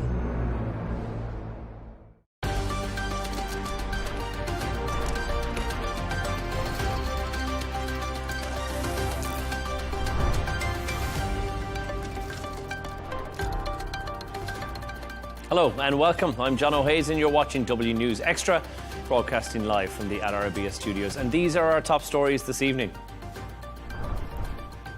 The US Senate passes a crucial funding bill which could bring the longest government shutdown in history to an end. A US official announces Syria is joining the global coalition against ISIS. That's hours after President Ahmed al-Shara meets President Trump for historic talks at the White House. And police in India are exploring all possibilities after a deadly car explosion in Delhi kills at least 13 people.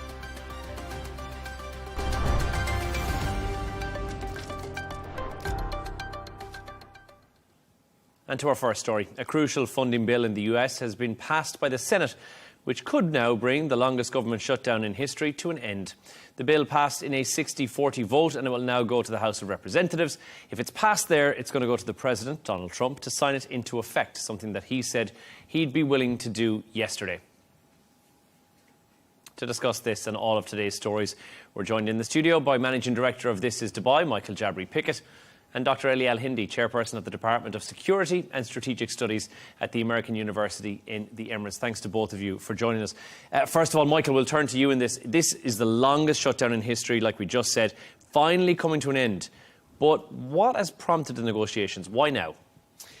So it was a game of chicken, and the Democrats blinked first. I also believe that Chuck Schumer, who is the in charge of the Democratic caucus, did not do a very good job because he either knowingly or unknowingly had 7 members plus an independent who were part of his caucus work with the Republicans. Now, that's not what a leader in the Senate should be doing. He needs to make sure that everybody sticks to the party line. And the Democrats, you remember, this was 5 days after not just an incredible moral victory, but in every Republican instance where they could have lost, they won. Mayor of New York, Governor of New Jersey and Virginia, Supreme Court in Pennsylvania, as well as a key race in Georgia. And California as well with the Prop 50.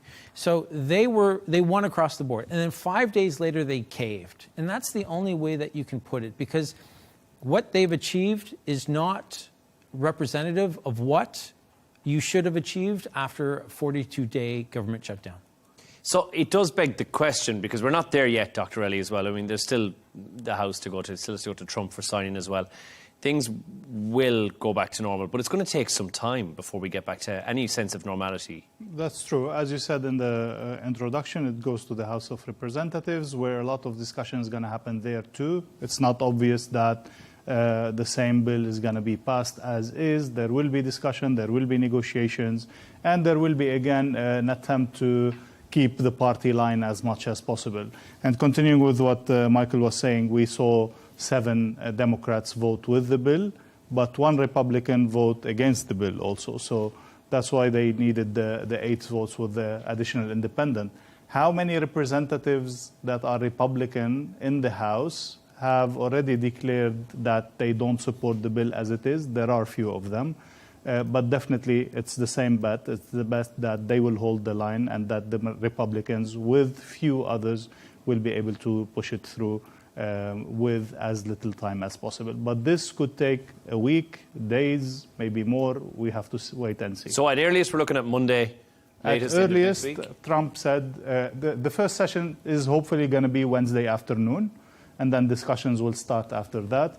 At least few days, maybe more. Trump said potentially on Monday, but it could be longer than that. We have to wait and see. The good thing is that once it is there, Trump will sign it immediately, and then immediately the people will start to feel the relief of the things putting back in process every aspect of government. Michael, let's look at the language that was used by President Trump, who says that he broke the party. That's what he said. That's what he's saying, that he thinks he broke the party. Using language like that is you think it's intentionally used to try and diminish what the Democrats have been trying to do here? Do you think it's trying to say, listen, I won, you blinked first, which is what you said at the very start of this, and effectively portray himself as the winner of this debacle that's gone on for far too long? So let's look at it from a sports analogy. There are great athletes who love to win, and then there are other great athletes who hate to lose. I would say that Donald Trump is somebody who hates to lose.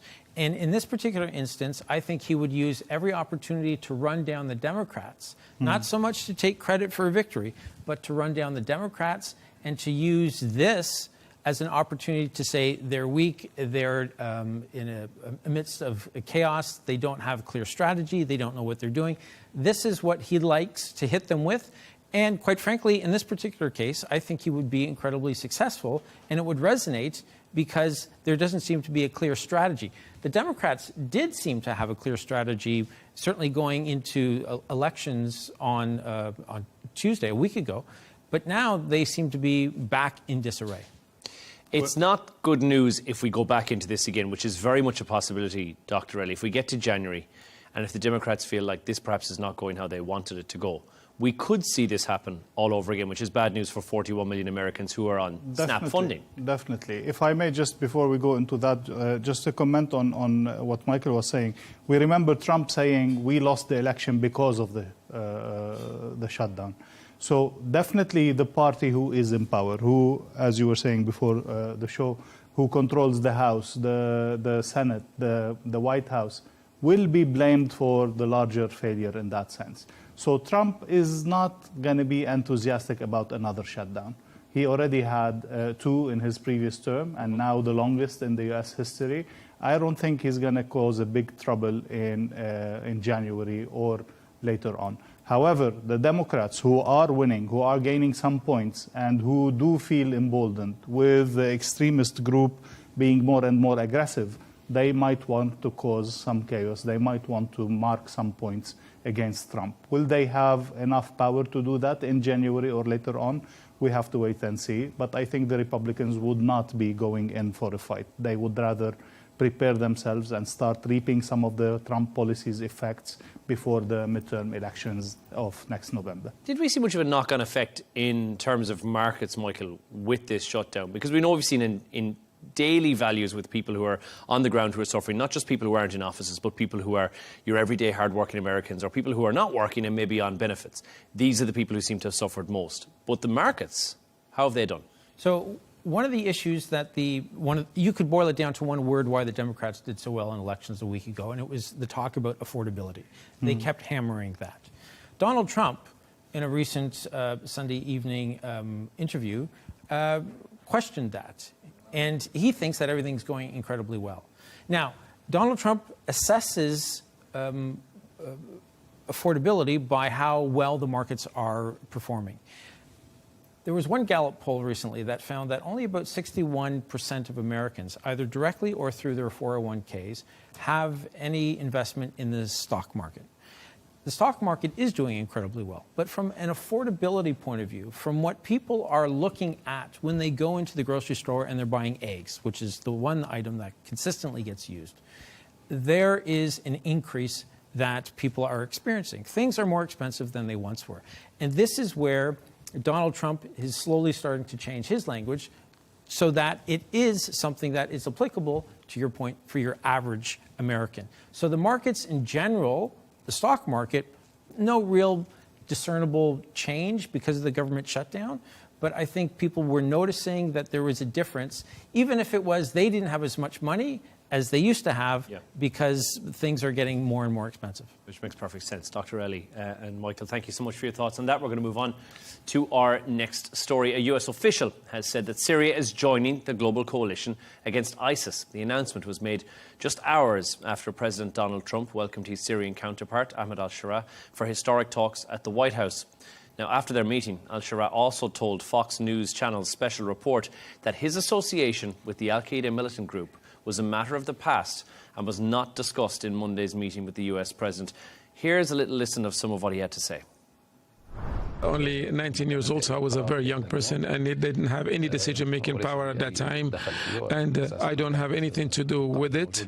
And Al-Qaeda was not present right then in my area. So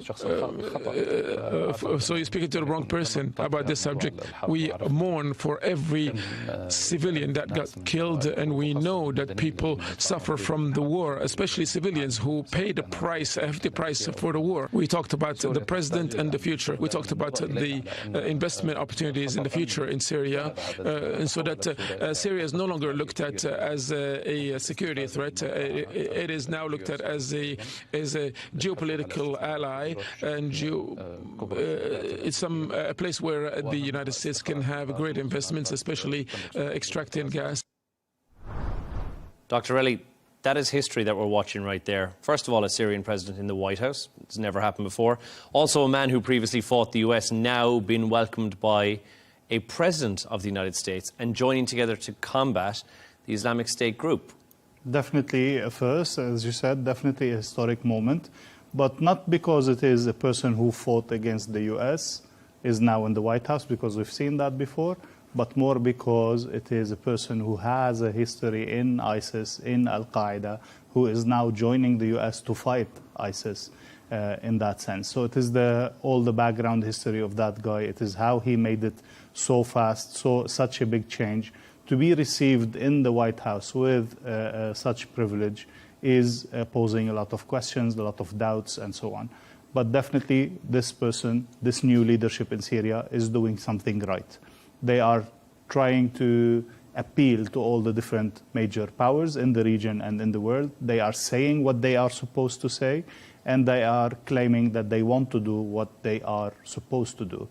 Have we seen actual effect on the ground or actual implementation? Very little so far.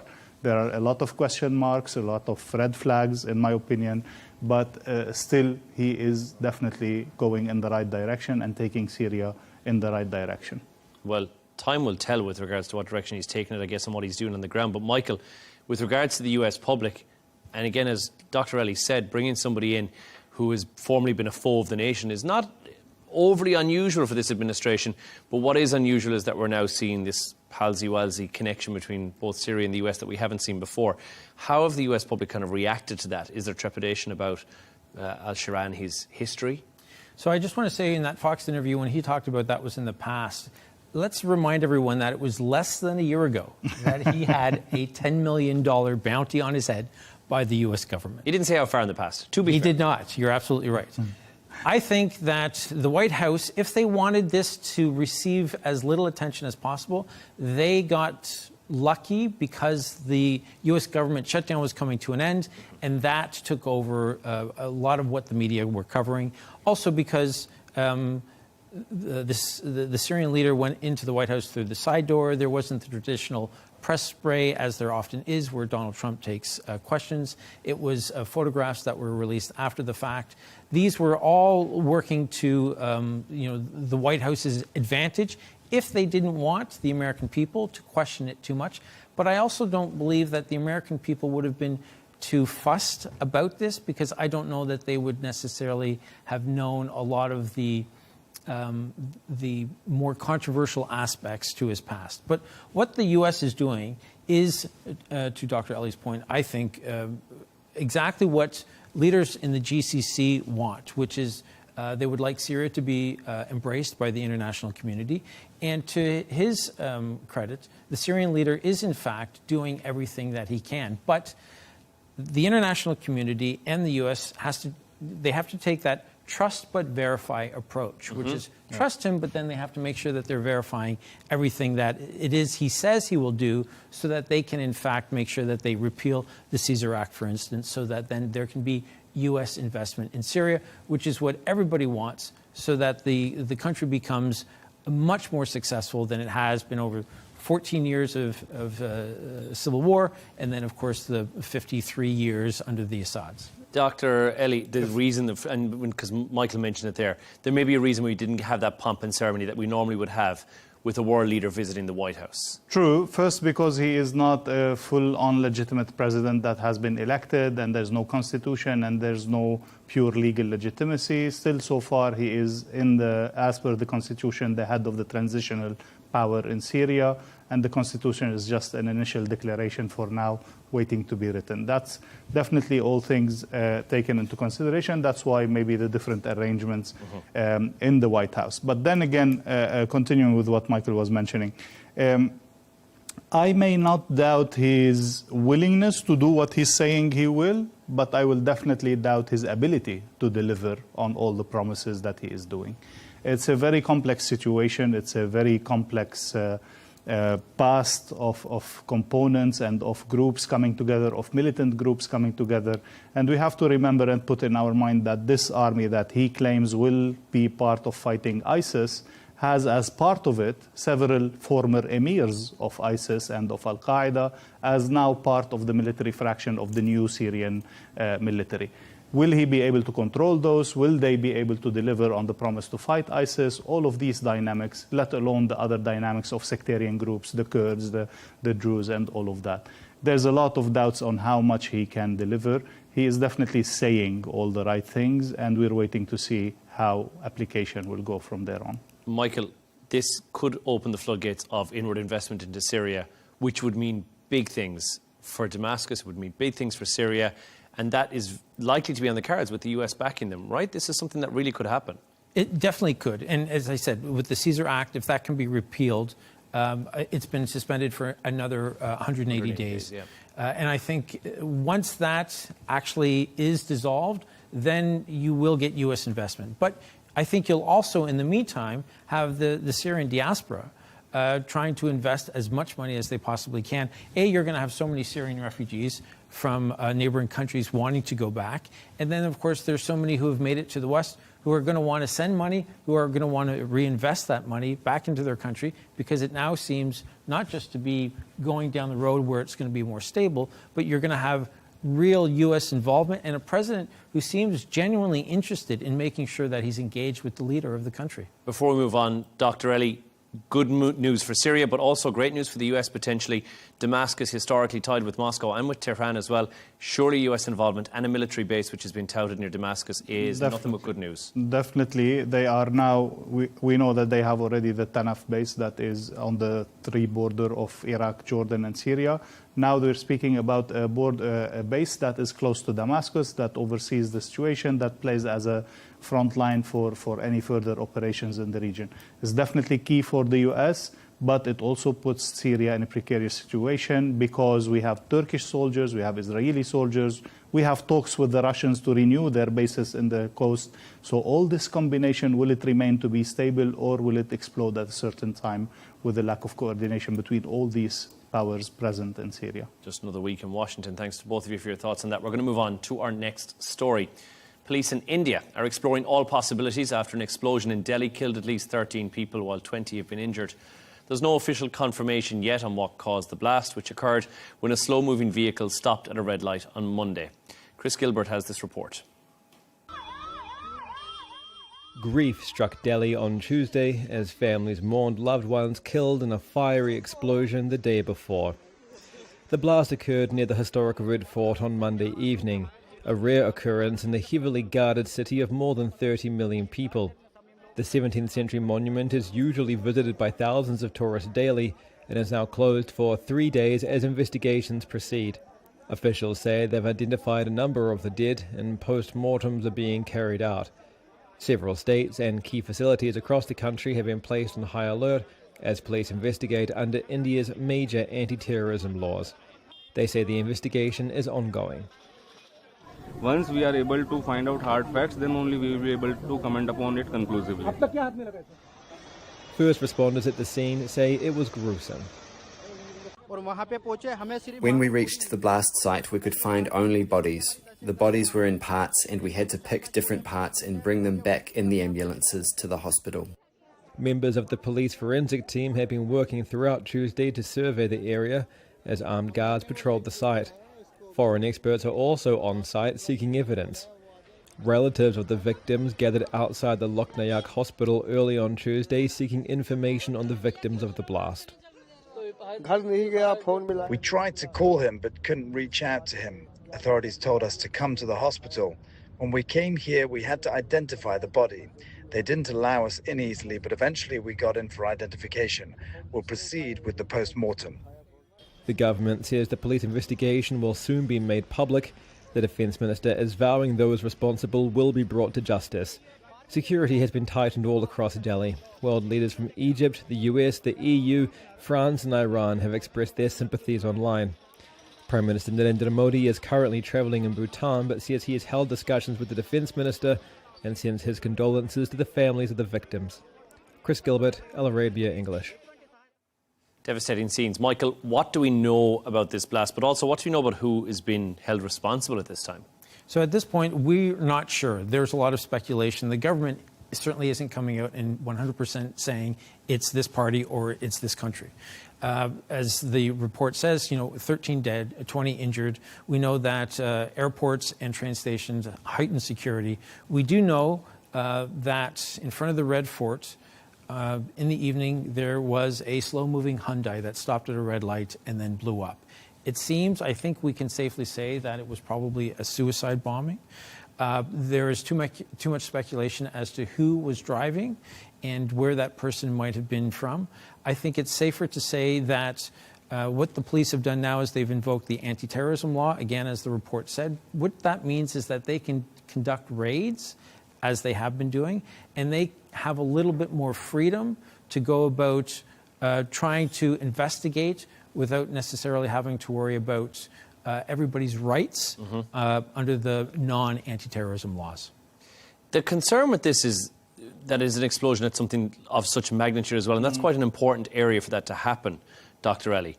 How have the public reacted to it happening and to the location at which it happened and why that's so instrumental?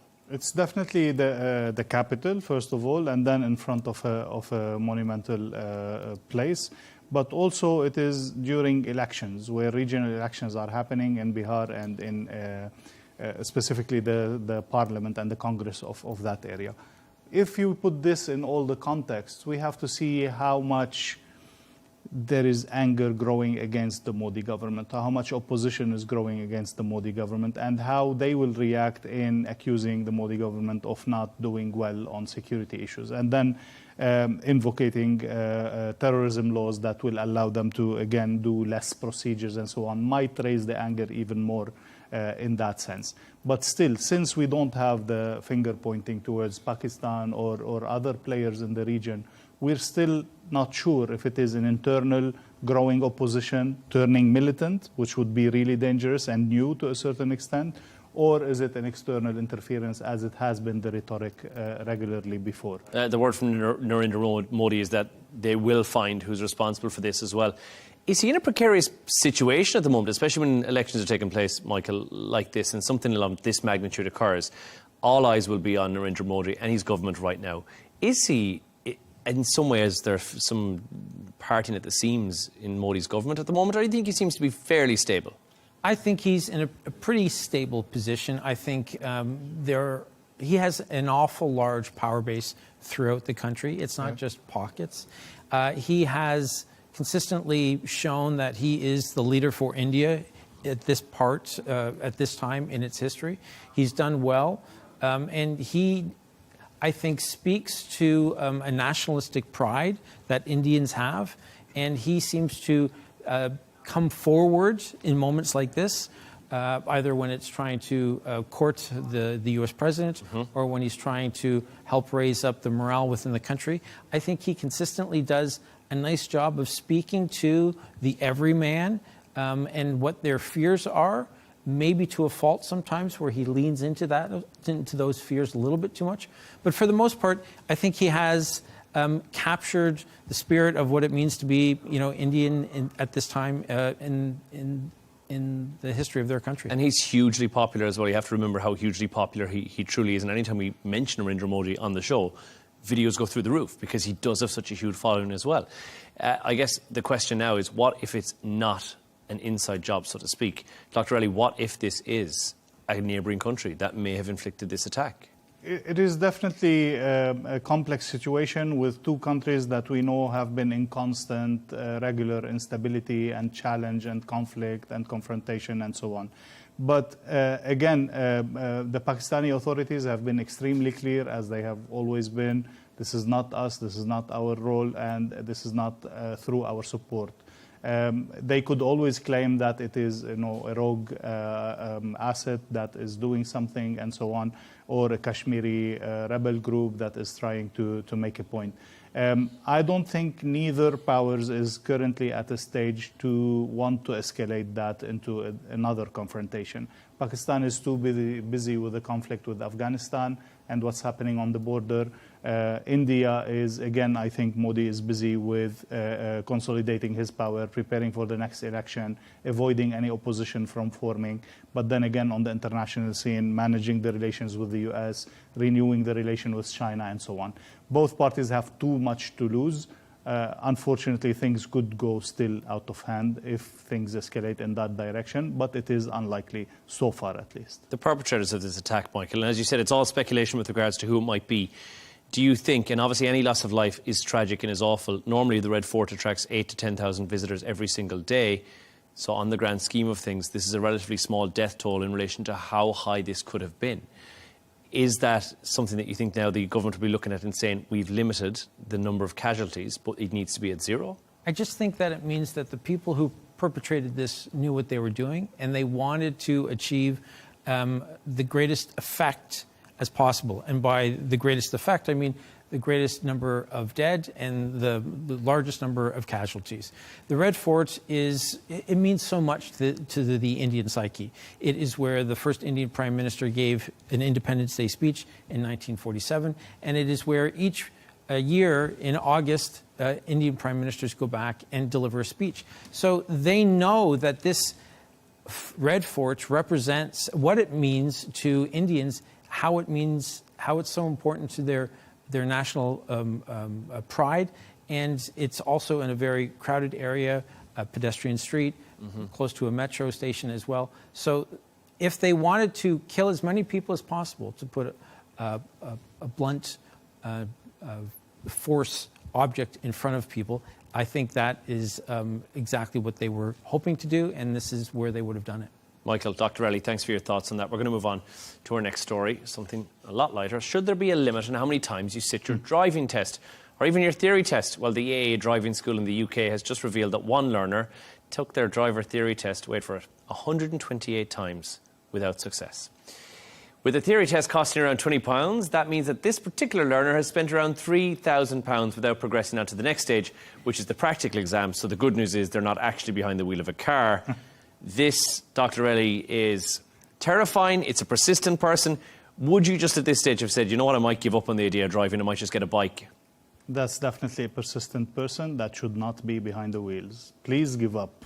If you cannot make it after 137 times, please, the place is not behind the wheels. There's something definitely not clicking there, and definitely you should find for other options that to make your way through life without insisting take a bus. on that. Take the bus, take the bike, whatever could be suitable. I mean, to talk you through what it is. So the theory test is in some countries, quite a few actually, whereby you will first of all sit a exam which tests you on your knowledge of all things related to the road, be it the speed limits and how you should braking distance in wet roads. Having taken that many, many years ago, I can tell you that the questions are very, very similar. The answers are very, very similar, and it's 4 or 5 multiple choice options. So I can understand how there would be some slight confusion on this. However, is there really a need for a theory test, Michael? It's 2025 at the end of the day. Is there not some different way we could do this? Could we not all be wearing Vision Pros and just saying, do the theory test in this, or a simulator of some description? No. If you're going to drive, you're going to have to do a practical test and you have to do a theory test. I think it helps separate the people who should be behind the wheel from the people who are not smart enough to know how to pass the test. It doesn't matter the country that you're in. You're going to be given a booklet. The booklet is not going to be that challenging. You could memorize it, for heaven's sakes. Yep. The test itself, as it was in Canada, I assume it's the same. It's multiple choice. There are, 25, 30 questions? Yeah. Not that difficult. So if you don't have the basic intelligence to pass this after, 2 or 3 times, then you should not be driving. I will also say that having a driver's license is not a human right.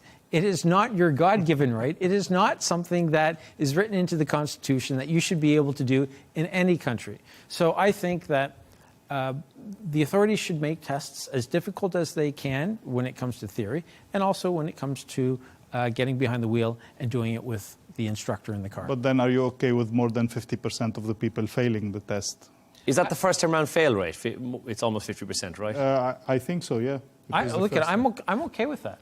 I think if you're going to get behind the wheel of a car and you could kill somebody, yes, I think the challenge should be to make it as difficult as possible. In fact, I think we can all agree, no matter what country you're living in, that there are too many bad drivers out there. And maybe the bar should be raised a little bit, and maybe more people, to your point, should be taking the bus or a bicycle. So, and just to put it into context, Albert Einstein failed science. Thomas Edison was never quite, theoretically speaking at least, wasn't very good at the theory of what he did, but he knew what he was doing. He was good at the abstract part of science. All these people were considered to be not theoretically very good. Henry Ford, James Dyson, Steve Jobs, they've all got a track record. Not great at the theory, very good at the practical point of view. Are you saying that somebody needs to be both in order to be behind the wheel of a car? Because the questions are very similar, and I know it's a long time since I took it, but when you're asking somebody and the wording is ever so slightly different and maybe English is not their first language and they're sitting this exam, does it then become something where you think, well, maybe you need to have the actual skills and that's why some sort of a VR option might be better? So maybe a VR option might be better for them, absolutely, but that's not the way it's set up now. So you have to play by the rules that are put in front of you. And if this gentleman or this woman has failed 128 times, I think is the number. Yep. Then I think that should be the universe telling you that maybe you should not be a driver. Dr. Elliott, I guess it's something that might be in the next couple of years redundant, and I don't know if our kids or our grandkids are going to be necessarily sitting a driving test for a car that's going to drive itself. And I just saw videos during the week from a trade show which is currently on, where the driverless autonomous taxi just pulls up, picks you up and takes you to your place of work or wherever you're on the way to. There will be more ways for people to transport from one place to the other. That's why you should not insist on driving. We really don't just want this person on the road. I think that's what we're saying. Unless you are really good at it. I mean, they said also, I mean, other people who failed 77 times and 37 times and 80 times and so on. So it's not only one person case. There's definitely some difficulty to that test. But my question is, if you have a test that's regularly failing more than half of the people, should you review the test or not? Maybe the ways that the test is given, but then obviously after a certain time, in Australia, I know for sure when you fail, you need to wait for a period of time, and then maybe wait more if you fail more times. This will definitely regulate things out. But the new ways of doing the test, definitely. New ways of transportation other than driving, by all means. This is coming and this is going to be part of our life. And roads change, and I think from the three of us in the studio, I certainly would have no issue with saying that and I know when I resit the driving test, and I've done it as an experiment, I failed within the first 30 seconds. And I'm sure that, admit it or not, we have picked up some bad habits along the way. That means we probably would fail the driving test. Now, should we be retested every couple of years, Michael? I believe so. In Canada, you could get your driver's license, at least when I was getting mine, at 16. And I would think that, say, every 10 years. When I moved to the UAE in 2003, I got my driver's license for 20 years. And I don't know that that's necessarily a good thing. Now, if I ever go back to my home country, I know, because my Canadian driver's license has expired, that I'm going to have to sit. I don't know if I'll have to do the theory, but I'll have to do the practical. And I think I'm an incredibly good driver, which means I probably will fail many times because I know, to your point, I've probably picked up an awful lot of bad habits over the years. I've had to navigate Shakeside Road. We know how difficult that can be. And I think that if, again, in Canada, once you hit the age of 80, you'll need a medical certificate, and then you'll have to take your practical test every 2 years. So society and the authorities are aware that people will develop bad habits and that sometimes we might not be as good a driver as we think we are. So why not introduce that from an incredibly early age where it's just standard practice, say every 5 or 10 or 3 or 7 years, you have to go back in and you have to do the test again. Yeah. I think above 60 maybe, but I mean at any age you'd still want to have the test redone. I think it's good to keep you fresh and to keep you aware that so that you maybe can... new rules have come up, maybe new signs are used. I think it's more to knock the bad habits that we've developed. Absolutely. The number of times where I thought, I can make that, or I probably shouldn't it's just be the thinking basics, that. 10 and 2. It's 10 and 2. Who remembers that anymore? Not many of us. Right. Back in the day. You're still supposed to drive like that, by the way, not one-handed with your seat reclined. It's that time of the show where we move on to stories that Michael and Dr. Ellie have found from online, some of the quirkier stories of the day. Michael, yours is about a man who took an ice cream challenge that doesn't sound like my idea of a fun day out. Tell us all about this. I don't know if I'll be able to tell this in as little time as it took him to complete and set a Guinness World Record. So James Clark, a man from Minnesota, was traveling in Ireland, and he was determined to set a Guinness World Record. He knew that he had to consume, I'm trying to get there, this ice cream that weighed 130 grams in less than 30 seconds. Now, the record had been 24.97 seconds. He did it in 24.72 seconds. And apparently, also, he has now set, according to Mr. Clark, 35 Guinness World Records. And he did this one at Teddy's, which is a shop that's been around since 1950. The question is why? I think because of a moment like this, some people just want that opportunity. As Andy Warhol said, you know, they wanted 15 seconds of fame. Here we go. 15 seconds of fame multiplied by 35. He's done well. And there, don't you think he's either going through brain freeze or maybe This gentleman needs to be hospitalized. Might be coming back up. Again, it's a lot to take on. It doesn't seem like a lot, 130 grams of ice cream, but then again, anyone who's had their vagus nerve simulated when you are having an ice cream, which is what causes that brain freeze, will be aware of how difficult it will be to get through that particular challenge while that's going on. So you got to take your hat off. We're seeing some weird Guinness records recently, and people are inventing new ways of getting Guinness records by doing weird stuff or simply twisting a certain test in a way that gets them the Guinness. I don't know if that's a good thing, but people will do it. It gives us something to and talk about. We will talk about it. It gives us something for the end of the show, so we'll find the positives, I guess, more than anything else. Indeed. Dr. Ellie, let's move on to your story. The next generation, well, they're doomed when it comes to text or writing, fonts, anything whatsoever. It'll all be done via speech. I think humanity is doomed. We're deteriorating by generation. It's becoming really critical now. The news that we have, the story that we have, is that LSE, London School of Economics, a new research and study shows that all the alpha generation are going to most probably be using computers without a keyboard. So they will be dictating to the computer whatever message or email or anything they want to do. My question is, what will they be doing if everything is going to be done to them? Is they going to be, driven if they don't walk, if they don't study because AI does it for them, if they don't type because there's a voice message for that, and all of this? What are they going to be doing? What will be their skills? What will be their human skills, their human interaction? We are heading in the wrong direction in that sense. I don't think technology is necessarily adding the value of what we produce. It's simply making us lose skills that we should have, that I think every human being should have. So for Gen Alpha, we're talking about kids who were born 2010 right through to 2025. So these kids are coming up on 15 now, or perhaps have just been born, and they'll be coming up. I'll have them at uni in a couple of years. Lucky you. But in saying that, somebody had this conversation the other day with me, someone who works in AI, and said AI is only as good as the prompt that you put into it.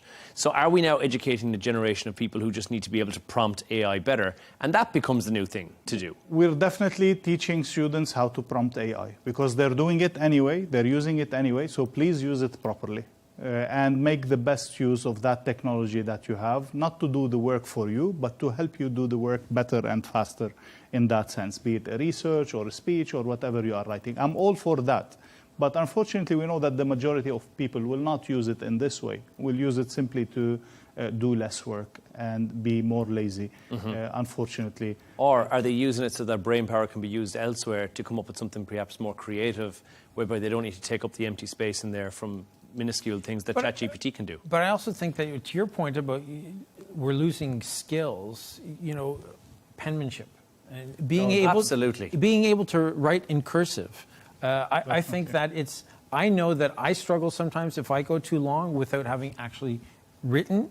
And I think that younger generations will also struggle because they will not have that skill that was there for many, many years when they first started. We are losing vocab. We are losing typos. Grammar, we're losing the ability to. Definitely. I couldn't cash a check the other day. It took me 3 hours and to go and change my signature physically because I couldn't match the digital signature that I create every single day. And I just think, that's where we've reached in life. But can you imagine like 20 people in a shared space dictating to their computers with a loud voice? Yeah. What kind of an environment that would create? And also the skill of an instructor. I remember having to write 1,500-word papers by hand. Yeah. And the instructors would have, or the professors would have had to have been reading that, and my penmanship was not that good that it would have been easy. Yeah. So certainly it's probably easier for the teacher to grade, but there is a skill there. I know when I've been in situations, there's one restaurant that I'll go to occasionally, and they have props on the desk, and they have the old rotary telephone.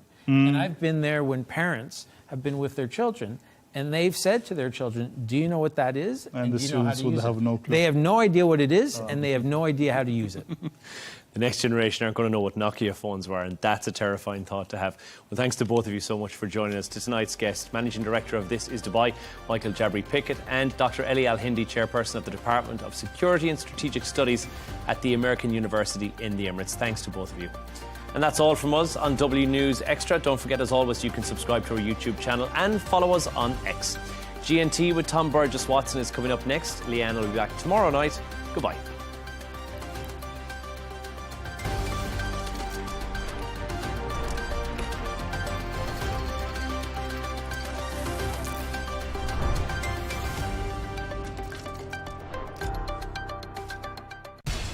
We have to take care of our people, and we're going to take care of our people first. For in-depth analysis and all the latest developments across the globe, make sure you join us every weekday. President Trump is trying to negotiate a ceasefire. With so much happening, so much information, and so much noise, International law will have no part in his administration. it can be hard to keep track. Tariffs will just fuel inflation. We're going to fight these tariffs. But you can count on us to tell you what you need to know. We stand by your side. Join me, Tom Burges Watson, for Global News Today, right here on Al Arabiya News.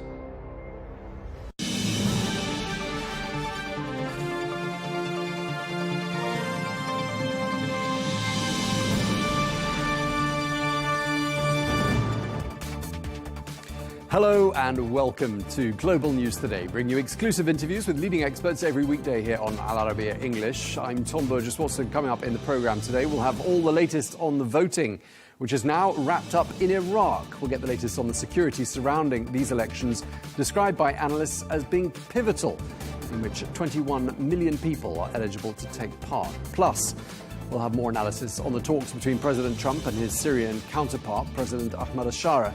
This as Syria joins the global coalition against the Islamic State group.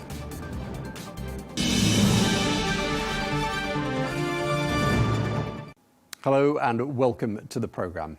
Voting has now wrapped up in Iraq, where 21 million people were eligible to cast their ballots in elections which have been described as pivotal for the country. Well, this election has been very closely watched by both Iran and the United States. Well, at the forefront of voters' minds, infrastructure, failing public services, unemployment and corruption. While security was tight, the authorities were taking no chances. And with the exception of reported isolated clashes, things appear to have gone smoothly. Well, preliminary results are expected in about 24 hours from now. Well, we're joined now by Lieutenant General Qais al-Mohammadawi, who is the head of Iraq's Supreme Committee for Election Security. He joins us from Baghdad. Thank you very much indeed for joining us, Lieutenant General Mohammadawi. A pleasure to have you on the program. Polls opened there in Iraq at 7 a.m. local time. I just wanted to ask you, first of all, how has the voting process been going so far, and what sorts of numbers have we been seeing at polling stations?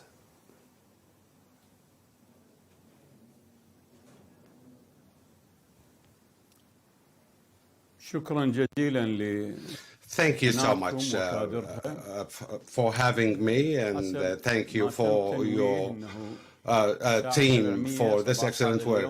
As you know, since 7 a.m. in the morning, our team and the directors of the Independent High Electoral Commission, IHEC, along with security personnel, have been on the ground, taking pride of raising the Iraqi flags high, and this is a national embodiment that has been seen across Iraq.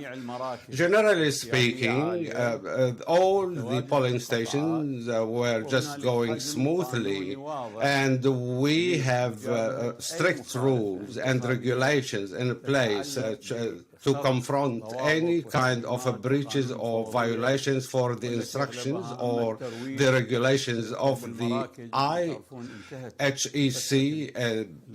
And as you are aware, now the promotion and the media campaigns are over for any candidates or any kind of influence on the voters. There have been a couple of incidents where 60 people have been arrested across Iraq. All these are kind of just minor violations which will not have any major impact on the elections. However, but we have taken the necessary legal actions against them. Our different personnel and different units are still doing a great job, and we believe that this will be quite conducive for building Iraqi independent civil and military institutions that will create peace. And we have to be worthy of the trust that has been placed upon us, and we'll be dealing all the candidates on equal footing. Right, so you have an enormous responsibility, sir, ensuring that these elections go smoothly. You say the reports of violence have been isolated, nothing coordinated. We saw reports of clashes in Kirkuk, which is just north of Baghdad. But as you say, isolated clashes. We have 21 million voters taking part in these elections. There are some 8,700 polling stations across Iraq. Just tell us what sort of measures are in place. What sort of things have you been doing to make sure the elections go smoothly? As a matter of fact, those figures that you have mentioned cover those who are included in the elections. We have more than 11 million voters, and they are included in the list of voters for the special voting and the general elections, and the total number is above 11 million. We pin high expectations on our people, the professionalism of our personnel, and having security forces, and most importantly, to have a close coordination with the Independent High Electoral Commission, since there is an overlap between those institutions. But let me say something very important, that any kind of threatening to civil peace will not be tolerated. There will be zero tolerance against those practices, and our personnel have been given the instructions to monitor any attempts of sowing the seeds of sedition or attacks on candidates. We are 2 hours out before the polling stations will close, and we have made just a giant stride. We are dealing just in the spirit of the laws. In any incident that could take place, as far as Kirkuk is concerned, there was some kind of a clashes between two groups, which where there were just some shooting.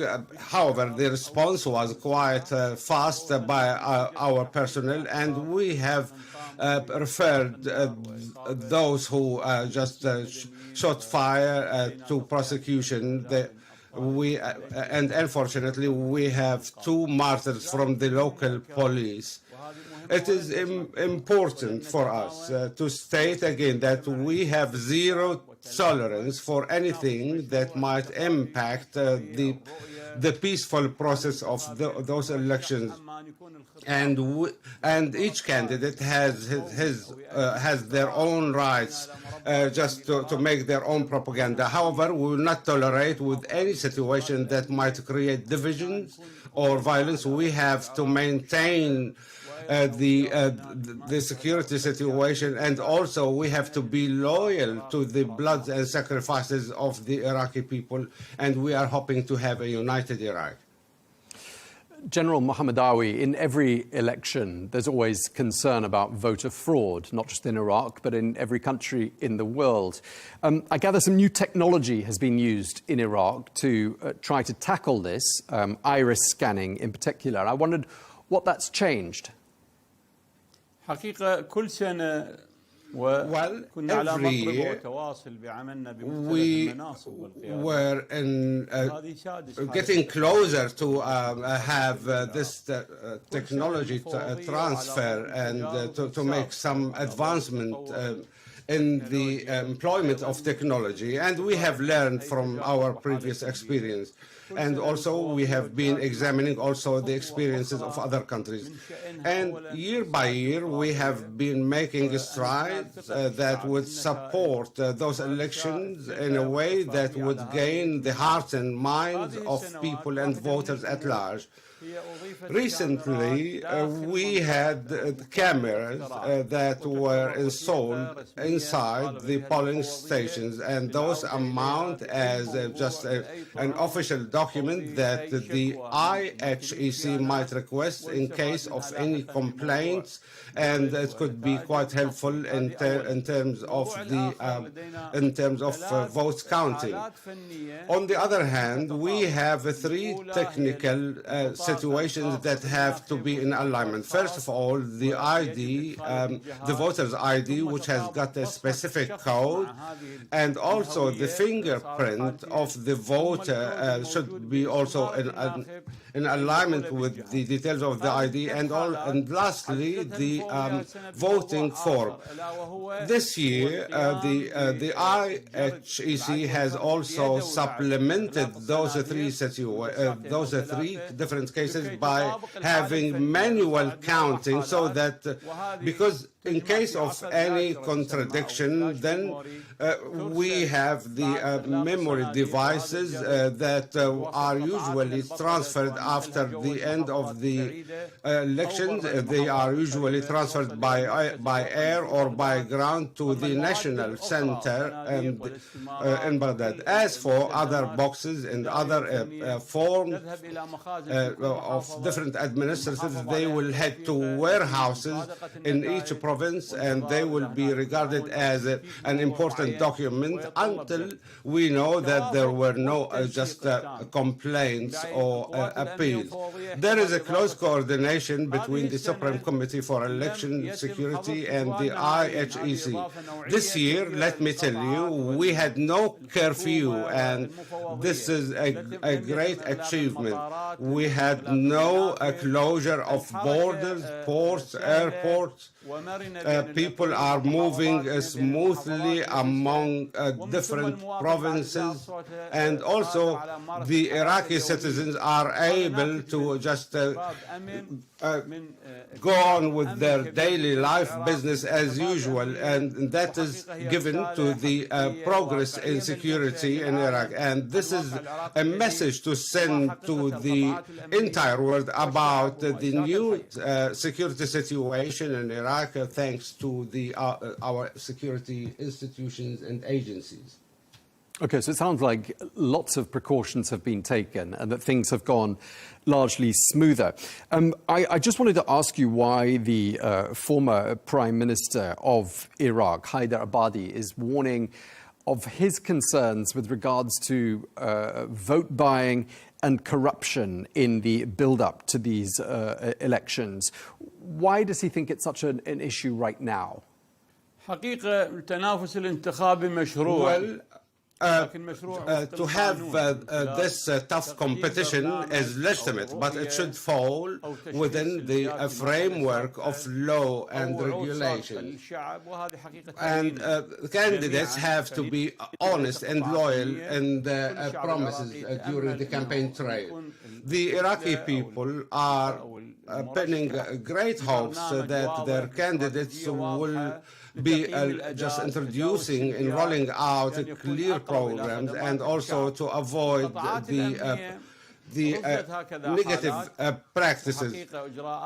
We have been monitoring some incidents, and as you know, our team have been working just for the last 4 months, and also the Supreme Committee for the Election Security and the Cyber Security Committee, where we have arrested more than 30 or 40 people who have been who have been practicing those manipulations. And allow me to say through your channel that it is important to raise the awareness of the Iraqi people. This will increase the confidence of the voters in just knowing how, the process, and that they are really persuaded in their candidates away from the the religious affiliation, so that we can build Iraq on solid foundation. As for the candidates' programs and their future objectives, this is a very political issue. But as far as we are concerned, as a security committee, we have to take the necessary legal action that have been applicable across Iraq, near the polling stations, and we have also intelligence units that are monitoring such cases, and we managed to spot some of those perpetrators, and they were arrested. There are lots of younger candidates in this election this time around, and I'm wondering whether the voting feels different. Is there a different atmosphere, would you say, from the last set of elections in Iraq 4 years ago?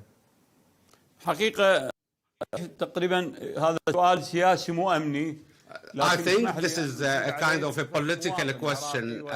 It's not security related. But let me tell you what I have been gathering from what the Iraqi people have been saying. All the people of Iraq are demanded, whether they are just from the young people or other groups, are demanded to gain the hearts and minds of people. And we have, and you are right, we have seen just a new wave of young candidates with different visions. And therefore, we believe that any candidate who might be really supporting the legislative framework of Iraq and boost the confidence of our people in the parliament and avoid any negative practices, this will be a great achievement for Iraq, and this is what we have been looking for across all the governorates of Iraq. These are the 6th elections to be held in Iraq since the downfall of Saddam Hussein. And the Iraqi president, President Abdel Latif Rashid, said, "We stand on the threshold of a new and crucial phase in our country's journey towards peace, stability and development." Why are these elections viewed as being so pivotal? I believe those elections are of paramount importance since they are being held in a quite sensitive regional situation, let alone the level of competition, tough competition among the candidates. It is a real test just to win the confidence of the people, where the aspiration of the Iraqi people could be realized and achieved. Apart from that, those elections are significantly important since they have been able so far to avoid all the negative practices that we have seen in the past. So I think it represents a turning point for the legislative framework for the enactment of law, and also for showing the level of coordination between the executive government with the judiciary, and that's why we believe it is quite important. With that being said, the Iraqi people are hoping that the near future will be different from what we have seen in the past, in a way that will pave the way for building a democratic Iraq where the people will be just living in harmony and where we can lay down the foundations of democracy, and also for the expectations and aspirations of the Iraqi people. Okay. Well, you've been very generous with your time. We have to end now, but thank you very much indeed. Lieutenant General Qais Al-Mohammadawi, thank you very much indeed for speaking to Al Arabiya English. شكرا جزيلا لقناتكم. شكرا.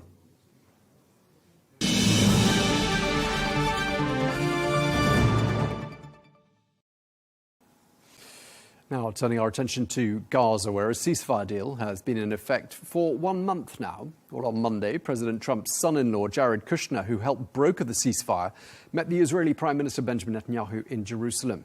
This is part of the US push to stabilize the truce and lay the groundwork for its next phase. Meanwhile, in Gaza itself, the UN Children's Agency UNICEF says that Israel continues to deny the entry of essential items, including syringes, which will be used to vaccinate children. This as they carry out a massive children's vaccination campaign. Well, we're joined here in the studio by Dr. Sayed Ghanem, who is the chairman of the Institute of Global Security and Defence Affairs and also a visiting professor at the Royal Military Academy in Brussels. Dr. Ghanem, thank you very much indeed for coming to see us. Thank you. My pleasure. According to some reports we're reading, efforts to advance President Trump's peace plan in Gaza are facing some serious challenges right now. Some are saying the plans are faltering. The State Department, however, is saying that tremendous progress is being made in advancing that plan. What's your reading of where we are right now? Okay, as you are aware that this plan is divided into several phases, and the first phase should be done by giving all hostages, dead or alive, and alive are finished, dead are almost to be finished very soon, and at the same time to release some prisoners from Palestinian as well, and there are some, discussions about the names, especially Barouti and so on. So it's the first phase. Second phase is really important. And remember, the first phase was related to the withdrawal of the Israeli forces inside Gaza, not outside Gaza. So that we have 3 lines. We have the blue one, yellow one, which we are right now, and then the red one, which I don't think we will reach that easily. So that's why I think the second phase, which is implementing with a stability force, will be very difficult. And right now, it's facing some challenges. You know that we are waiting for the final resolution by the United Nations. It will be composed of which countries? Remember that United Arab Emirates declared somehow that they are not that ready or not to participate with forces, even though they were interested, or at least very, very potentially are interested to do that, or we expected that they will be members of this force. So this force composing it, and as you are aware, it's an international force composed of Islamic and Arab states, must be accepted by both, which I mean here Hamas and Israel. And the time Israel does not look at Hamas as counterpart. And this is one of the main challenges. That's why you don't find ceasefire anytime. And also, we will not find this kind of agreement. And that's why, just before we start, we told you the difference between peace enforcement and peacekeeping in this case, because they want that all the mission to be implemented on Hamas only. Okay. What is the difference actually between peace enforcement and peacekeeping? Okay. So peace enforcement is more British, by the way, and it's related to chapter number 7 in the United Nations. Like, for example, when I was Chief of Staff United Nations Mission in Nepal, it was peacekeeping or peace support, which is very close to peacekeeping. It's to maintain peace between the two parties. And remember here, it's maintaining peace with peaceful procedures, monitoring, observing, and following up until, which was both of them post-conflict. But peace enforcement, usually, it's between conflict and post-conflict phase. So, but peacekeeping always, or let me say, is in post-conflict phase. At the same time, peacekeeping is between two parties together, like in everywhere. But peace enforcement, in this case here, is another different. Peace enforcement usually to be implemented on both parties, even by force, whoever does not submit or is not submitted to the resolution of the United Nations to stop fire. But in this case, only one part, which is the Palestinian, Hamas, will be the one who submitted for that. And remember, it's not only by force, but before that, by procedures. Like, for example, disarming. And remember, disarming in Lebanon, right? So disarming in Lebanon should be in peaceful way, without intervention of any forces. Only we have UNIFIL right now, and then they should observe that within peacekeeping, not peace enforcement. But if it not succeeds before end of this year, so maybe Israel will go by force. The difference here when you come with Gaza, that the peace enforcement will use its force when it's needed if Hamas is not submitted to the procedures to disarm itself, or if any harassment happened by their side or violation in this case. And that's why in this case we will find the peace enforcement will be the responsible in front of United States, in front of Israel, in front of the international community to maintain the peace or to restore it or to keep it or even to create it inside this region, not Israel. Okay. I mean, some people are talking at the moment about a partition of Gaza between an area controlled by Israel and another one ruled by Hamas. I think that's a sort of a temporary measure, or a temporary vision. What would that mean? And what would it mean for Palestinian statehood aspirations if there were to be a partition of Gaza? I was always asked about something technical. What's the difference between military and security? So if you see the military operation started by Israeli late October 2023, the partition was from north to south. I mean, the plan was to divide Gaza from north to south, like 3 parts, 2 parts, whatever, but north to south.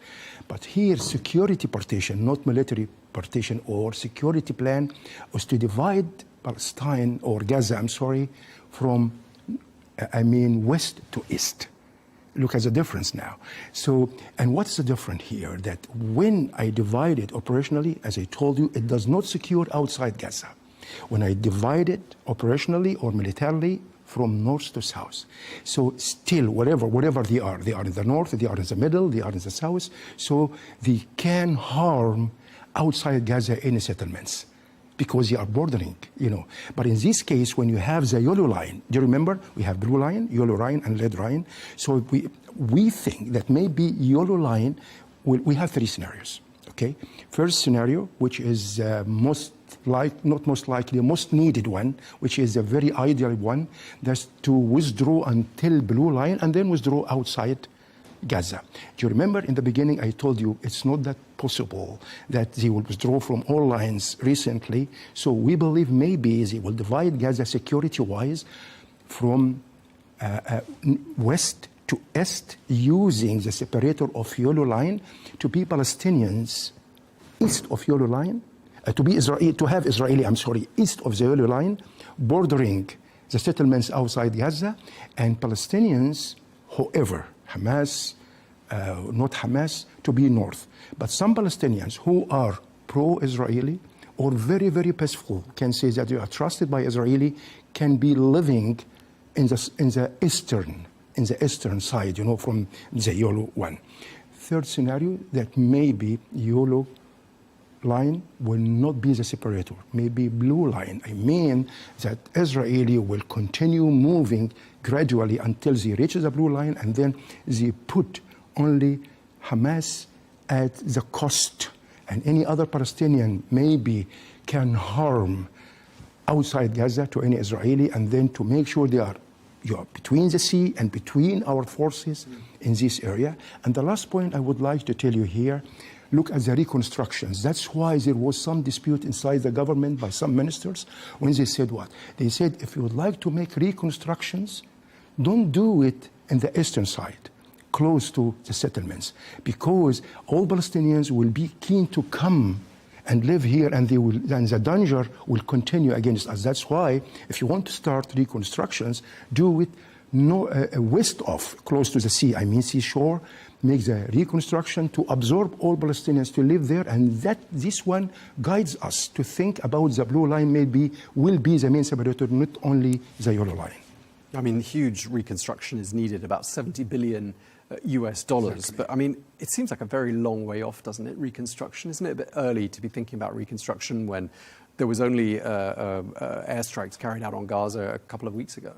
The airstrikes or whatever, any kind of fire by Israel is for some reason, which I told you one of the many challenges, that suppose that any country is fighting the other, and then the UN resolutions to cease fire, both countries should respect, right? But in case of non-state actor, which is proscribed as terrorist, so as Israel, I would like to show always I'm not in front of counterpart.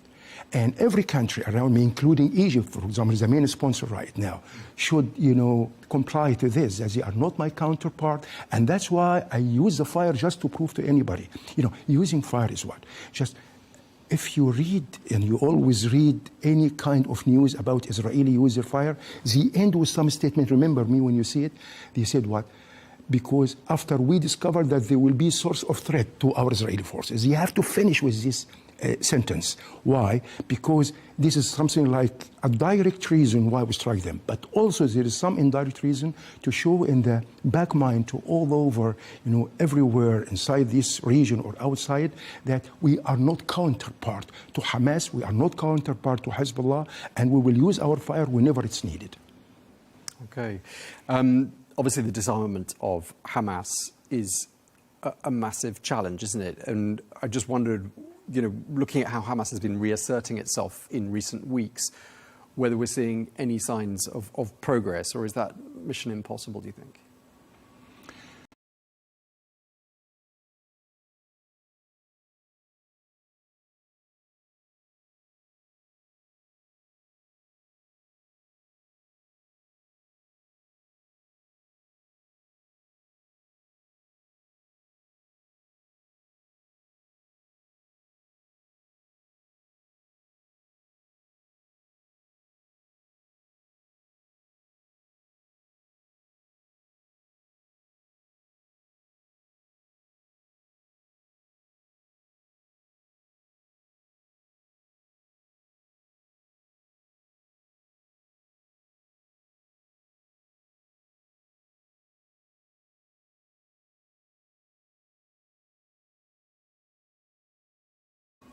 I'm sorry, if I get you, you mean concerning the mission, concerning the stability force itself? Getting Hamas to disarm is one of the priorities of this ceasefire plan.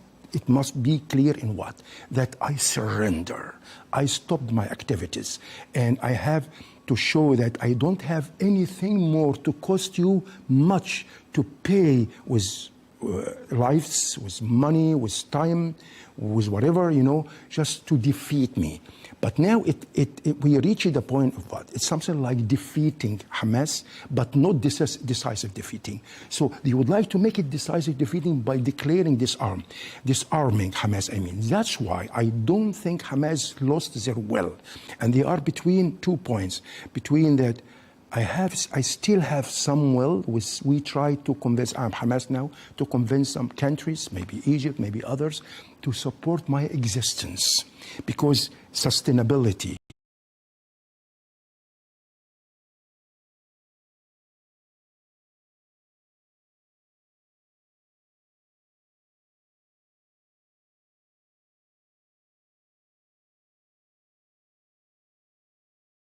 Something, it's not victory, but it's not also defeat.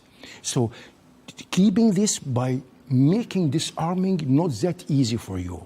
And that's why one of the challenges in this phase, or the coming, within this phase and the others, that Hamas will not accept disarming, and maybe some violence will happen, or at least by mistakes. And remember, Hamas is not regular army, and controlling elements is not as everybody expects. Sometimes maybe you'll find some individual actions by any element of Hamas not to give you, and then you think it's like regular armed forces, and they did not respect that, and then war will, be launched again. But it will be something like killing off Palestinian and Hamas again, and increase or getting back to what's going on right now. Okay, I mean, clearly there's a lot of momentum. There's a huge push by the United States to make this work. Do you think that momentum is going to have the desired effect? Do you think something's different this time from previous efforts to bring about peace in Gaza, peace between the Israelis and the Palestinians? Do you think President Trump and his plan and all the international momentum that's there is going to somehow deliver something that's never been delivered before? Here is some problem. What is it? That there is some impression, let me tell you, at such levels in this region, that this stability force is for sake of Israel. It's not like any peacekeeping force or even peace enforcement force. Peace enforcement force, by the way, it was used in Serbia, Kosovo, if you remember. So, but it was international resolutions, really, and, it was against who was killing the civilians, if you remember this. But now it shows to us as something like between Trump and Netanyahu, and as I told you, it's not between two countries, it's not between two counterparts, and that's why it serves more what Israeli wants. And look, how, for example, where they will be stationed. They will be in Egypt. Egypt is not part of that, right? If they would like, I mean, this is stability force, So that's why, it should be in Israel, because you are one of the parties. But as I told you, they don't consider them as counterpart to them. So that's why I don't think this progress of plan of Trump is complete as UN resolution, or as least non-UN mission, but UN resolution. It's only, by the way, who will fund this mission? Who will fund the reconstructions? And that's why maybe more countries will withdraw from this sooner or later, because it's not successful. I don't say it's not successful, but I say it's not logic to be implemented easily and softly. Okay. Moving just to our attention to the other side of Israel's border, to Lebanon. Obviously, US patience with the Lebanese government seems to be wearing thin. They've been demanding that Hezbollah disarm as well, and Hezbollah somehow be done away with. Why is it taking so long? And is this something that the Lebanese government can realistically achieve? Case in Lebanon should be better. Why? Several partners from outside even are participating, like France, USA, UNIFIL itself. But as you see, UNIFIL is one of the most successful missions in this region or outside as well, as I told you, because it could keep the peace for 10 years until now. But the problem here, when UNIFIL, this is the last news, if you read it, that they are diminishing according to the budget or whatever decision of the United Nations, and I can understand that.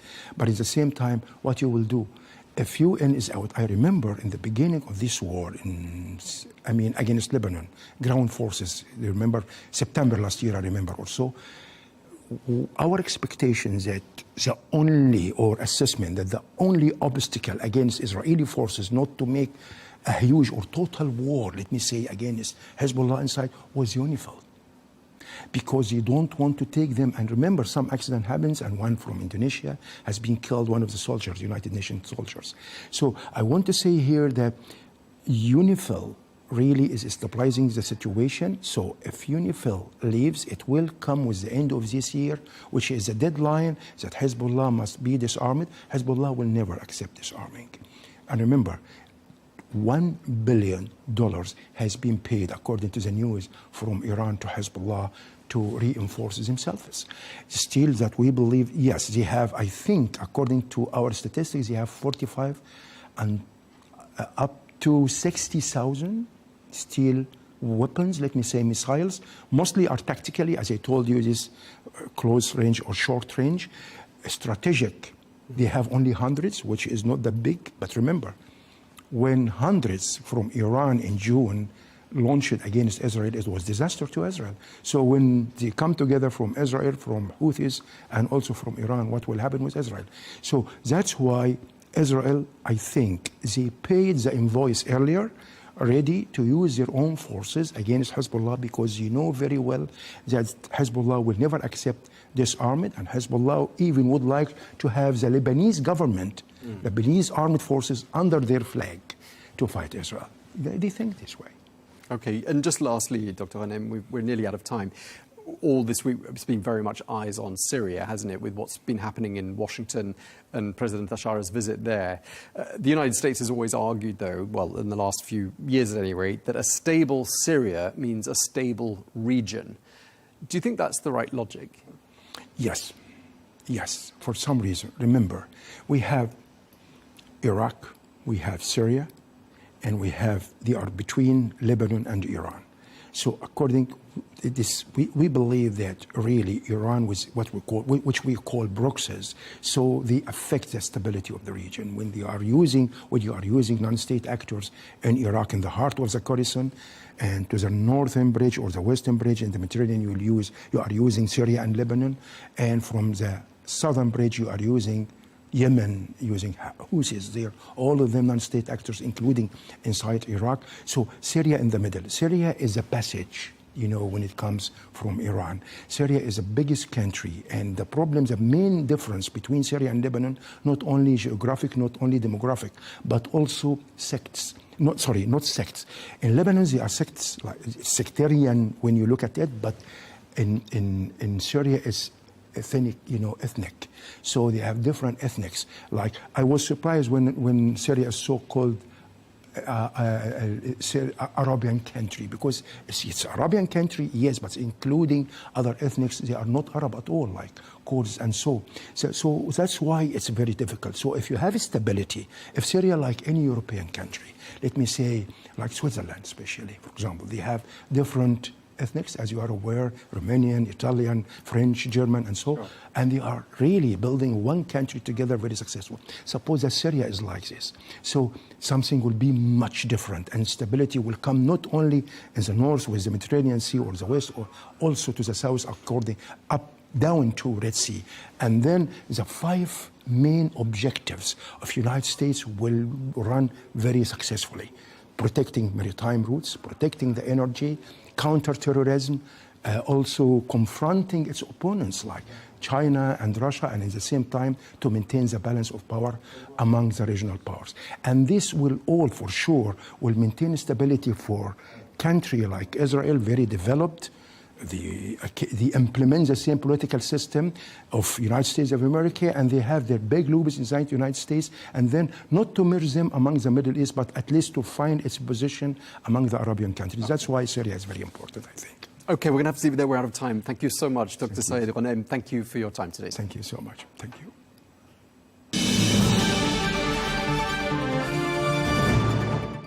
Now, the US President Donald Trump says he's looking forward to meeting Syria's President Ahmed Ashara again. This after their historic meeting yesterday at the White House. While President Trump said it had been an honor to spend time with his Syrian counterpart, and he called President Ashara a strong leader. Well, this was the first time that a Syrian president has visited the White House since the country's independence from France in 1946. And there was good news for Syria during this visit to Washington, as the US Treasury Department announced that it's suspending the imposition of Caesar Act sanctions for 180 days. Well, Hagar Shamali is a former director for Syria and Lebanon at the National Security Council under President Obama. She joins us now from New York. By the looks of things, Hagar, that meeting between President al-Shara and President Trump was pretty successful, wasn't it? It was successful for what the administration was trying to achieve, yes. You know, for me, I was spokesperson at the Treasury Department when we sanctioned al-Shara, then Mohammed al-Jolani. So it was a bit jarring to see him being welcomed at the White House. But at the same time, he's proving to say the right things, and he wants to be a pragmatic leader, and that works very well with the Trump administration. And President Trump wanted a low-key meeting where they could talk seriously and try to achieve certain goals, and they did. Syria agreed to join the counter-ISIS coalition. They agreed to include the Syrian Democratic Forces, the Kurds, better into the army. And Trump pledged to support Syria-Israel talks for a security agreement specifically. So it was, for sure, by all accounts, a successful meeting. Yeah, I mean, as you say, it was a low-key meeting in the sense that a lot of the talks happened behind closed doors, not a huge media presence. Do you think it's fair to say the two men get along quite well? It certainly seems like that. You know, when they first met months ago, when President Trump visited Saudi Arabia and the Crown Prince pushed him to meet with al-Shara, from the get-go, it seemed like a fairly good relationship. And from what I see from my work in Washington, D.C., there's just a lot of hope there for Syria. And that doesn't just come from the Trump administration, by the way. It also comes from Capitol Hill. Both leaders on both sides of the aisle have a lot of hope for Syria and for working with al-Shara, not so much because they trust him, but because they see an opportunity there. They see somebody who is looking to make deals in order to invite investment. And it's an opportunity for the United States to try and undermine Iran's influence across the region further, and also to strike these peace deals, which is obviously a key goal of Trump's vision for the Middle East. Right. I mean, you've sort of answered the question, but I want to ask you anyway. I mean, why do you think it is that President Trump has decided to make Syria such a key focus? Absolutely. Well, they certainly play a critical role for a number of reasons. The first is, as we mentioned, the Iranian influence across the region. That has been a hallmark, undermining that has been a hallmark of the Trump administration from and actually, by the way, for U.S. administrations for the past several presidents. However, President Trump is particularly interested in it now that you have this crumbling of the axis of resistance. He wants to solidify that. He wants to make sure that Iran can't rearm and refund all of its proxies in the Levant. And Syria used to be the main way it did that. It used to use Syria as a land bridge, obviously. Now, President al-Shara doesn't have full control over all of Syria. There are still entry points into Lebanon, for example, that are concerning, that are controlled by Hezbollah, for example. But that said, there is a lot of opportunity there. So that's on one hand. And then the other is that you have a leader that, because he is interested in Syria, because he's interested in inviting investment, massive amounts of investment that are needed into Syria, relinking Syria to the international financial banking system, and reconstructing what is planned to be something in the trillions of dollars. Al-Shara is showing an openness to talks with Israel, to kicking foreign fighters out of Syria, to opening a base for the United States in Damascus. A lot of security steps here that are in line with U.S. national security interests, and certainly for President Trump's goal to expand the Abraham Accords, hopefully, and lead President Trump to a Nobel Peace Prize. If that happens in Syria, Lebanon would surely be next. Is this something you ever saw you ever imagined when you were working in government, that the United States would be building a military base close to Damascus? No way. In fact, you know, and listen, maybe that's because for my lifetime, Syria had always been under the brutal dictatorship of Hafez al-Assad and then Bashar al-Assad.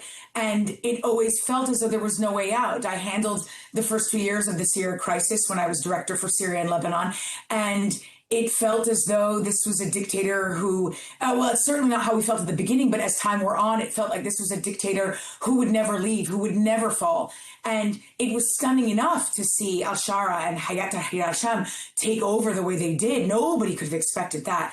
But then to see him invited to the White House, to the Oval Office. That's not something the White House does regularly for any leader. They do it particularly when they see a potential partner. And that's the thing here that's just so stunning. But no, and a base in Damascus, no way. But the positive effects of that for the United States and its national security interests are infinite. And what do you think the message is from that meeting? Those two men shaking hands, seeing President Bashar playing basketball with US officials. What message do you think comes out of that, and what gets sent back to the region by way of a message? Well, there are a couple of things, but one of the most important, actually, and I focused on this because I work on Lebanon still to this day. I work very heavily on Lebanon, and is if you are a leader that's willing to work with the United States, that's willing to make the courageous and difficult decisions toward peace, against terrorism, against foreign fighters, against Iran, those are obviously interests that are in line with national security interests, then the U.S. will work with you and invite you and support you in that effort. And we will work together in that way. And one of the things I caution here, because I don't want to jump to a conclusion that President al-Shara is somebody that we can trust in the United States, that it's going to be an ally, a new ally, that it's going to be a lovey-dovey relationship. No, the U.S. is very realistic on who he is. That's why sanctions were only temporarily lifted. Again, they renewed the withdrawal of Caesar Act sanctions for another 6 months. That's because whatever they do with President al-Shara needs to be conditioned. They need to make sure that he's going to, for example, protect minorities, that he's going to hold free and fair elections, that it's not going to turn into a repressive Islamist regime, for example. But the U.S. is walking into it with its eyes wide open. And so the message to the region is, we are open for business. There are many ways we can partner if you work with us in good faith. And working toward peace is the most important piece of that. Meanwhile, Hagar, what do you think Israel makes of all of this? The Israelis are definitely interested in working with President al-Shara on a security agreement. They are very cautious, though. So they also see the opportunities there. They don't want any jihadis near their border. That's a message that they made very clear to President al-Shara, but also they feel very strongly about the protection of minorities, particularly the protection of the Druze. And they've made this, not only have they shown that in their own efforts when you had violence against the Druze in Sweden, but this is a message that they repeat to President al-Shara repeatedly, and that they ask the United States as well to use its leverage and clout over President al-Shara. Don't forget that the United States still has these sanctions in place for the most part, and that is leverage the United States can use to try and force President al-Shara into making progress on issues that are of importance, including, for example, the protection of minorities. But the Israelis are interested, for sure. They're mixed in their views in terms of how much to lean into the relationship, but overall they are open to the discussions with them because they see the opportunity there. Right, so the sanctions have been put on hold for 180 days, the Caesar Act sanctions. There were talks between President al-Shara and the chief of the IMF over potential aid for Syria. I mean, he didn't go back to Syria empty-handed, did he? No, he went to Washington hoping to push for a full withdrawal or a permanent withdrawal of Caesar Act sanctions. Caesar Act sanctions are incredibly comprehensive. They target the Syrian government and anybody that supports it. They target sectors like military, energy, reconstruction. They really effectively cut the country off of the international financial banking system. And also, by the way, they threaten anybody who does work with the Syrian government and these sectors with secondary sanctions, which isolates Syria even further. So when I worked in sanctions for a very long time, so I'm happy you asked me about this. When you do a withdrawal, when you temporarily withdraw sanctions for 6 months, the issue for that, on the Syrian side, is that those other international partners are still wary because of working with you, because they're worried, well, what if those sanctions snap back into place? Then my company or my bank or whichever it is will end up being exposed to a level of risk. And that for these companies, multinational corporations and banks, is unpalatable. So he did walk away with a couple things: the renewal of the Caesar Act sanctions, the the promise of Trump to work toward an Israel-Syria security agreement. But it's all steps meant to get to a larger place. That support to get to an Israeli-Syrian security arrangement would likely result in more sanctions being lifted. So it's all part of a process. So he did get some wins, but not the biggest package he was looking for. Okay, and I mean, we heard President Trump saying we have to make Syria work. And there seems to be this perception in the Trump administration, and maybe it was in other administrations as well, that a stable Syria would mean a greater likelihood of a stable region. Do you buy into that? Is that correct? Well, I think it's one piece of the puzzle. I wouldn't say that it is the heart of it all, but I do agree that if we have an opportunity for a successful Syria, it's an opportunity we shouldn't miss, that the world shouldn't miss. And we do have to be cautious and go through this process, of course, because we have to be careful. At the end of the day, al-Shara has the history he has. He was tied to al-Qaeda. Like I said, I was at Treasury when we sanctioned him. And I knew very well who he was when I worked on the Syria war when I was at the White House. So that kind of history doesn't disappear. But that said, if he's doing the right things, and then you can work with him, and while you work with him, place these conditions to ensure that a transition to democracy is as stable as possible, that he gets control over the country to prevent a breeding ground for terrorists. This is paramount because it's a massive land bridge between Iran to the Mediterranean. We have interests, we, the United States, have interests in Israel, obviously, in Lebanon. We have interests in undermining Iranian proxies. So Syria absolutely is an important one. Again, is it more important than Iraq, for example? I don't want to get into that, but that said, it is an important player for sure in helping the U.S. achieve its national security interests. And I do think it's a great thing to want Syria to succeed and to try and help it. Al-Shara has massive, massive problems. And if we can play a role in tackling them, then that would be better for its future, for sure, and for all of our futures. And you mentioned that Iran has, essentially lost a key ally in the form of Bashar al-Assad, who controlled Syria until 11 months ago. But Russia's also lost a key ally, potentially, although President al-Shara has been to Moscow and met with President Putin. Do you think Washington would accept Russia as well being, re-invited to have operations, to have a presence in Syria at the same time as the United States having a military base there? What do you think that future relationship is going to look like? It's a good question. President al-Shara seems very skeptical of Russia still, even though he did go visit. And he visited again because he's a pragmatic guy. And again, he has certain goals for money, investment, leadership, reconstruction, and so on. But he's wary of Russia the way he is of Hezbollah. He views both with a lot of anger because of what they unleashed against the Syrian people and his own fighting against them, essentially. And he's going to tread very carefully there. So I wouldn't foresee anyway a situation where the U.S. and Russia are on equal footing in Syria, especially because the U.S. has so much more to offer Syria. And President al-Shara knows that.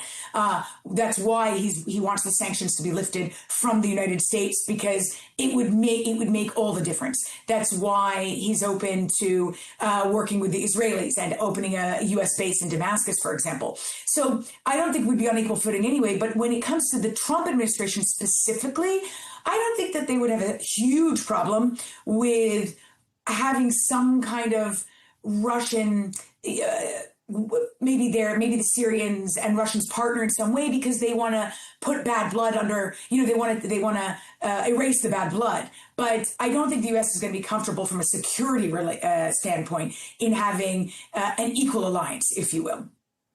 Okay, and just lastly, when you look back at these 11 months, incredibly fast-moving and unexpected developments. As someone who's served and monitored the situation in Syria for many years, do you sometimes have to sort of pinch yourself when you think of where we are right now? Yes, is the short answer, and that's for many reasons. That's not just because of Syria. It's also because of how I see Iran licking its wounds after its defense capabilities were taken down, after its nuclear facilities were struck. The U.S. and Israel own Iran's skies. That means Iran is on the defense, which means that it's going to be more cautious in its bad behavior and in its efforts to rearm and fund Hezbollah, for example, and Hamas and the Houthis. Now, it is doubling down. I don't want to be naive about this. We already know that they have not changed their foreign policy objectives. They are still trying to arm and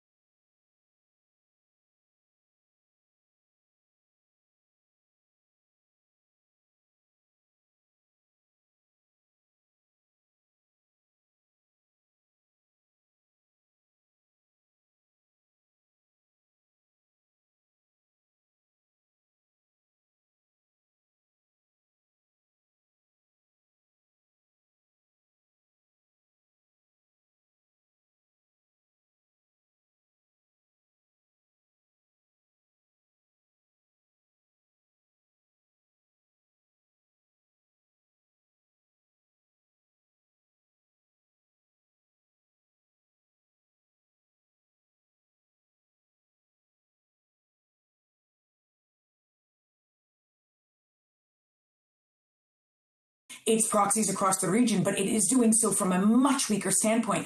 And so to have all Iran and all of its proxies on its back heels this way. Well, that is all we have time for on Global News today. Thank you very much indeed for watching. We look forward to seeing you tomorrow with some more exclusive interviews. Until then, goodbye.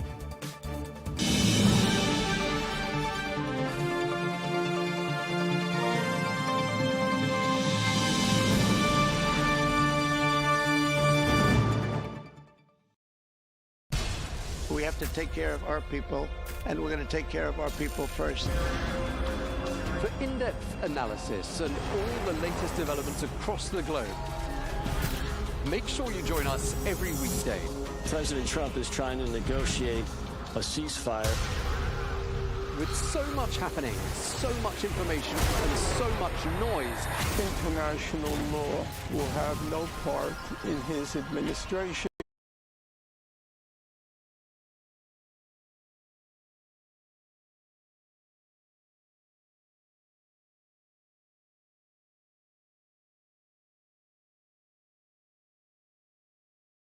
to keep track. Tariffs will just fuel inflation. We're going to fight these tariffs. But you can count on us to tell you what you need to know. We stand by your side. Join me, Tom Burges Watson, for Global News Today, right here on Arabiya News.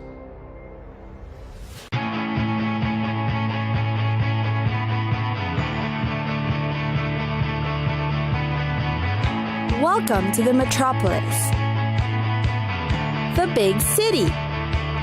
This is where tech, trends, and culture meet. Meet the people. See the sights. Walk the city streets. And experience the lifestyle.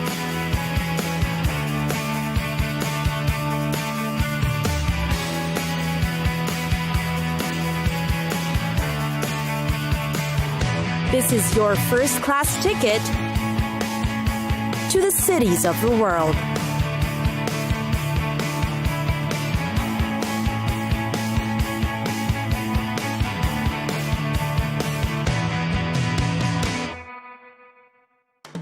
Tunis,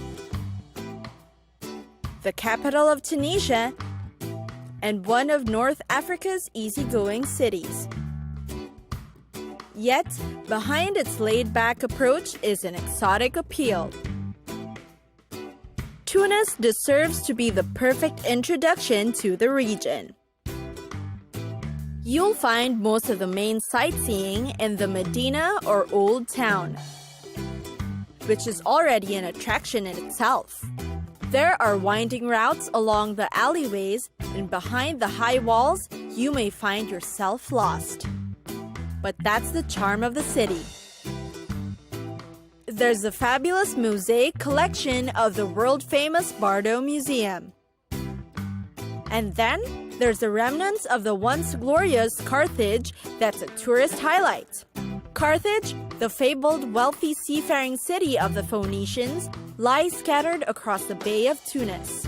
Its columns and pile of marble rubble are bordered by a panorama of the Mediterranean Sea. And who could resist such a view?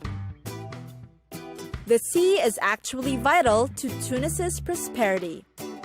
The Carthage was completely destroyed in the Third Punic War in 146 BC. And the surviving ruins is worth the visit. The view is yet amazing, especially with its seafront setting. Meanwhile, there's also the Medina district or Old Town. It is considered Tunis's historic heart and known as the Port de France during the colonial period.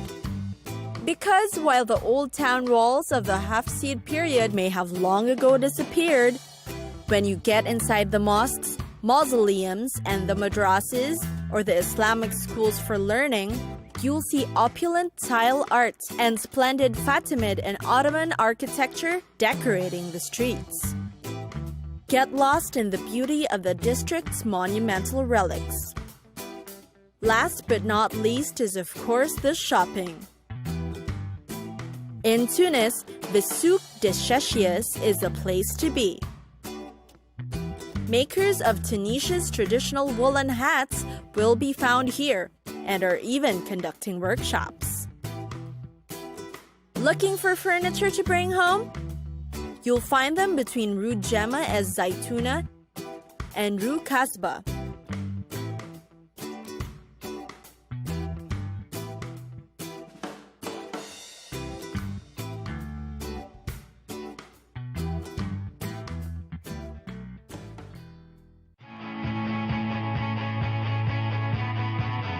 It's time for us to go. Pack your bags and get your tickets ready. And we'll see you on the next destination. Catch us again next time on Cities of the World.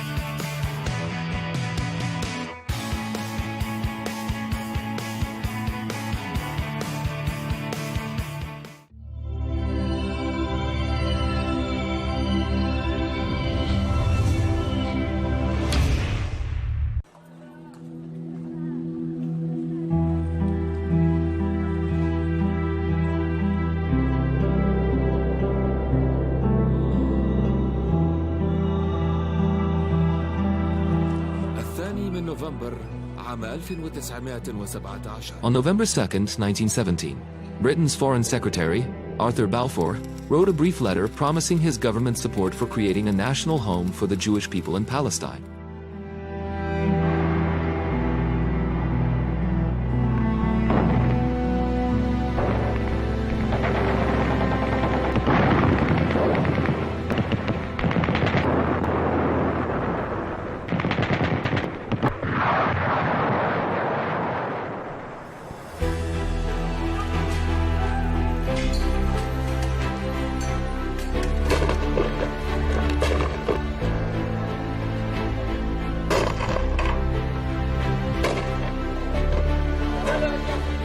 That marked the beginning of a century of conflicts and wars that would forever alter the fate of Palestine and the entire region. 108 years later, Britain's Prime Minister Keir Starmer stood before the world. on September 20th, 2025, before the cameras, announcing his country's recognition of the state of Palestine. I state clearly, as Prime Minister of this great country, that the United Kingdom formally recognises the state of Palestine. As your chairman has reminded you, The British recognition carried special symbolism. No other nation has played a more decisive role in the modern history of Palestine than Britain itself. it is nearly 16 years since he recruited me to the Zionist movement.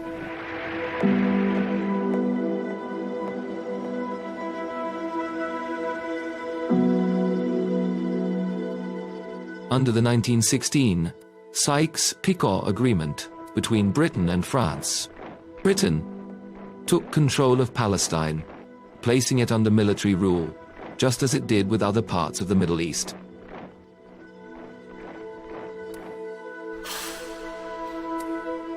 A year later, Balfour confirmed in his letter to Lord Rothschild, the wealthy British Jew, that his government viewed with favor the establishment of a national home for the Jewish people in Palestine.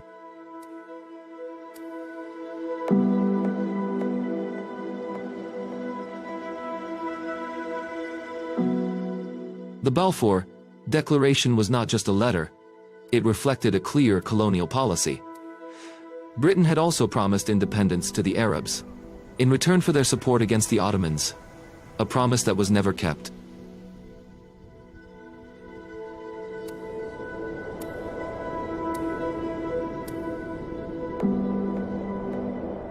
In 1920, Britain formally declared its mandate over Palestine. As the de facto authority, the British allowed waves of Jewish immigration into Palestinian lands. The resulting anger led to massive uprisings in cities like Jerusalem, Jaffa, and Haifa, culminating in a Palestinian revolt in 1936 that lasted 3 years before being brutally crushed by British forces.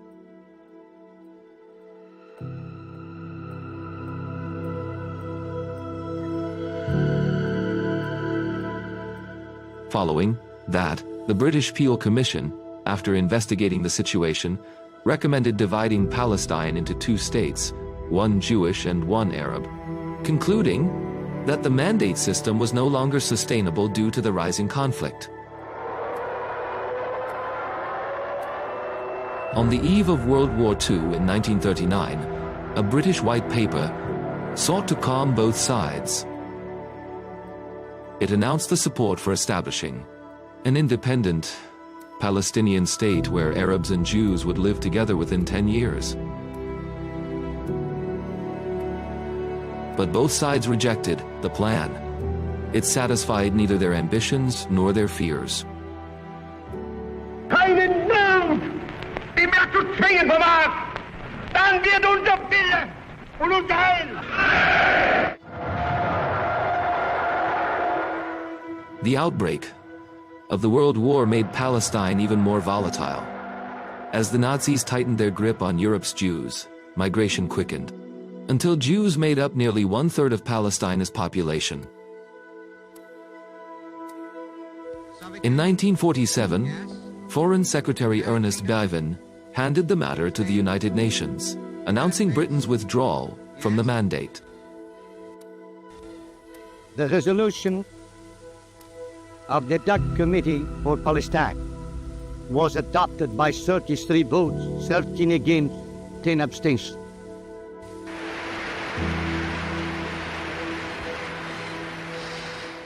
Under Resolution 181, the UN voted in favor of partition. The Jews accepted it, while the Arabs rejected it.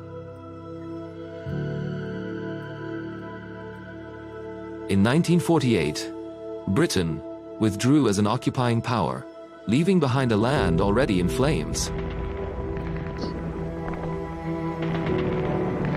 Soon after, on May 14, 1948, the State of Israel was declared. And the Nakba began.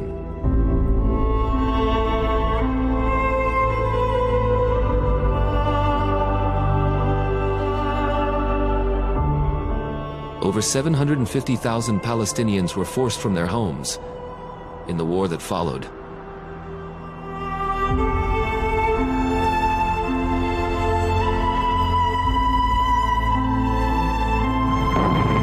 During the Suez Crisis of 1956, Britain joined the tripartite aggression against Egypt, but its failure showed the world that Britain was no longer the dominant power controlling the region's destiny.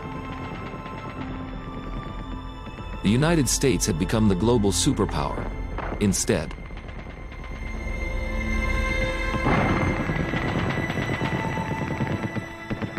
In June 1980, European nations, including Britain, met in Venice, Italy, and issued what became known as the Venice Declaration. The declaration was a pivotal moment. For the first time, the West collectively affirmed that the Palestinians were not merely refugees, but a people with legitimate political rights.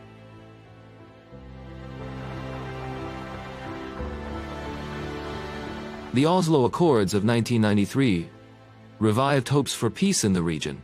Britain supported the negotiations and financed the emerging Palestinian Authority.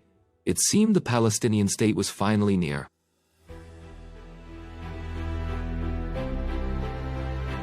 Yet, as settlement expansion and repressive Israeli policies continued, optimism quickly faded.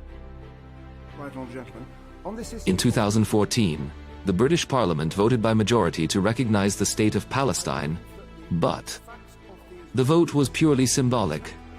The government refused implementation, insisting on a negotiated solution first. Yet, public pressure keeps the issue alive in London. For many Britons, it has become increasingly clear that their country bears a historic responsibility.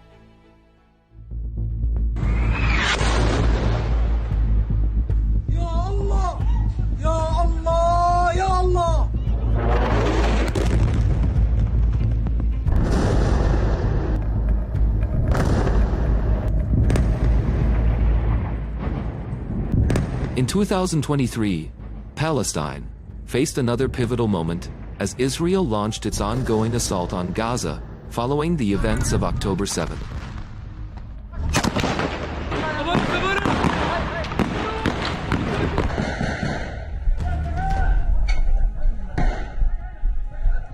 Tens of thousands of Palestinians tragically lost their lives in Israeli strikes, and many, many more were injured in this ongoing conflict. More than 80% of the Gaza Strip was destroyed.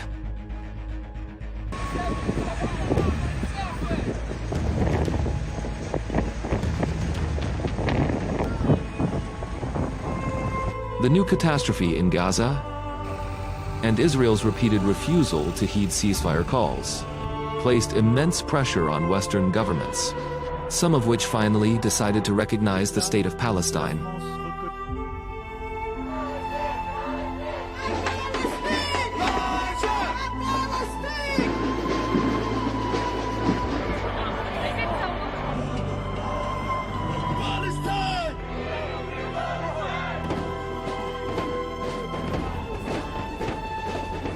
Britain was among the first, and its decision was seen as the most significant and symbolic.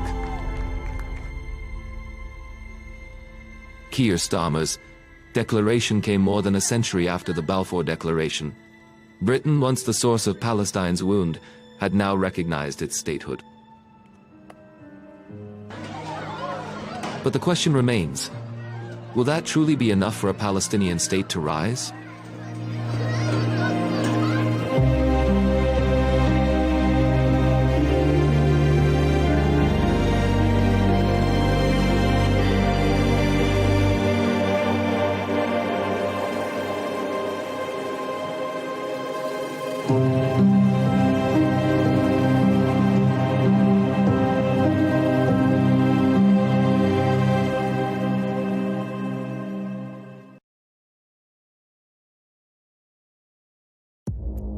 Our allies, in many cases, are worse than our enemies. Stay informed and connected with the latest international headlines.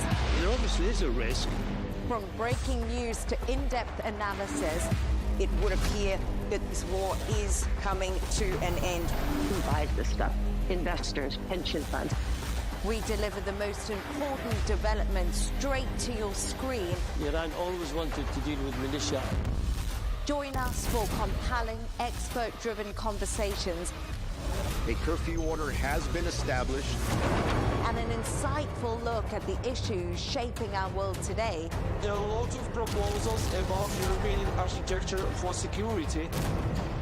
I'm Leigh Ann Gerrans, and this is W News. We dealt with this when I was Chief of Staff in the first term. Where you don't just hear the headlines, you get the full story.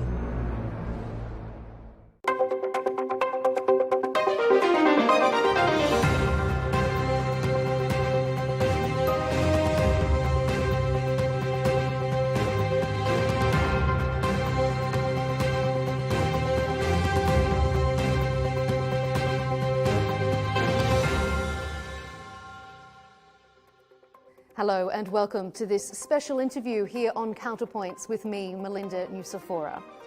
Well, a tireless, fearless and trailblazing journalist and writer, Baria Alamuddin is known just as much for her advocacy as she is for her impactful and highly analytical writing. I have the great pleasure of welcoming Baria Alamuddin here for a special interview on the sidelines of the Manama Dialogue in Bahrain. Baria, thank you for making time for Thank you for Counterpoints. inviting me. It's a pleasure. Baria, the Manama Dialogue has been going on for more than 2 decades now. I know you've been part of it for such a long time. Tell me why you think this particular gathering of power brokers, of writers, of geopolitical analysts and thinkers, politicians, why is it important and what can it bring to the region? Well, as you know, we live in a very turbulent world. And I've been coming to this Manama Dialogue for 21 years now. I do love Bahrain, I must admit. It's a small island and the people are lovely and you feel safe and the atmosphere is nice. Running away from the bad weather in London is not a bad idea. Never a bad idea. Yes. And also, I must admit, this gathering is a very important one. And not only of this specific time, but it has been all along. They managed to bring together security personnel and ministers and many also coming from the world of intelligence as well. As you see as well, there are many people that are coming from centers of studies. You sort also build a friendship on a one-year term. So every year you meet the same people and you say hello to the same people. And as a writer and writing a column, it's really important for me to come to the region and to meet with the people of the region, but also to meet with all these security people and intelligence people and my colleagues. It's been extremely useful for me over the years, and it's developing more and more and more, and it's getting bigger and bigger, which is quite interesting. I like also the side meetings that happen. They're always important at events like this. As someone who is on the inside and has connections across so many different delegations, how important do you think those sideline bilateral meetings are? Do they sort of set the scene for maybe what we see politicians announce and shake hands on in the months to come? Announce or don't announce. Sometimes you will hear politicians that come and don't say hardly anything. These are the important ones. It's the sidelines meeting where people speak off the record and people say their mind and you discuss and you hear stories that you don't read in the newspapers and you learn more things. Also, over the years, you develop certain friendships and people feel they trust you. They're, when you say off the record, it's definitely off the record. It's not...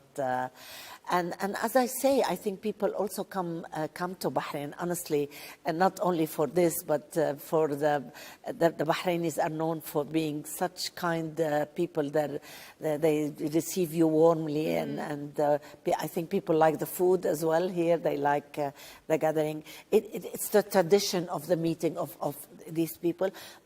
We must also say that this is a very critical time for the region, as you know, and the world at large. So I'm looking forward for the next 2 days, and my schedule is full of, these appointments on the side of the big big meetings in the big room. It is. About 1 year ago, in an opinion piece, I think it was just before last year's Manama Dialogue, you wrote, "Our world lacks guardrails because conflict resolution bodies like the UN Security Council have been paralysed by superpower rivalries." Are we in a better position or a worse position than we were 1 year ago? I think a worse position. The UN is rendered completely ineffective. Nobody listens to the UN. Some presidents of the world make fun of it and don't respect.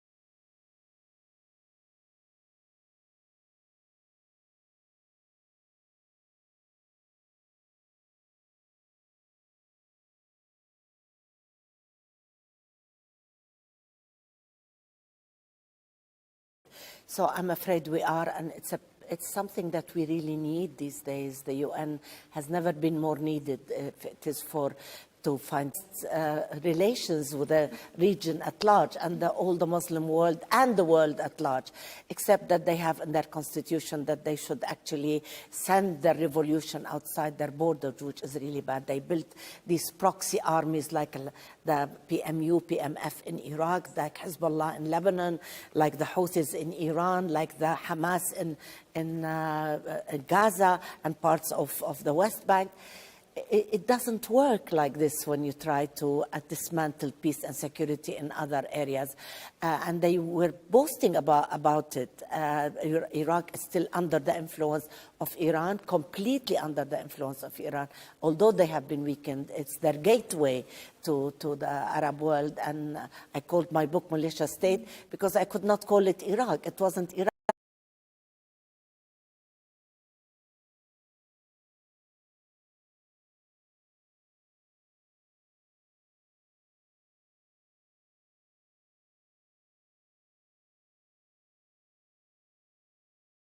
Controlled.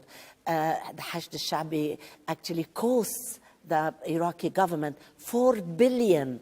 We don't know where this $4 billion goes, and we don't know what's going to happen in the new elections. People are not very optimistic because of Iranian intervention and Iranian domination of Iraqi politics. So this is sad, and also not only that, but they used to threaten to say that Bahrain even is part of Iran. Again, I would say that because Iran is much weaker, it is now trying to make good relations with all its neighbors. Do I believe it? No, I don't believe it. But let's hope they will learn, and let's hope that they will concentrate on the good of their own people. The Iranians should be living in great security and affluence, etc. There is poverty in Iran. I think inflation runs at about 40%. It's a dismal economic situation in Iran.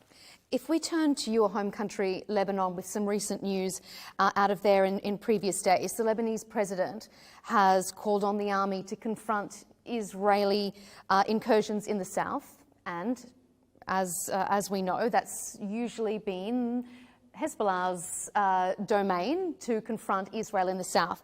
Badly, they confronted Israel badly, and they were defeated. They were inflating, and they were telling us lies. They were saying to us that they can defeat the mighty Israeli army. You see, now that we have the president saying the Lebanese government, sorry, the Lebanese army are the ones who are going to now take on that role. What do you read into that? I feel proud when my president says that he is going to tell the Lebanese army.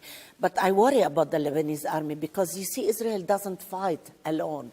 Israel fights with all the intelligence from the American state, from Europe, from many countries in Europe. They say something and they do something else. This double standard has become, you know, the norm of the day these days. They say we should stop the killing, we should have peace, but they give Israel arms and ammunitions and planes and whatever. So I do worry about the Lebanese army because the Lebanese army, as I said, is no match to, there is the pride element. Hezbollah never really defeated Israel as such. I think Israel is on a course which is a very bad for the Israeli state, for the Israelis, because also there is many Israelis that are losing their lives, that are psychologically sick, and also it has become a pariah state in the world. Never in my life I would have thought that I will see the international community, the people. You see, people talk about peace and these agreements between a country like Bahrain and the Emirates. This tells you that the Arabs really want peace. They don't want war, either with Iran or with Israel. But it takes two to tango. Israel should not also attack Lebanon and should stop. We signed an agreement with them. You see, they're making the disarming of Hezbollah more difficult because Hezbollah is saying, how do you want me to disarm if every day my people are getting killed and they are attacking my villages, they're attacking my schools, they're attacking my you know, everything, homes, everything. So in a way, I am proud that, but do I feel that the Lebanese army can defeat the United States of America and Israel and the many European countries? No. Israel doesn't fight alone. If we're speaking of Israel, the ceasefire in Gaza appears to be increasingly fragile. President Trump says the war is over, but that is a vastly different thing to there being peace in that part of the world. You've written extensively about state and non-state actors in the region. So to your mind, how dangerous is this period of time for Gaza when we consider the potential for a power vacuum? Yes, I think a power vacuum should not be an option for Gaza because, as we know, there are Hamas elements, and we know Hamas is not exactly the kindest of organizations. People brand it as a terrorist organization. And indeed, the 7th of October was a disaster, not only for the Israelis, but for the peace in the Middle East and for the people of Palestine and Gaza and the region at large. The atrocities we have seen committed after that are unbearable to mention even. So I think what should happen, I think this plan was launched before it's being prepared. So we don't see the armies ready. Now they're discussing which countries are going to give personnel to help with the peace. We don't know who it is. Would this ceasefire last? I don't know. Definitely we see that President Trump is now finally trying to influence Netanyahu to stop, actually ordering him to stop. And you hear in Israel that Israel is not an independent state. It's now ruled by the United States. If it is ruling it is to stop the fighting, that's a good way, I think, of doing it. We should try and limit these elements like Hamas and the Houthis and Al-Hashd al-Sha'bi and of course Hezbollah, not only limit the role, but they should be not there at all. Iraq supposedly the Hashd al-Sha'bi was supposed to be part of the Houthi efforts and the Hezbollah efforts. We saw that they acted in a very cowardly way, and what they do is now they are like a mafia inside Iraq. They take the money, we don't know where the money goes. There is actually no electricity in a summer of 50 degrees in Iraq, and this is a country that has the second biggest reserve of oil. I mean, one cannot even imagine it. And schools are deteriorating, the economic life is also like this. So there should not be at all the presence of these elements, as I said. and I hope and I pray that they'll find some kind of force, Arab force or others, that can monitor the peace until they can train some Palestinian forces to take care of the peace in Gaza.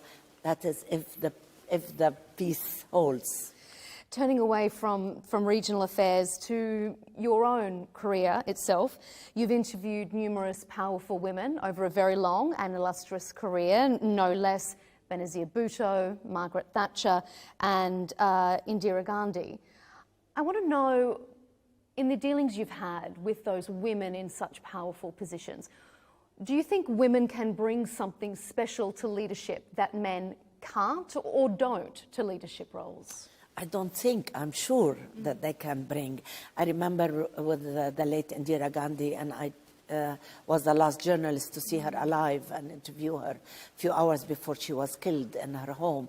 She said to me, we women see details that men are not able to see. We women are multifunctional, and we see that in our homes. When we do, you work, you take care of your husbands, of the affairs of the house, you manage it, you have children, you take care of them. So I am very sure. Also, there is a certain empathy and tenderness about women that most men don't have in general, which I think is needed to govern a country or a people, or to manage affairs of a state. I'm very happy to see that women are moving forward in the world, but not enough. What about in this particular part of the world? How do you assess women's role in leadership positions in the region? I am so proud of women in this region. You know, when I come to a country like Bahrain, where women have started education amongst the first Arab nationals actually to start, and they work everywhere. Banking is led by women, health is led by women, so many sectors. I'm also trying to finish a book I started about women in Saudi Arabia. And I mean, every time I go, if I don't go for a couple of months, I come and I see it's like a revolution in women's affairs. And also in their confidence, which a woman cannot lead or cannot be somebody that can achieve something if she doesn't have confidence in herself and in her abilities and the role she can play in developing their country. I really believe women in the Gulf, women in the Arab world in general, but specifically in the Gulf, because countries like my country, where women were leaders, have regressed because of war and poverty and the state that we live in. So yes, I think there is a lot of hope for Arab women, Gulf women, as I said in particular. And again, I want to talk about Saudi women. They set these visions for 2030. A lot of them have been met already. So it's there.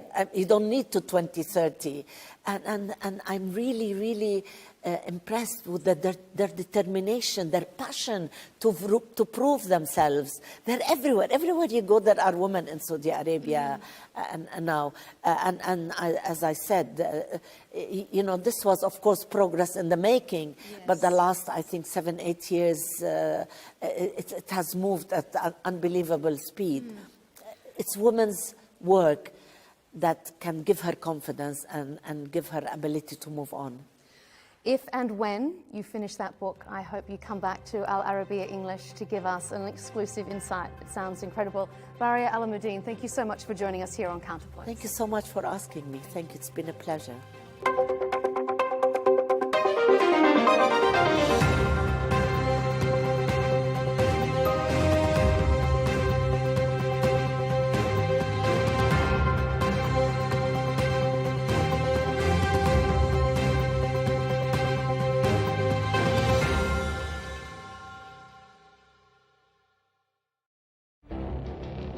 It feels like decades are passing by in a matter of weeks. Seismic shifts in the world order. Never, ever will be part of America. With so much happening and so much noise. Whether it's political upheaval, Canada has been ripping us off for years. Economic shifts or social movements. And no one wins from tariffs. I think America can be more friendly to the rest of the world. For in-depth analysis and all the latest developments across the globe. to have an inclusive policy together. The meetings with Hamas gave me some hope. We're in another nuclear arms race. The most important development straight to your screen. Welcome to the dressing room. I'm on my own. I need backup. And an insightful look at the issues shaping our world today. It was not going to happen, that war, and it happened. Join us on Arabiya News, where the world talks.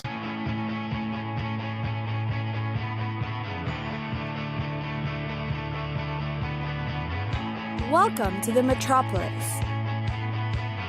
the big city. This is where tech, trends, and culture meet. Meet the people. See the sights. Walk the city streets. And experience the lifestyle.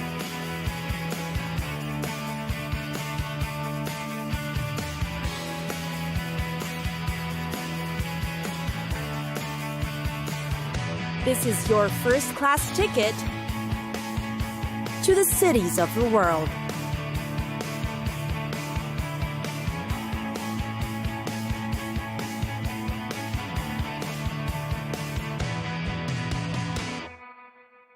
Istanbul, definitely a glory of the world. Istanbul bridges two continents, marries civilizations that highlights the best of the Roman, Byzantine, and Ottoman empires. Take a look and see. Perhaps the most popular among tourists is taking the Bosphorus cruise in Istanbul. They say a trip to the city won't be complete without taking this route. It provides a majestic overview of the city, taking both European and Asian shores. You'll see century-old places and mansions to marvel at. There are also several options of cruises to take for your convenience. The Hagia Sophia is definitely a sight to see too. It's a splendid church-turned-mosque-turned-museum that's considered one of the world's greatest architectural treasures. Also head over to the Archaeology Museum in Istanbul. It is considered one of the city's hidden gems, displaying one of the world's richest collections of classical antiquities. Here, you'll find the marvelous sarcophagus of Alexander the Great, depicting important phases of his life, the blue-tiled Karaman Marab, the beautiful tiled pavilion, and the Treaty of Kadesh, which is known as the world's earliest surviving peace treaty. When it comes to shopping, Istanbul has its Grand Bazaar. You can go bargain hunting to your heart's delight. It is over 500 years old, but still one of the largest covered bazaars in the world. Locals visit the place every day to shop and bargain like pros. The Grand Bazaar is also known for its carpets, leather, ceramic, jewelry, plus souvenirs you can bring home. Not to be missed are the local markets that will allow you a taste of different cultures of continents. Turkey's kitchen is in fact known to be the richest of all. Their dishes are known to be made with only fresh produce. Plus, you can buy the ingredients firsthand at the local markets. Then, of course, you can't miss the Galata Tower. It is one other way to see the best of the city. You'll get a 360-degree panoramic view of Istanbul. Its very high tower also has a restaurant and cafe for you to dine in at the 9th floor. Feel free to enjoy the view and the food too. Definitely a great way to see, experience, and absorb the beauty that is Istanbul. It's time for us to go. Pack your bags and get your tickets ready. And we'll see you on the next destination. Catch us again next time on Cities of the World.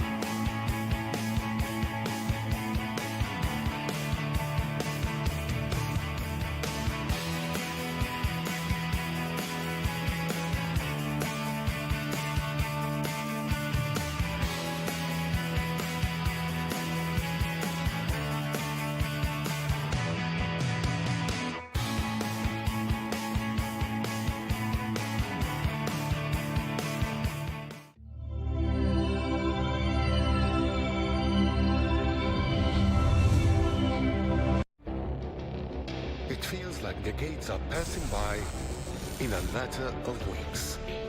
Seismic shifts in the world order. Never, ever will be part of America. With so much happening and so much noise. Whether it's political upheaval, Canada has been ripping us off for years. economic shifts, or social movements, And no one wins from tariffs. I think America can be more friendly to the rest of the world. For in-depth analysis and all the latest developments across the globe. To have an inclusive policy together. The meetings with Hamas gave me some hope. We're in another nuclear arms race. the most important development straight to your screen. Welcome to the dressing room. I'm on my own. I need backup. And an insightful look at the issues shaping our world today. It was not going to happen, that war, and it happened. Join us on Arabiya News, where the world talks. From the White House to Gaza, Kiev to Beijing, elections, economics and the environment compete with conflicts and other complex issues for our attention. In an age of fake news, deep fake and artificial intelligence, they've got to have a vote and a say. It's important to look beyond the loudest voice to understand the truth. From newsmakers to groundbreakers, My campaign is going very well. presidents, prime ministers, princes and peacemakers, and cultural tastemakers. As Arabs, as Middle Eastern, we're too emotional. Join me on the Riz Khan Show for empowering conversation.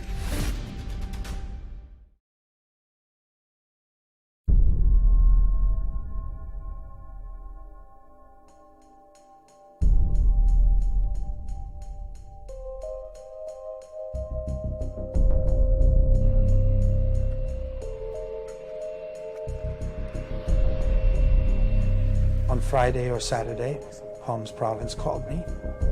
There was great terror.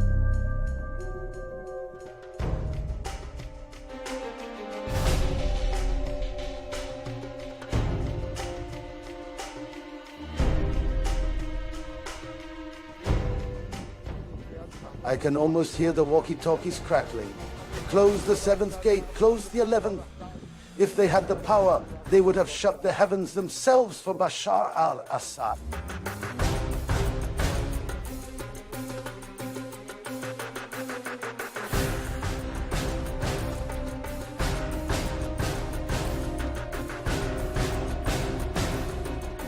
Everything unfolded within just a few hours, from 11 at night until 2:30 on Sunday morning. And suddenly, it was December 8th.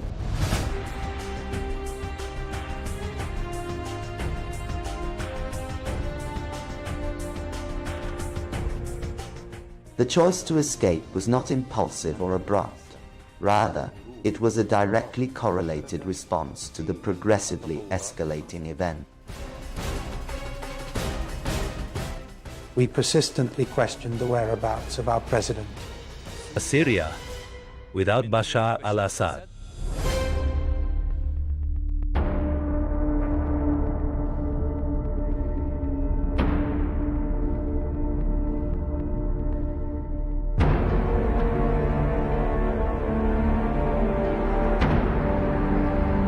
In the heart of Damascus, the once secure ruling class found itself on shaky ground. Trust had started to decay within the inner sanctum of power, and allies began to realign, thus revealing glaring weaknesses that could no longer be conveniently overlooked. In his final days, his grip on power appeared to wane, and the once unassailable leader faced genuine political isolation.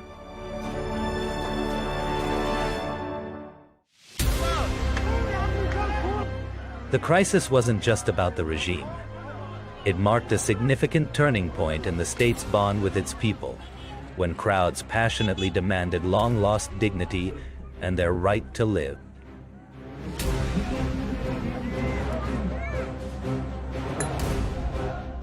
In the spring of 2011, in the southern city of Daraa, the first spark of the uprising was a simple message scrawled on a school wall by the innocent hands of children, oblivious to the profound impact their words would have.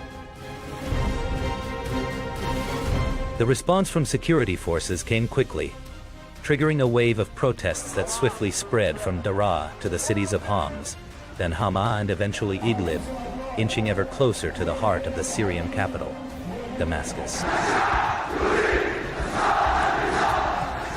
As the days progressed, the cries of the protesters gradually evolved, raising their demands from mere reforms to an open and direct confrontation. There were several political maneuvers made in an attempt to rescue the precarious situation, such as reaching out and contacting Russian President Vladimir Putin. However, the response received was one that merely concealed a sense of nostalgia emanating from Moscow. Nothing could be done now in Damascus. The only chance Bashar al-Assad saw was to flee. The decision came from the impossibility of saving the situation or resisting the coming counter-offensive on Damascus.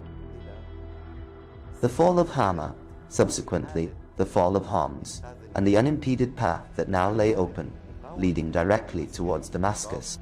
At 1 o'clock in the morning of the 27th, I received a startling call urging me to mobilize, to prepare, insisting that I must join. I dressed, left, unsure of my destination, but rumors hinted at a battle.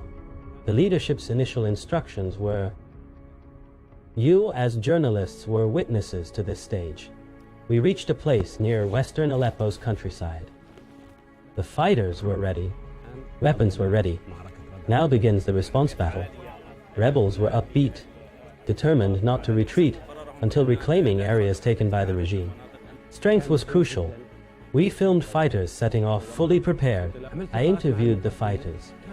Their spirit was high, making you sure, God will it, that things were going well. 0 hour began.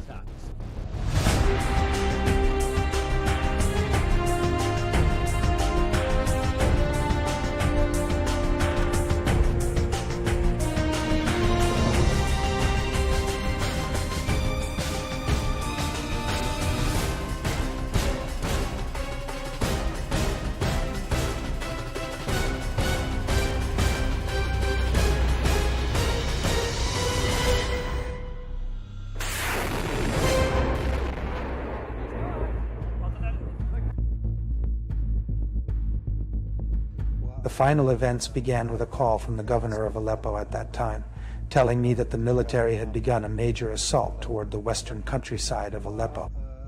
The advance was swift and surprising, with the army witnessing a huge amount of withdrawals.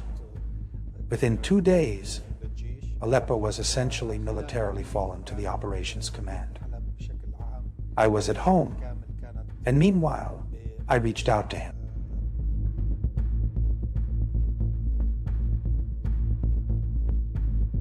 During a call at 10:30, I expressed to him how difficult things were, the fear gripping the streets, and that something urgent had to be done. He simply replied, "Tomorrow we'll see." When he received the news, he remained silent and issued no directives. Unexpectedly, the north fell out of the regime's hold, a jolt the palace had never anticipated.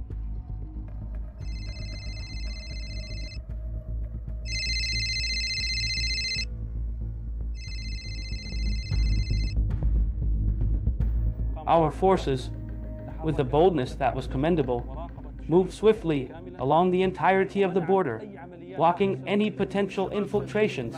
With the invaluable aid of our supporting partner, we ensured that no military units, regardless of their size, could penetrate the front lines or create any semblance of a new reality that could possibly bolster the crumbling military order that had previously dominated.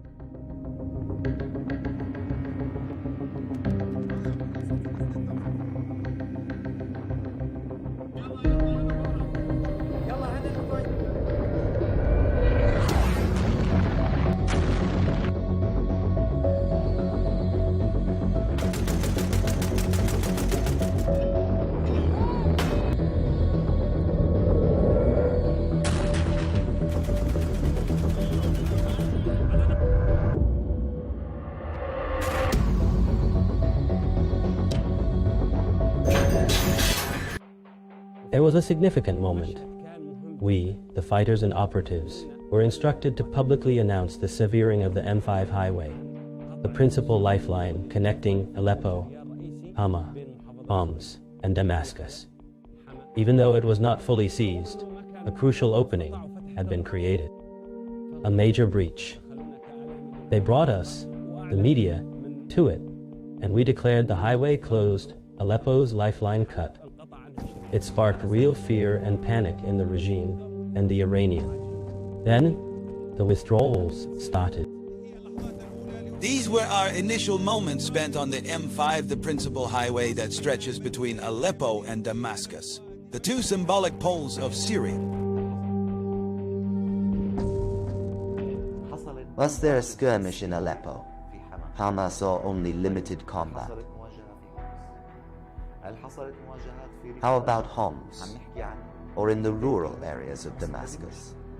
Consider this, it's a 200-kilometer stretch from Homs to Damascus. Any conflicts there? Not at all. What about the towering walls of Damascus? None there either. Were there any clashes to the west or east of Damascus? No battles in Dara or the coast either. The battle never occurred. As PM, my main liaisons were the governors. The Aleppo governor was devastated and fled, while the Idlib governor reported stability initially, then considered fleeing. On air base, escaping to Hama via military plane.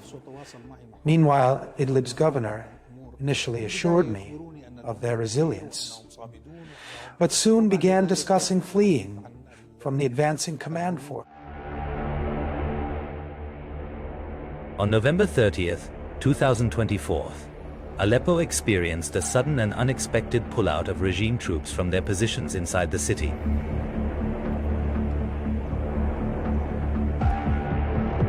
Airstrikes finally stopped and checkpoints were removed from the streets for the first time in over 14 years. Opposition flags were proudly raised over the Central Post building, and celebrations erupted in some neighborhoods.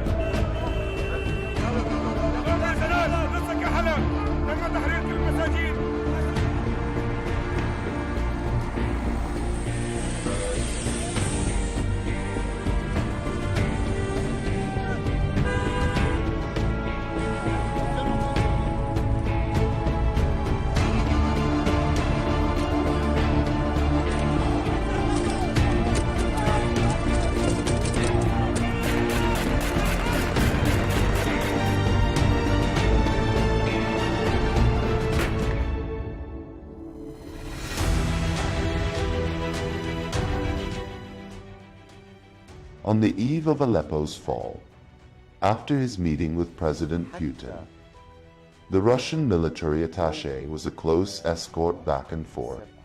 So, I'd say, things began to take a terminal turn. Up to Saturday, which falls on December 7, and before the frantic calls from Bashar al-Assad to Putin are met with no reply. Aleppo has returned to center stage amid sharply differing international coverage, as political labels and military assessments varied widely. However, on the ground, from a city worn by war, the pullout clearly signaled a significant shift in control.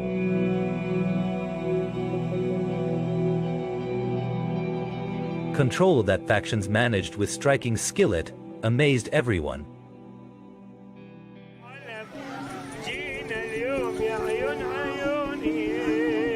We came today, my love. We came to the citadel, my love. Oh, mother, my strength is gone. Alas, I walked the whole road to Aleppo, olive trees all along. Before the war, Aleppo was known for its rich social and religious diversity, thriving without the need for slogans or decrees. Daily life itself fostered coexistence, with calls to prayer mingling alongside church bells, and accents blending in the bustling markets. The city never needed tolerant slogans. It lived them in its very essence. Even as things changed over time, Aleppo retained traces of what it once was, a city holding on to a shared memory despite shifting maps and deep divides.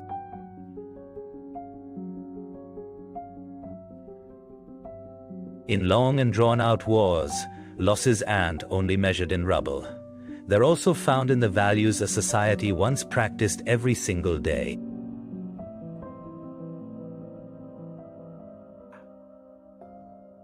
When the insurgent forces first made their entrance into the city of Aleppo,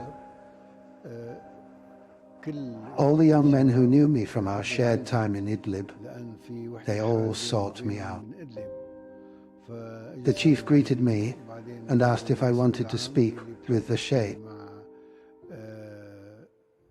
Certainly, I responded, then proceeded to express my congratulations on the newly achieved liberation. Aleppo was now emancipated. He responded with a clear directive: tell your people to strive for excellence in everything they do, to elevate their standards from what they were before. Whether it's safeguarding churches, endowments, homes, factories, or offices, let them revel in the Christmas festivities, ring their bells, adorn their squares, erect their trees.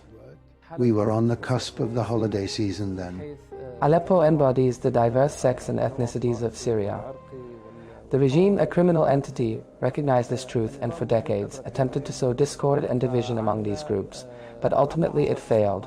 Aleppo endured, and so did its remarkable social fabric. Protecting Christians and other minorities in Aleppo was a critical red line. From the ops room, the order was always mercy first, and that message truly mattered. It affirmed that you're in the right, and they genuinely are our brother. We worked closely with the new authorities to calm people's fear and build trust. We held several meetings as Christian heads of churches and with the state. And this time, the state stood with the people. For the first time,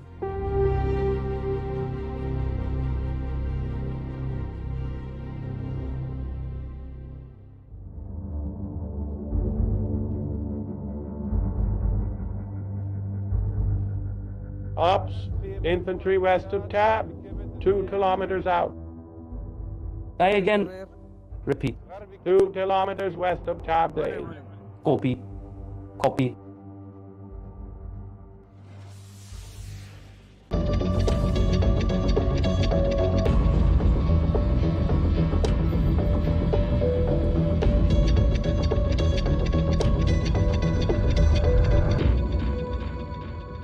We thought we'd finally have a moment to rest, then get back to our coverage. But no, the orders came in. Head straight to Hama. Hama. Did you hear me clearly? We were directed towards Hama. Hama wasn't captured through force, but through the power of imagery. It was a clear-cut case of psychological and media warfare. A brief video broadcast by the opposition depicted their fighters standing near a sign that read, "Welcome to Hama." We moved and reached Hama's outskirts. The sign was roughly 20 kilometers away. This was psychological warfare. Arriving at the sign, we found the conflict was a mere 1 or 2 kilometers away. We captured footage of the sign before making a hasty retreat, making it clear that we had made it to the outskirts of Hama. This ignited fear and chaos among regime forces. We are currently on the outskirts of Hama, where intense battles are raging between the rebels and the regime's gangs. With the support of their allies and the additional reinforcements that have been brought into the city. A brief video segment lasting mere seconds captured more than the skirmishes did. On-field disarray, unsanctioned retreats, and a total absence of official clarification. There were no confrontations in this footage, yet the message was powerfully conveyed.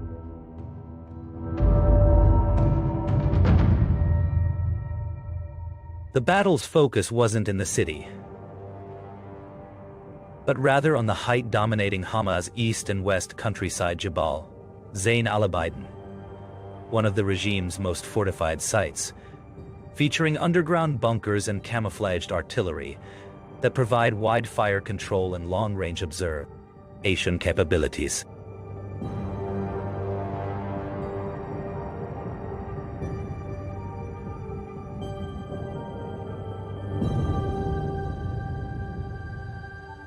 The problem was that Mountain Zain al-Abidin, a high peak over most of Hama's rural belt and the city. It was fortified and used to hit the roads. So Ops planned a long detour to slip to Hama's edge or inside and declare it fallen. We actually slipped through trees for a long distance and entered Hama from the east. The mountain hadn't fallen. There was resistance. We reached Al-Asi Square, filmed, then were told to exit at once fighting was close. Amidst chaos, the regime retreated from Zain al-Abidin, a mountain once deemed insurmountable. While field visuals depicted an evident retreat of the regime from the rural Hama vicinity, the defense minister made an appearance on national television, asserting that the situation was well within their control. The observed shift on the battlefield was characterized in official communications as a deliberate part of a strategic plan, rather than being perceived as a defeat.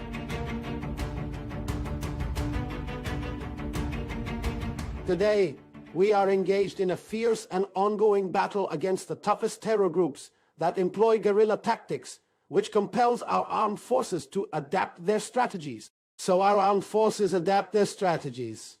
They attack and withdraw at various points, advance and fall back, especially since these Takfiri groups have the backing of well-known regional and international states. At that time, the official statement appeared disconnected from the harsh reality on the ground, as images revealed abandoned tanks, grounded aircraft, and defensive posts that were completely empty. What we witnessed on the ground contradicted the speech and raised serious doubts about the official narrative.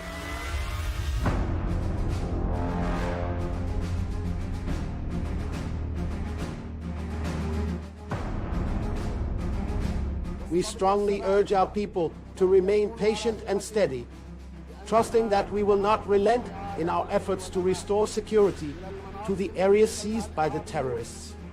The Syrian Arab Army, as you have known throughout this long war, will continue to stand as the solid dam. On the contrary, it was a brittle system, but it fed every claimant their share.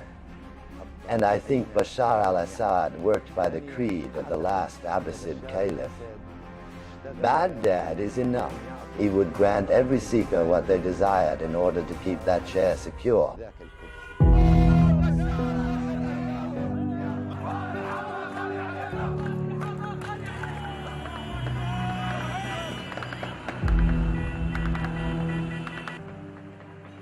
The main battle was at Hama, because the city holds a unique and significant mark in Syria's national struggle. It suffered and paid dearly, the Hama massacre among other costs. It suffered in silence. Few spoke of it, in Syria or abroad. Since 2011, the city was heavily besieged. Unlike other provinces, it was closed off, surrounded. Lately, I feared not the fall itself. It would fall, but that I would die outside, that I'd be buried without ever seeing the regime finally fall. After taking Hama, opposition units advanced south toward Homs, a crucial strategic hub in central Syria. On Friday or Saturday, Homs province contacted me, and there was panic everywhere. It seemed that the defenses before Homs had completely collapsed, and while I'm no military expert, I could see that the road lay open. Then he asked, Can we ask defense to bomb Al Rastan Bridge? I told him that wasn't justified. After Hama's liberation, forces gathered here, eyes fixed on Homs, crossing only over Al Rastan Bridge. They advanced toward Homs, but it wasn't free. Heavy strikes severely damaged the bridge, rendering it unusable. You can still see the remnants of the air raids on that bridge today. We were a band of seasoned fighters with no choice but to fight. We couldn't wait for another chance to break the cruel siege and crush the forces that caged us for 9 years. This was it.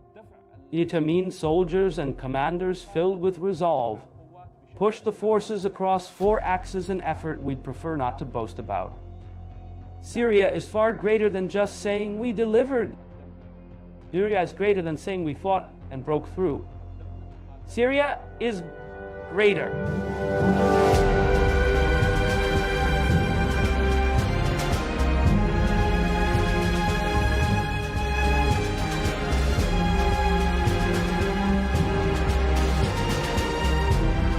By evening, we were getting close to Homs. Resistance from the city's north was fierce, and the jets were relentlessly bombing. We waited patiently, and as night fell, the lads finally began to enter. As usual, the first aim was to open the prisons. You can't imagine the welcome we got in Homs. And Homs is special, you know that. Fireworks and celebrations lit up Homs like it was daytime. This was around midnight, close to 1 a.m.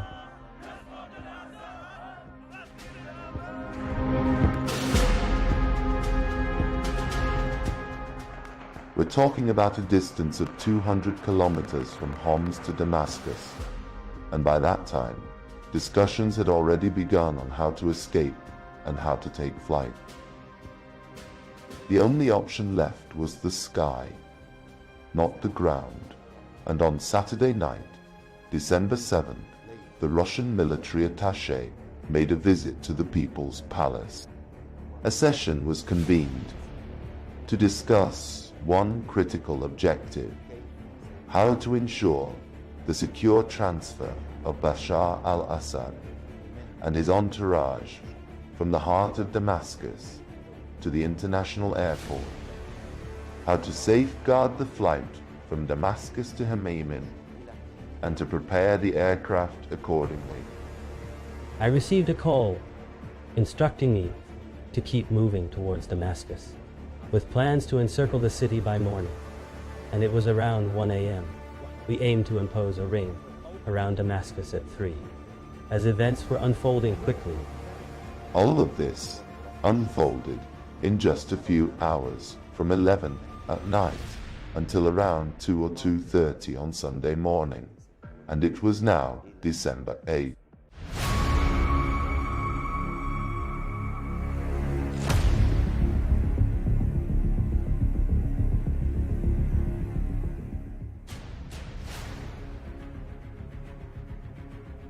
I remember the protocols cars and weapons everywhere to protect Assad. How would he manage to leave tonight? How did he escape? In the palace that evening, almost everything looked normal. In the kitchen, dinner was being prepared as usual. Simple meal for a man who knew the table no longer mattered most. Forces known as Repel, the aggression, were already at the gates of Damascus, and I believe he was part of those forces. They reached the airport road's edge. In his office, he sat still and motionless, his mind adrift in thought, the heavy silence only broken by the persistent ringing of the landline.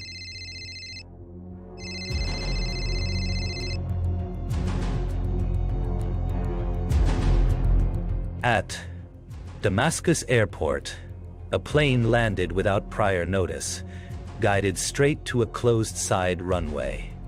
Its timing and path were off protocol.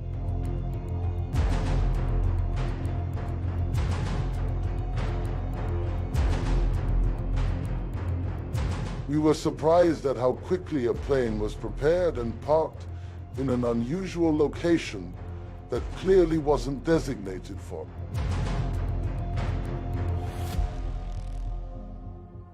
Our curiosity was piqued. Something significant was unfolding. What could it be? Inside the palace walls, unusual movement was noted. 2 cars entered quietly through the back gate, avoiding routine routes and unseen by the guards. That night's actions broke all established protocol.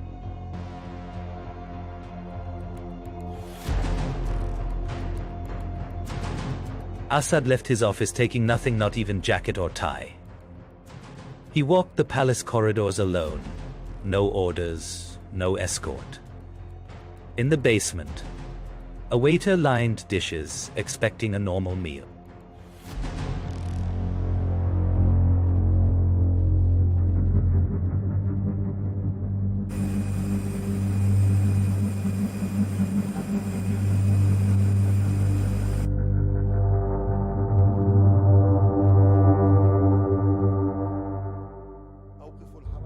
Stop movement, shut the gates. I still hear the devices. Close gate 7, close gate 11. If they could, they'd close heaven's gates for Assad to pass. Suddenly, cars rushed in, faster than words can tell.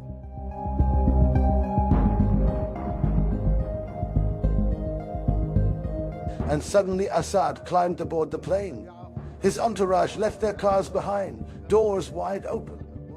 No farewell, no announcement before departure. Just a silent withdrawal by a man who has nothing left to say, moving as if the place itself had suddenly turned foreign, as if the end, long delayed, was now unavoidable.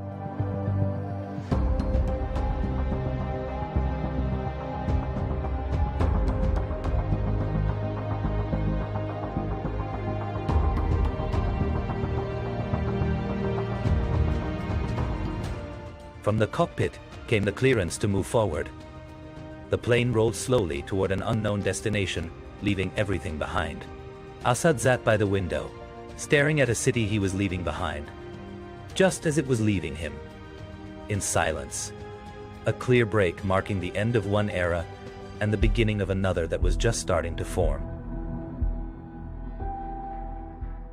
Past 3 a.m. The plane took off, then landed at the Russian base. A new tense phase began. Reports said Assad and his sons stayed for hours in a private hall at Maimim. His entourage also waited for a plane able to evade radars, secured to fly safely to Moscow, where Assad landed for the first time without title or office, a fugitive in guilt. The palace lights dimmed. At 10 minutes to 3, I left the People's Palace and made my way to Umayyad Square. I drove on Mezi Highway and other streets. After 3:30, news began to spread that Assad had left the palace, neither a secret nor widely known. His true departure, marking his arrival in Maimim, occurred at 6:10 or possibly 6:20. At 6:18, at that time, Assad was no longer president. No state of emergency was declared in Damascus. No sirens wailed. Yet the city acted as if bracing for an unmatched event.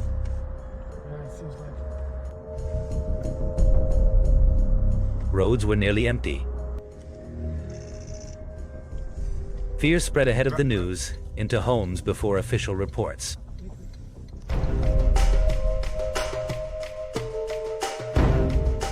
With no orders, the regime's shape began to fade. Figures vanished. Slogans no longer raised. sights pulled from command. The institution seemed to dismantle itself step by step, quietly, without announcement, without resistance. The same unsettling picture repeated in other corners. Weapons abandoned, uniforms left behind without their owners. A system quietly collapsed in shadow as it slowly departed into the darkness.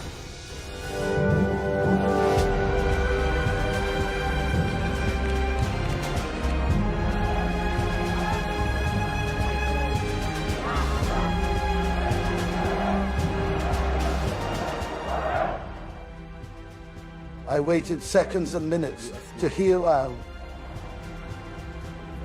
It is now exactly 6:18 Damascus time. Syria without Bashar al-Assad. Syria without Assad.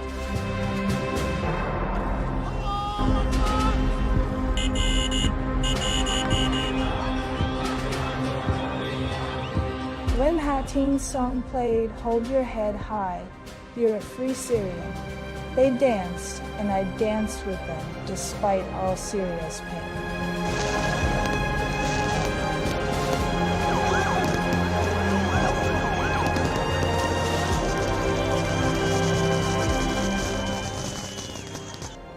By God, Ibrahim, I lived to see it. I never thought I would. I did. And Bashar al-Assad has fallen.